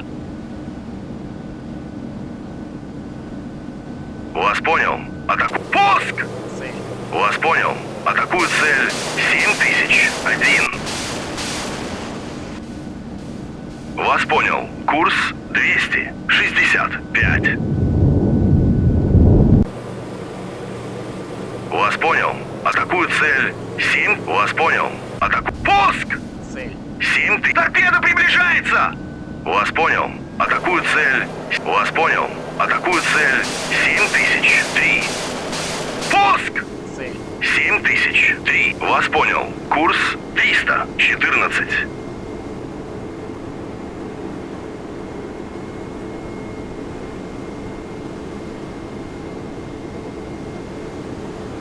Вас понял. Атакую цель 7003. Вас понял. Курс. Вас понял. Курс 303. Вас понял. Курс 11. Есть самый полный вперед.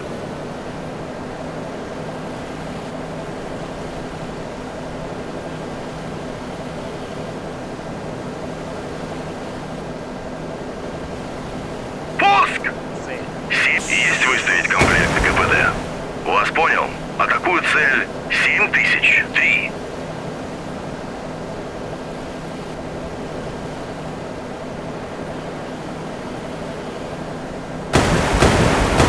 Получили попадание! 1002. Поражена!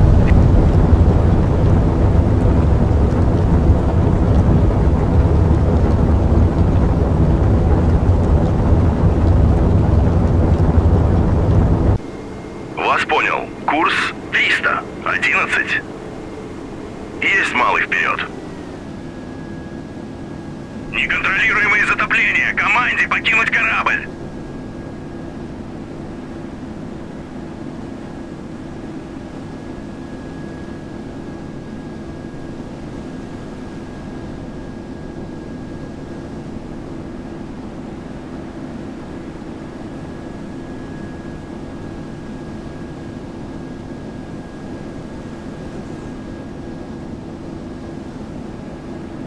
Торпеда приближается!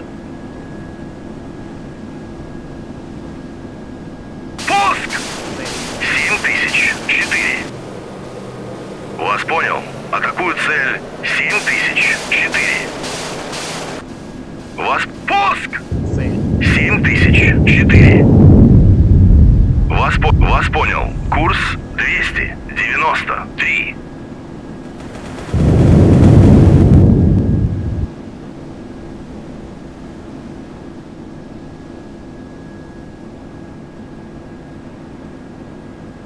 Вас понял. Курс 268.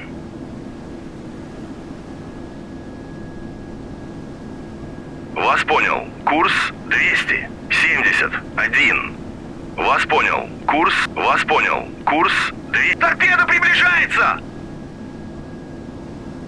Вас понял. Атакую цель 7000. Вас понял. Атакую цель 7005.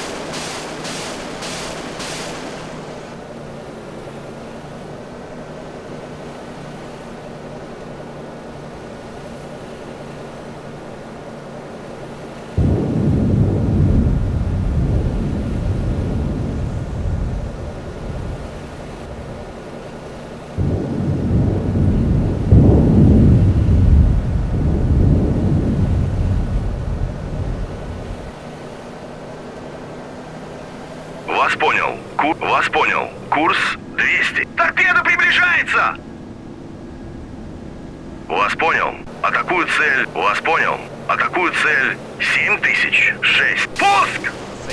7006. Возвращаюсь в строй.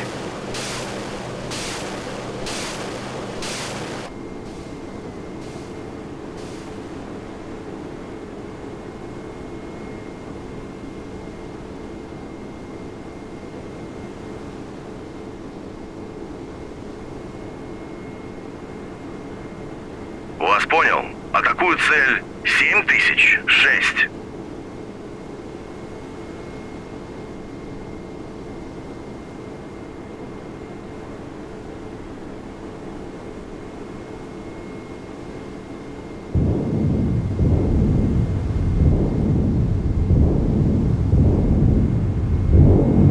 Есть выставить комплект КПД.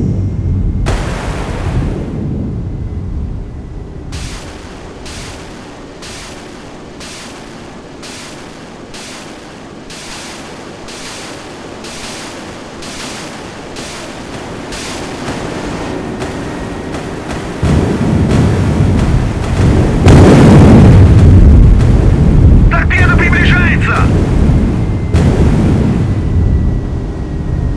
Вас понял. Курс 269. Потерян контакт с целью.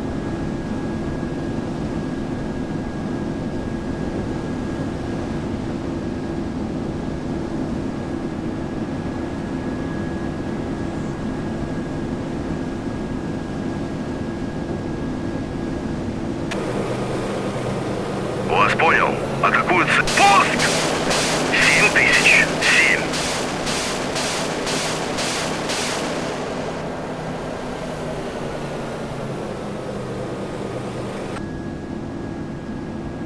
Вас понял. Атакую цель 7007.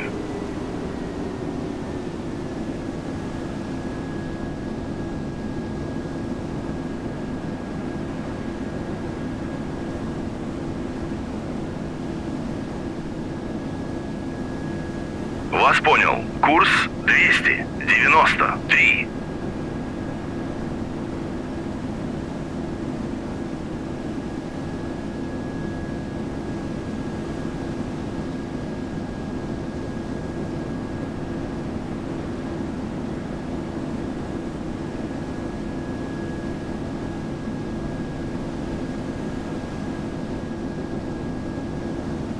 Торпеда приближается!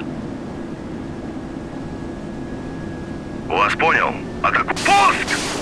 7008. Вас понял. Атакую цель 7008. Есть выставить комплект КПД.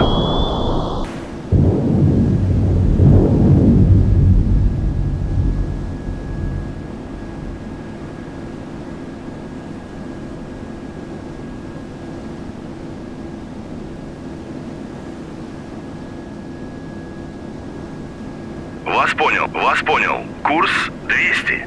Вас понял. Курс 280.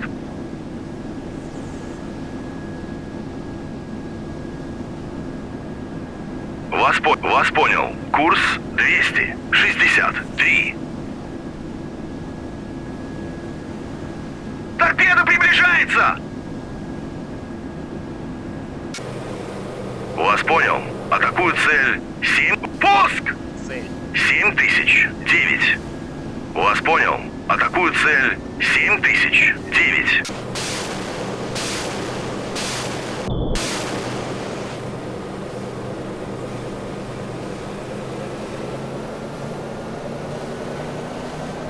Пуск!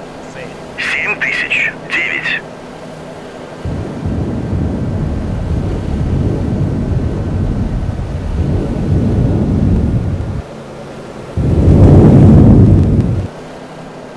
Торпеда приближается! Новый. Подвод.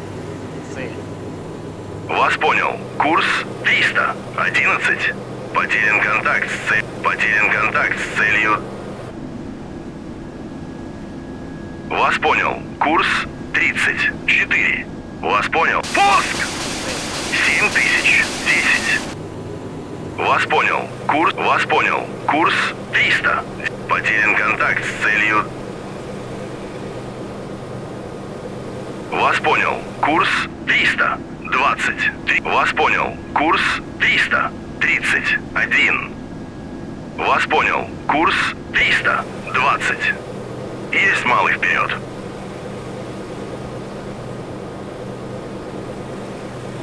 Есть средний вперед. Есть средний вперед.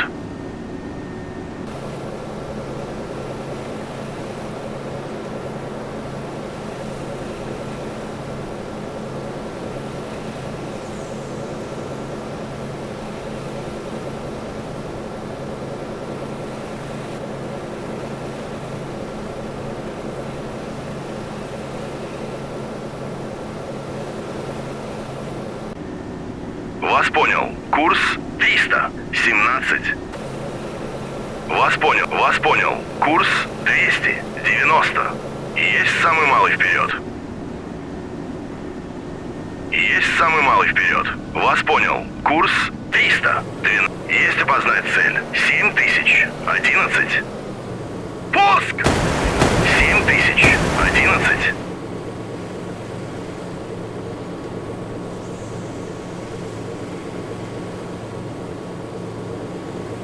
Пуск! 7012. Получили попадание!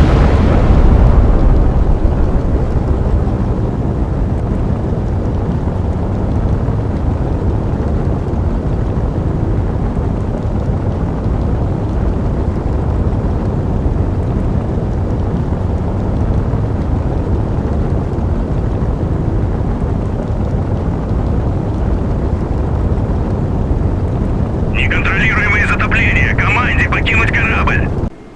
Вас понял. Вас понял. Курс 30.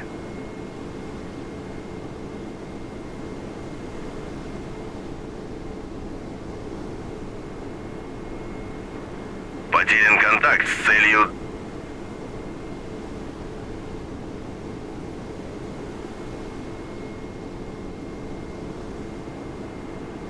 Вас понял. Курс 25. Вас понял. Вас понял. Курс 19.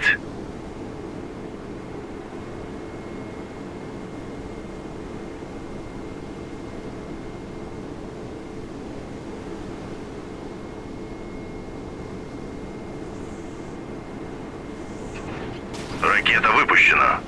Цель. 7011. Цель. 7000. Потерян контакт с целью...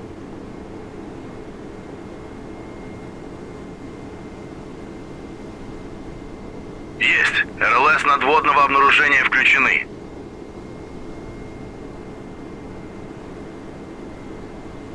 Вас понял. Вас понял. Курс 15. Потерян контакт. Получили попадание!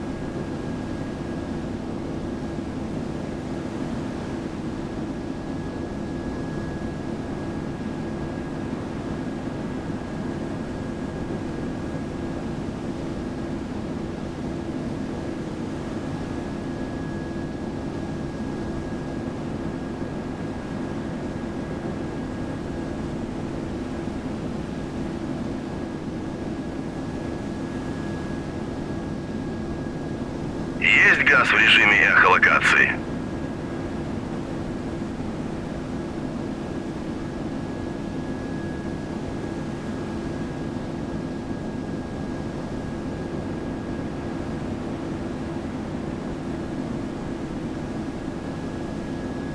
Вас понял. Курс 321.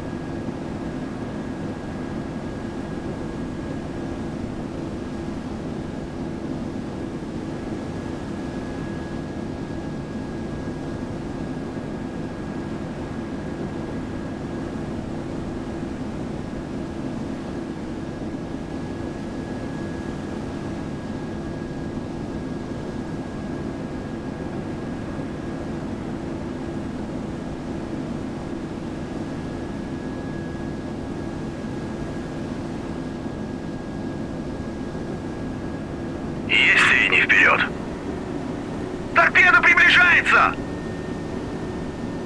Есть малый вперед.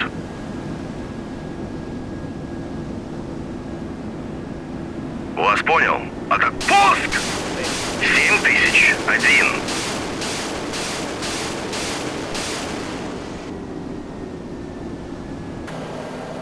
Вас понял. Атак. Пуск!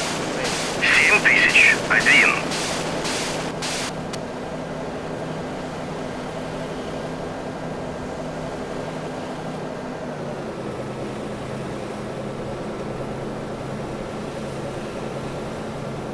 Торпеда приближается! Торпеда приближается!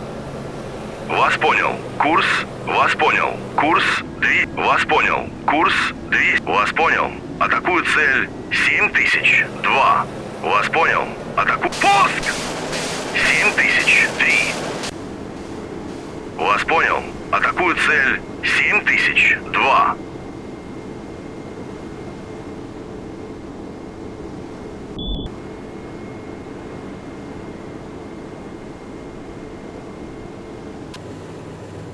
Вас понял. Атаку. Пуск! 7002.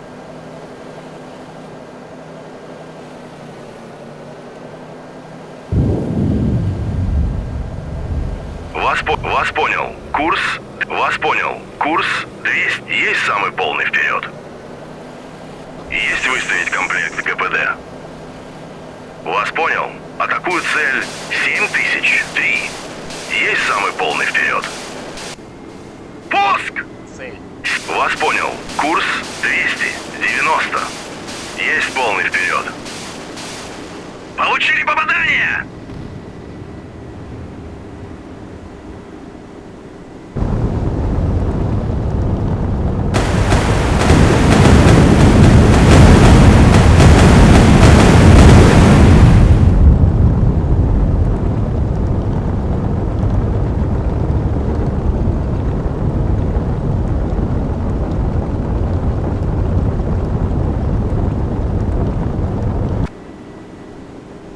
Вас понял. Курс 334. Возвращаюсь в строй. Вас понял. Курс 324.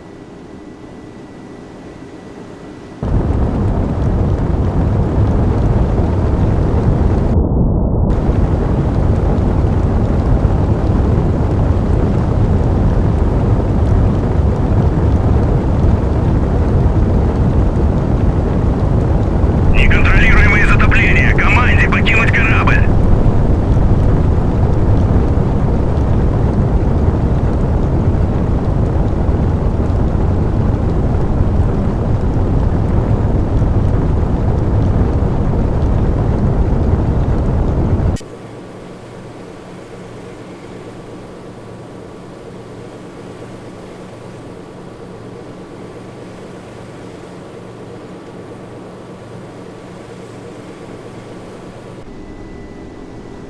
Вас понял. Курс. Вас понял. Курс 324.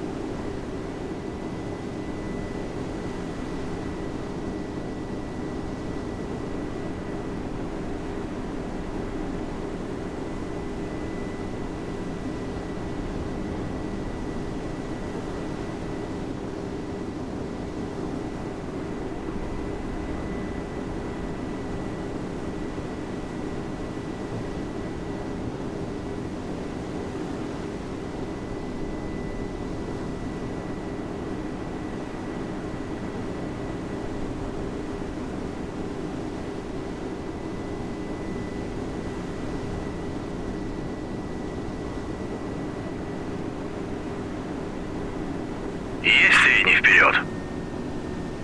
Есть малый вперед.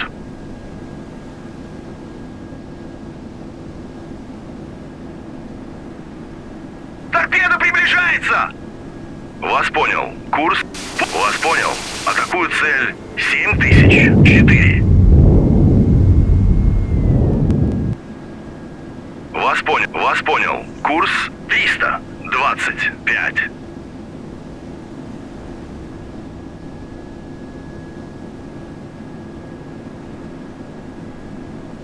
Вас понял. Вас понял. Вас понял. Курс 325.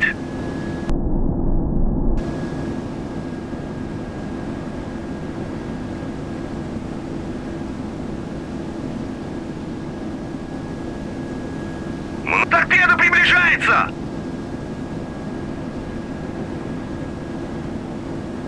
Вас понял. Атак. Пуск! Вас понял.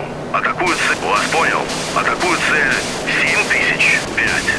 Вас понял. Курс 8. Пуск! Цель. 7005. Есть выставить комплект КПД. Есть выставить комплект КПД.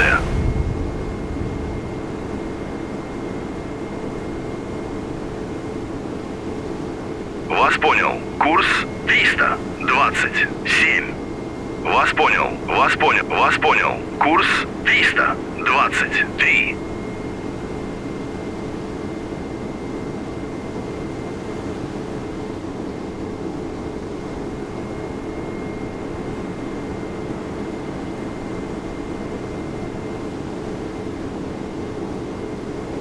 Торпеда приближается! Вас понял, вас понял, вас понял. Курс 200. Вас понял. Пуск! Цель. Вас понял.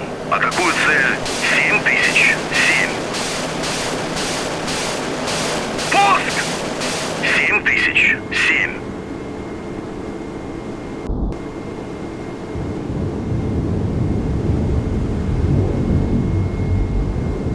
Есть выставить комплект КПД. Вас понял. Атакуют цель 7007.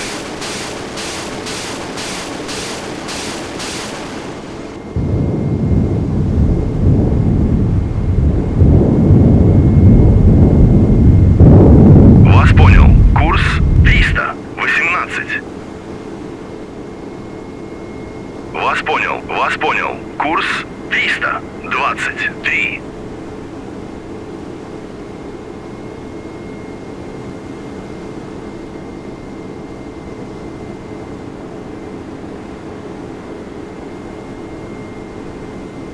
Торпеда приближается!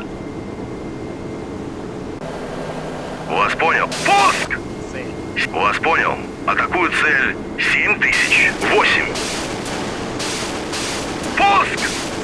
7008.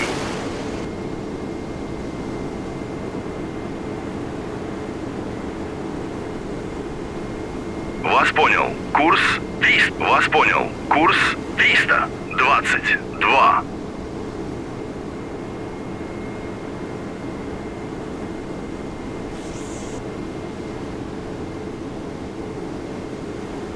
Есть малый вперед. Торпеда приближается! Вас понял. Атакуют цель 7. Вас понял. Атакуют цель 7009. Есть выставить комплект КПД. Пуск! Цель. 7009. Вас понял. Атакуют цель 7009. Получили попадание!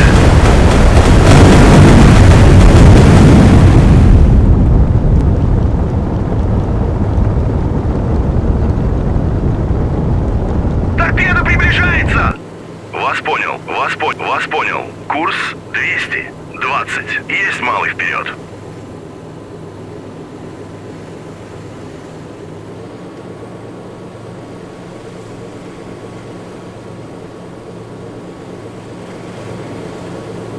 Неконтролируемые затопления. Команде покинуть корабль. Есть выставить комплект КПД.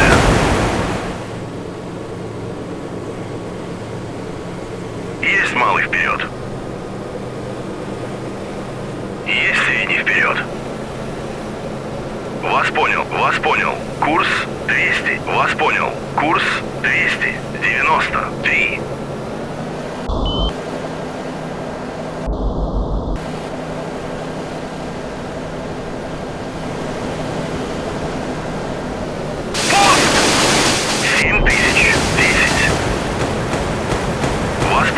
Курс 256.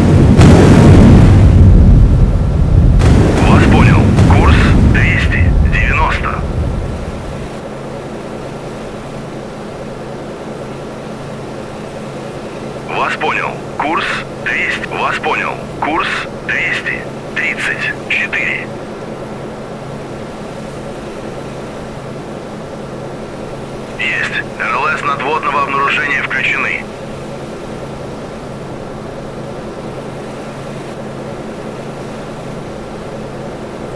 Получили попадание!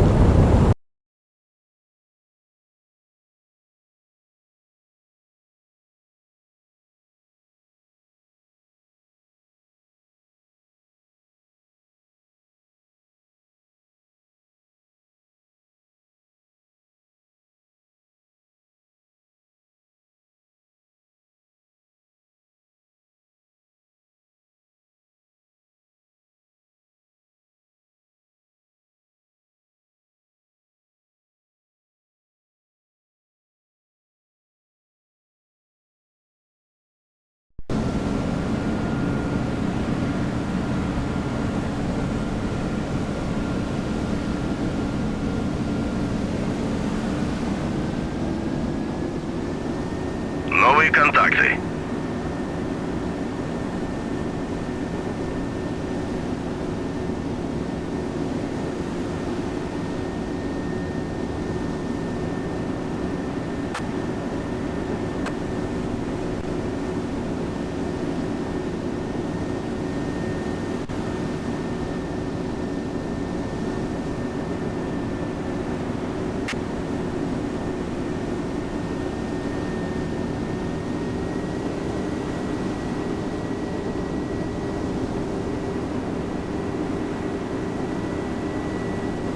Новый. Воздушный. Цель.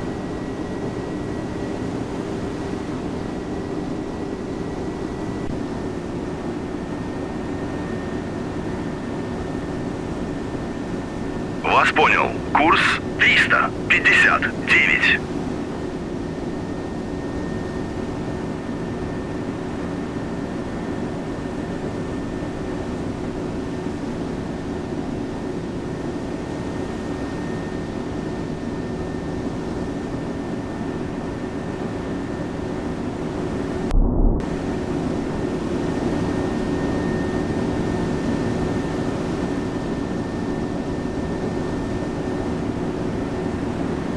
Вас понял. Вас понял. Курс.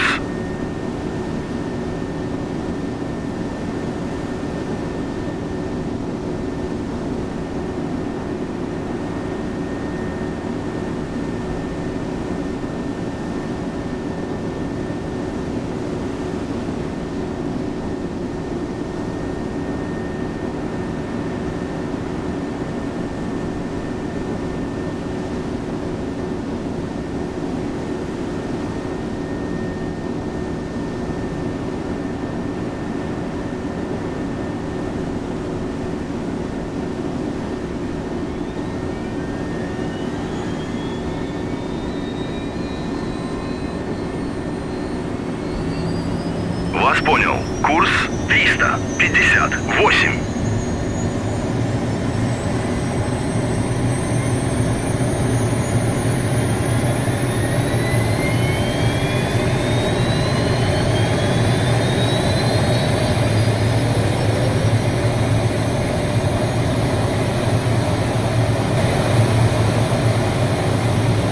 Вас понял. Курс 39.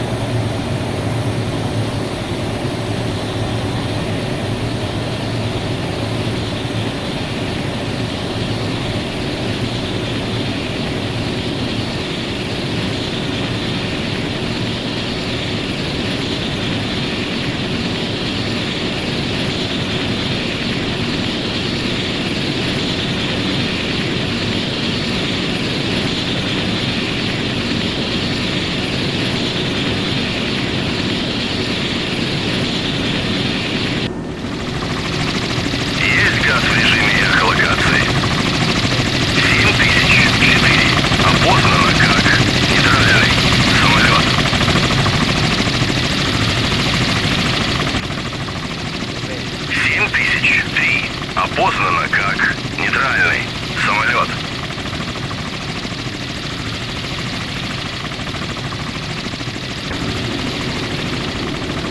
Вас понял. Курс 60.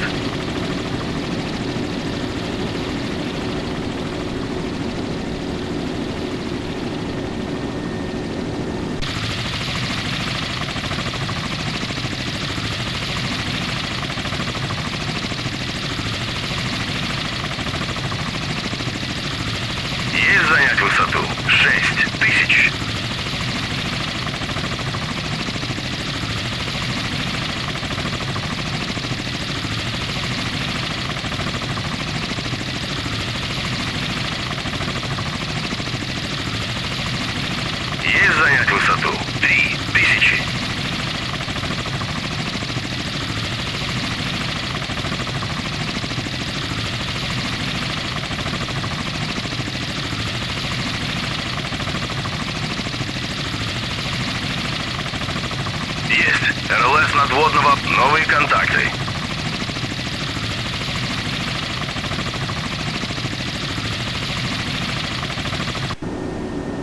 Вас понял, вас понял. Курс 238. Вас понял. Курс 239.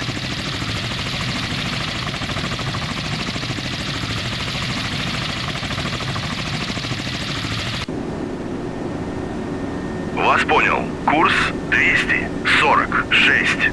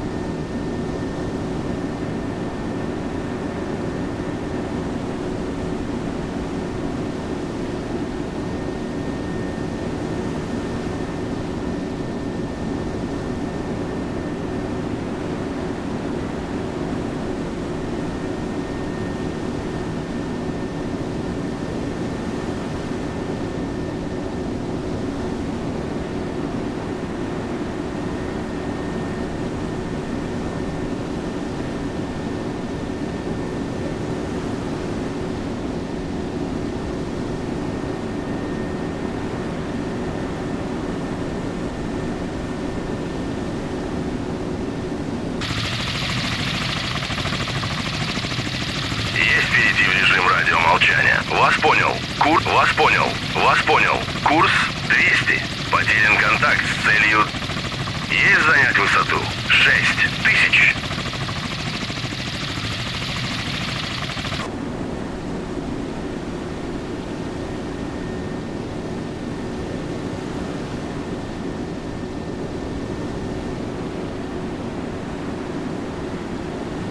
Потерян контакт с целью...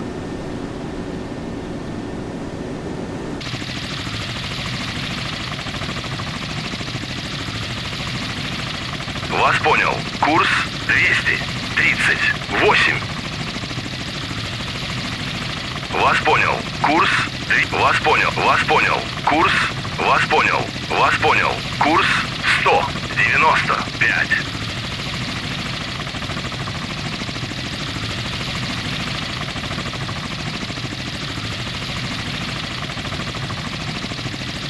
Есть. РЛС надводного обнаружения включены.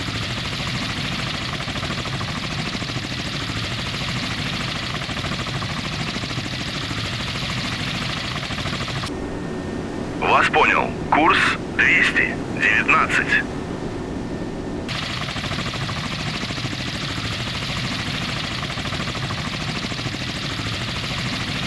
Вас понял. Курс 161. Есть перейти в режим радиомолчания. Потерян контакт с целью...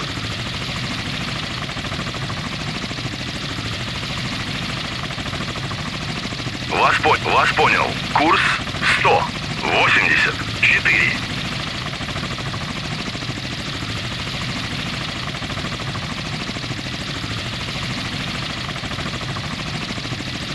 Есть. РЛС надводного обнаружения включены.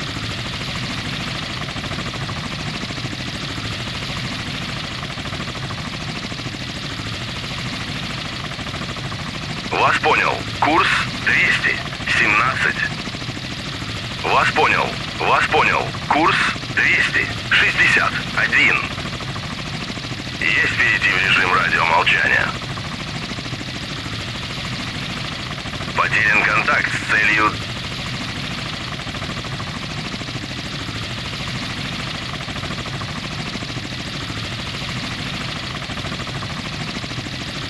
Вас понял. Курс 243.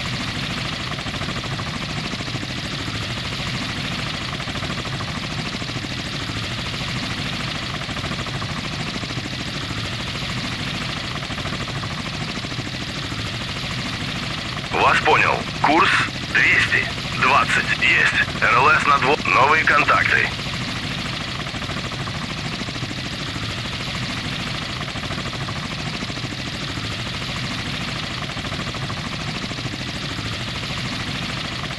Вас понял. Курс 177.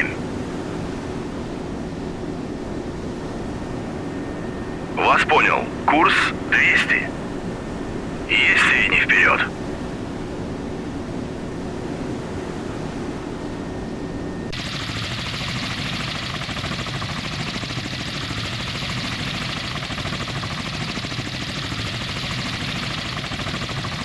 Вас понял. Курс 246.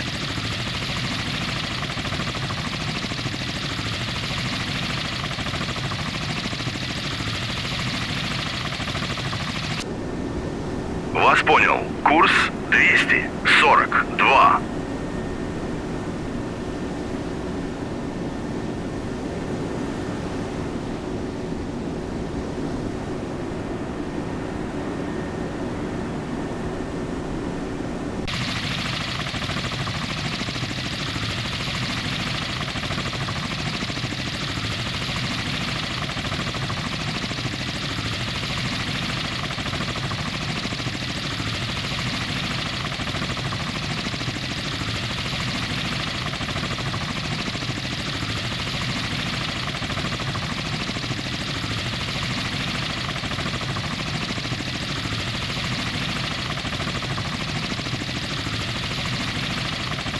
Вас понял. Курс 199.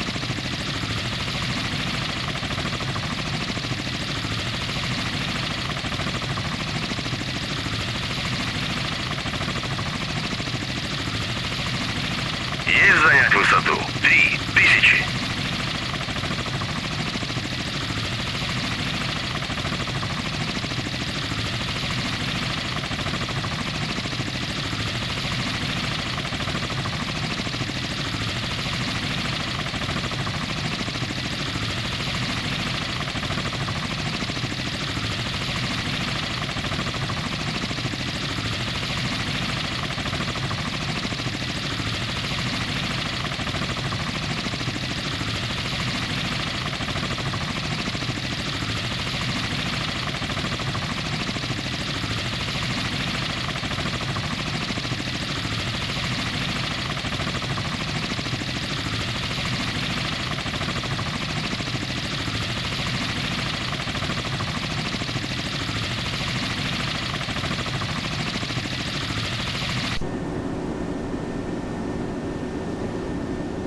Цель.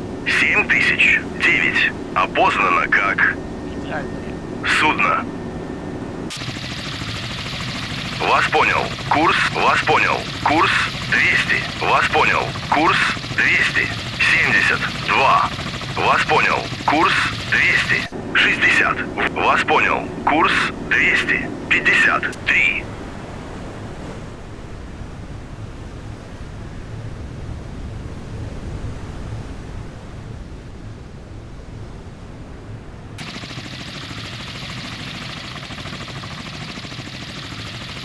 Вас понял. Курс 250. Вас понял. Курс 249. Есть средний вперед. Есть полный вперед.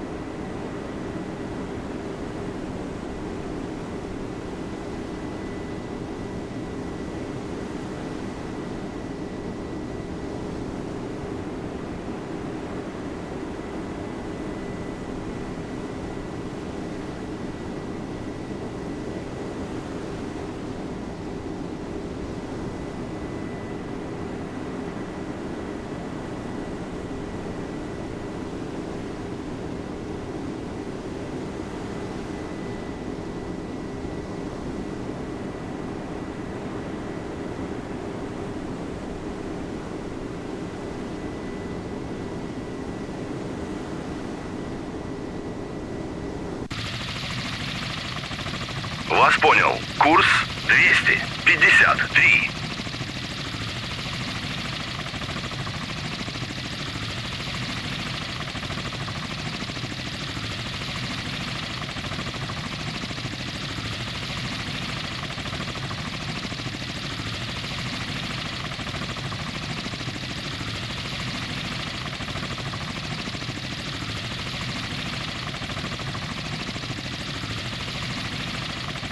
Есть опознать цель. 7015. Есть опознать цель. 7015. Вас понял. Курс 254.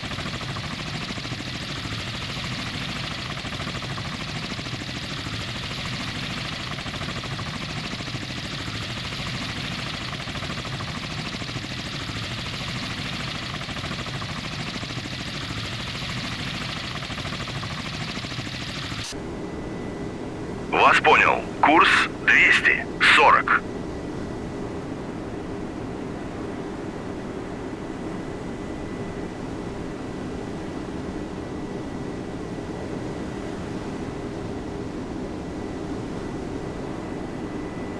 Цель.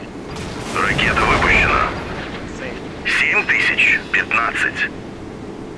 Вас понял. Курс 90. Есть перейти в режим радиомолчания. Вас понял. Курс 100. Потерян контакт с целью. Ракета выпущена. Цель. Вас понял. Курс 327. Есть занять высоту. 20.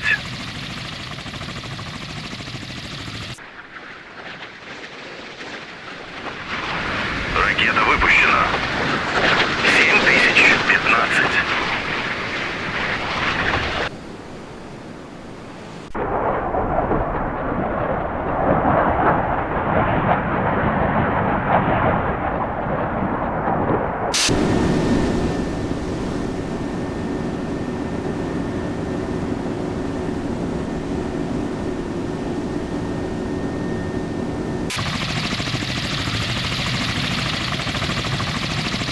Цель. 7014. Опознано как враждебный корабль.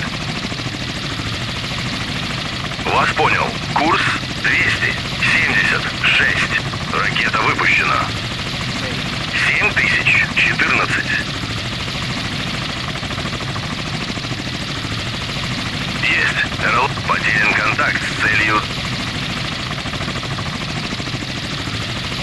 Ракета выпущена. Цель. 7014.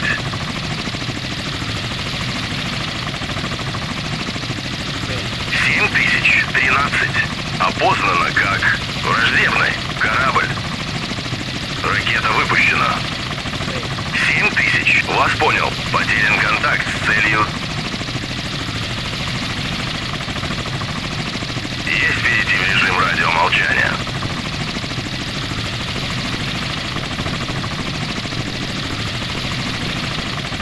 Есть выпустить буксируемую газ.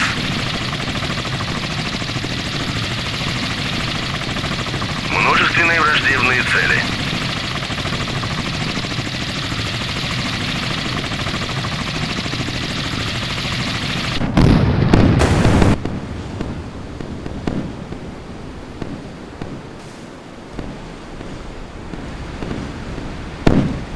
Множественные враждебные цели.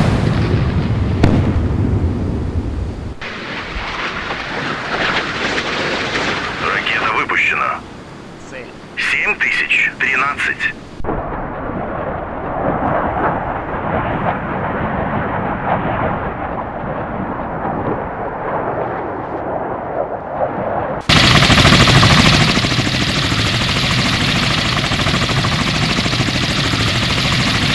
Есть выбрать буксируемую газ.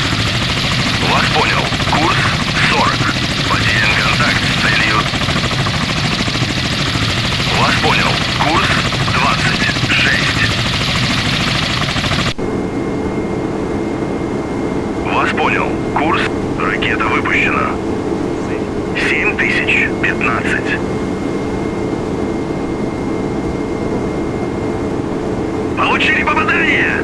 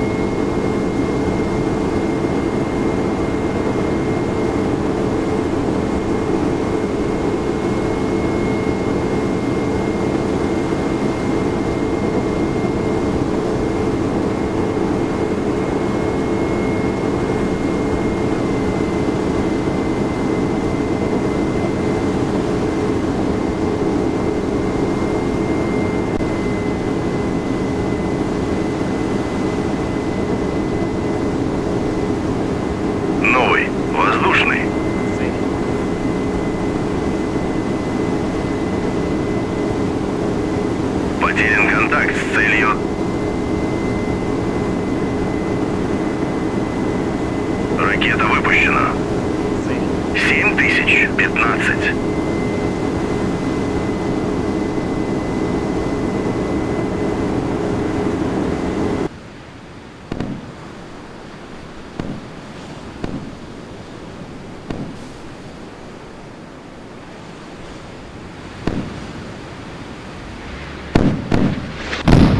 Новый. Воздушный. Цель. Потерян контакт с целью.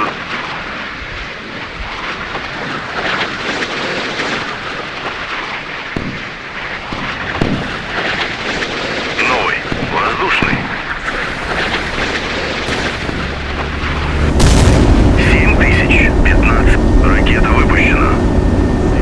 7005. Потерян контакт с целью.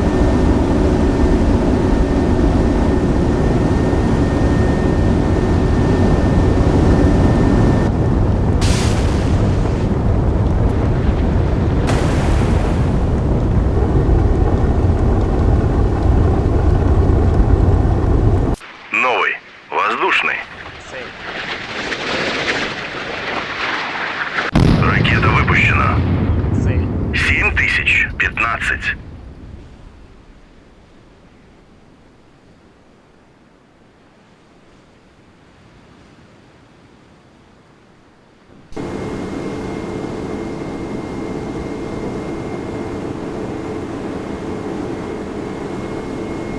Ракета приближается!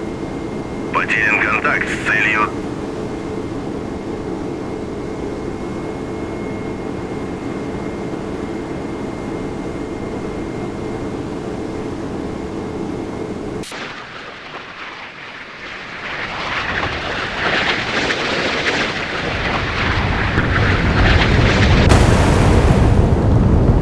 Ракета выпущена. Цель. 7014.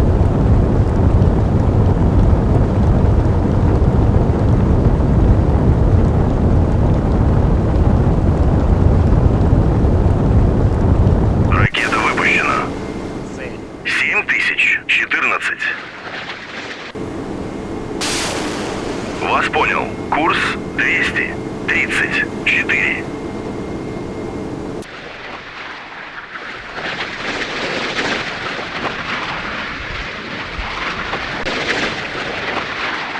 Ракета приближается! ЗУР запущена. 7039.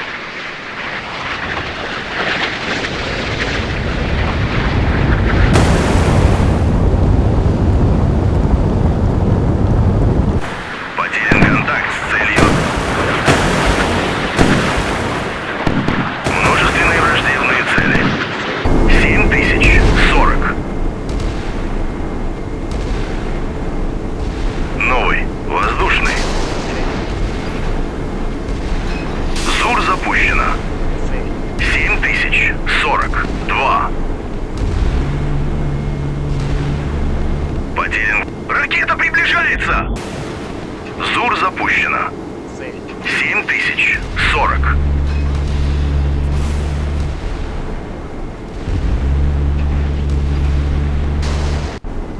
ЗУР запущена. Цель. 7042. Потерян контакт с целью.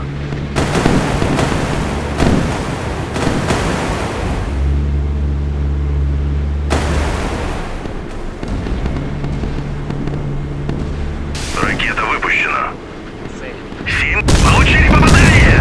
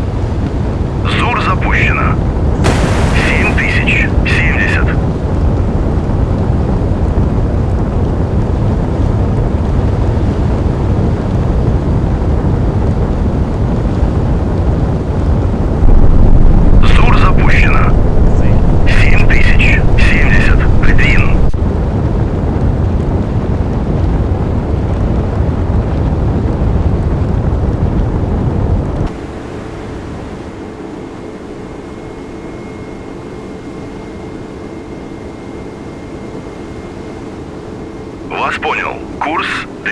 ЗУР запущено. Цель. 7070. Вас понял. Курс 3. Вас понял. Вас понял. Курс 259.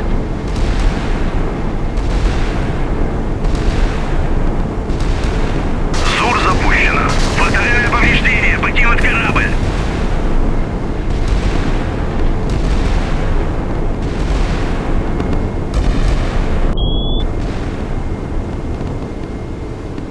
Фатальное повреждение. Покинуть корабль.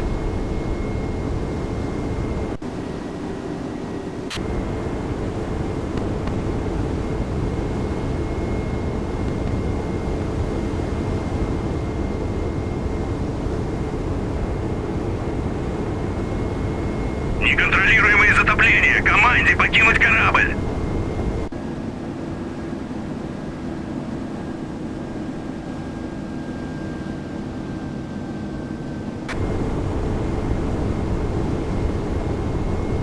Вас понял. Курс 257. Вас понял. Курс. Вас понял. Курс 252.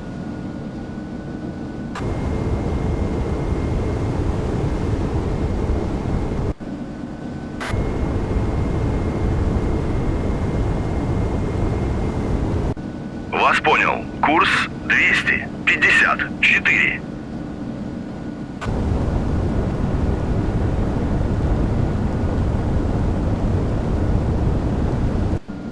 Вас понял. Курс 190. Вас понял. Вас понял. Курс 239.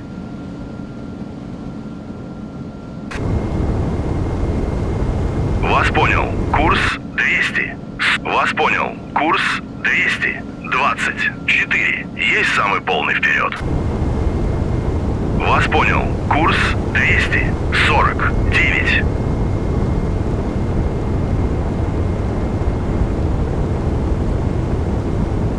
Есть самый полный вперед.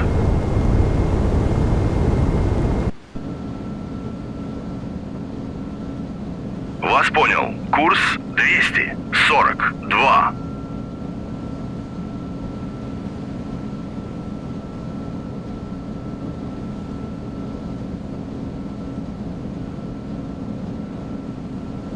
Есть самый полный вперед. Получили попадание!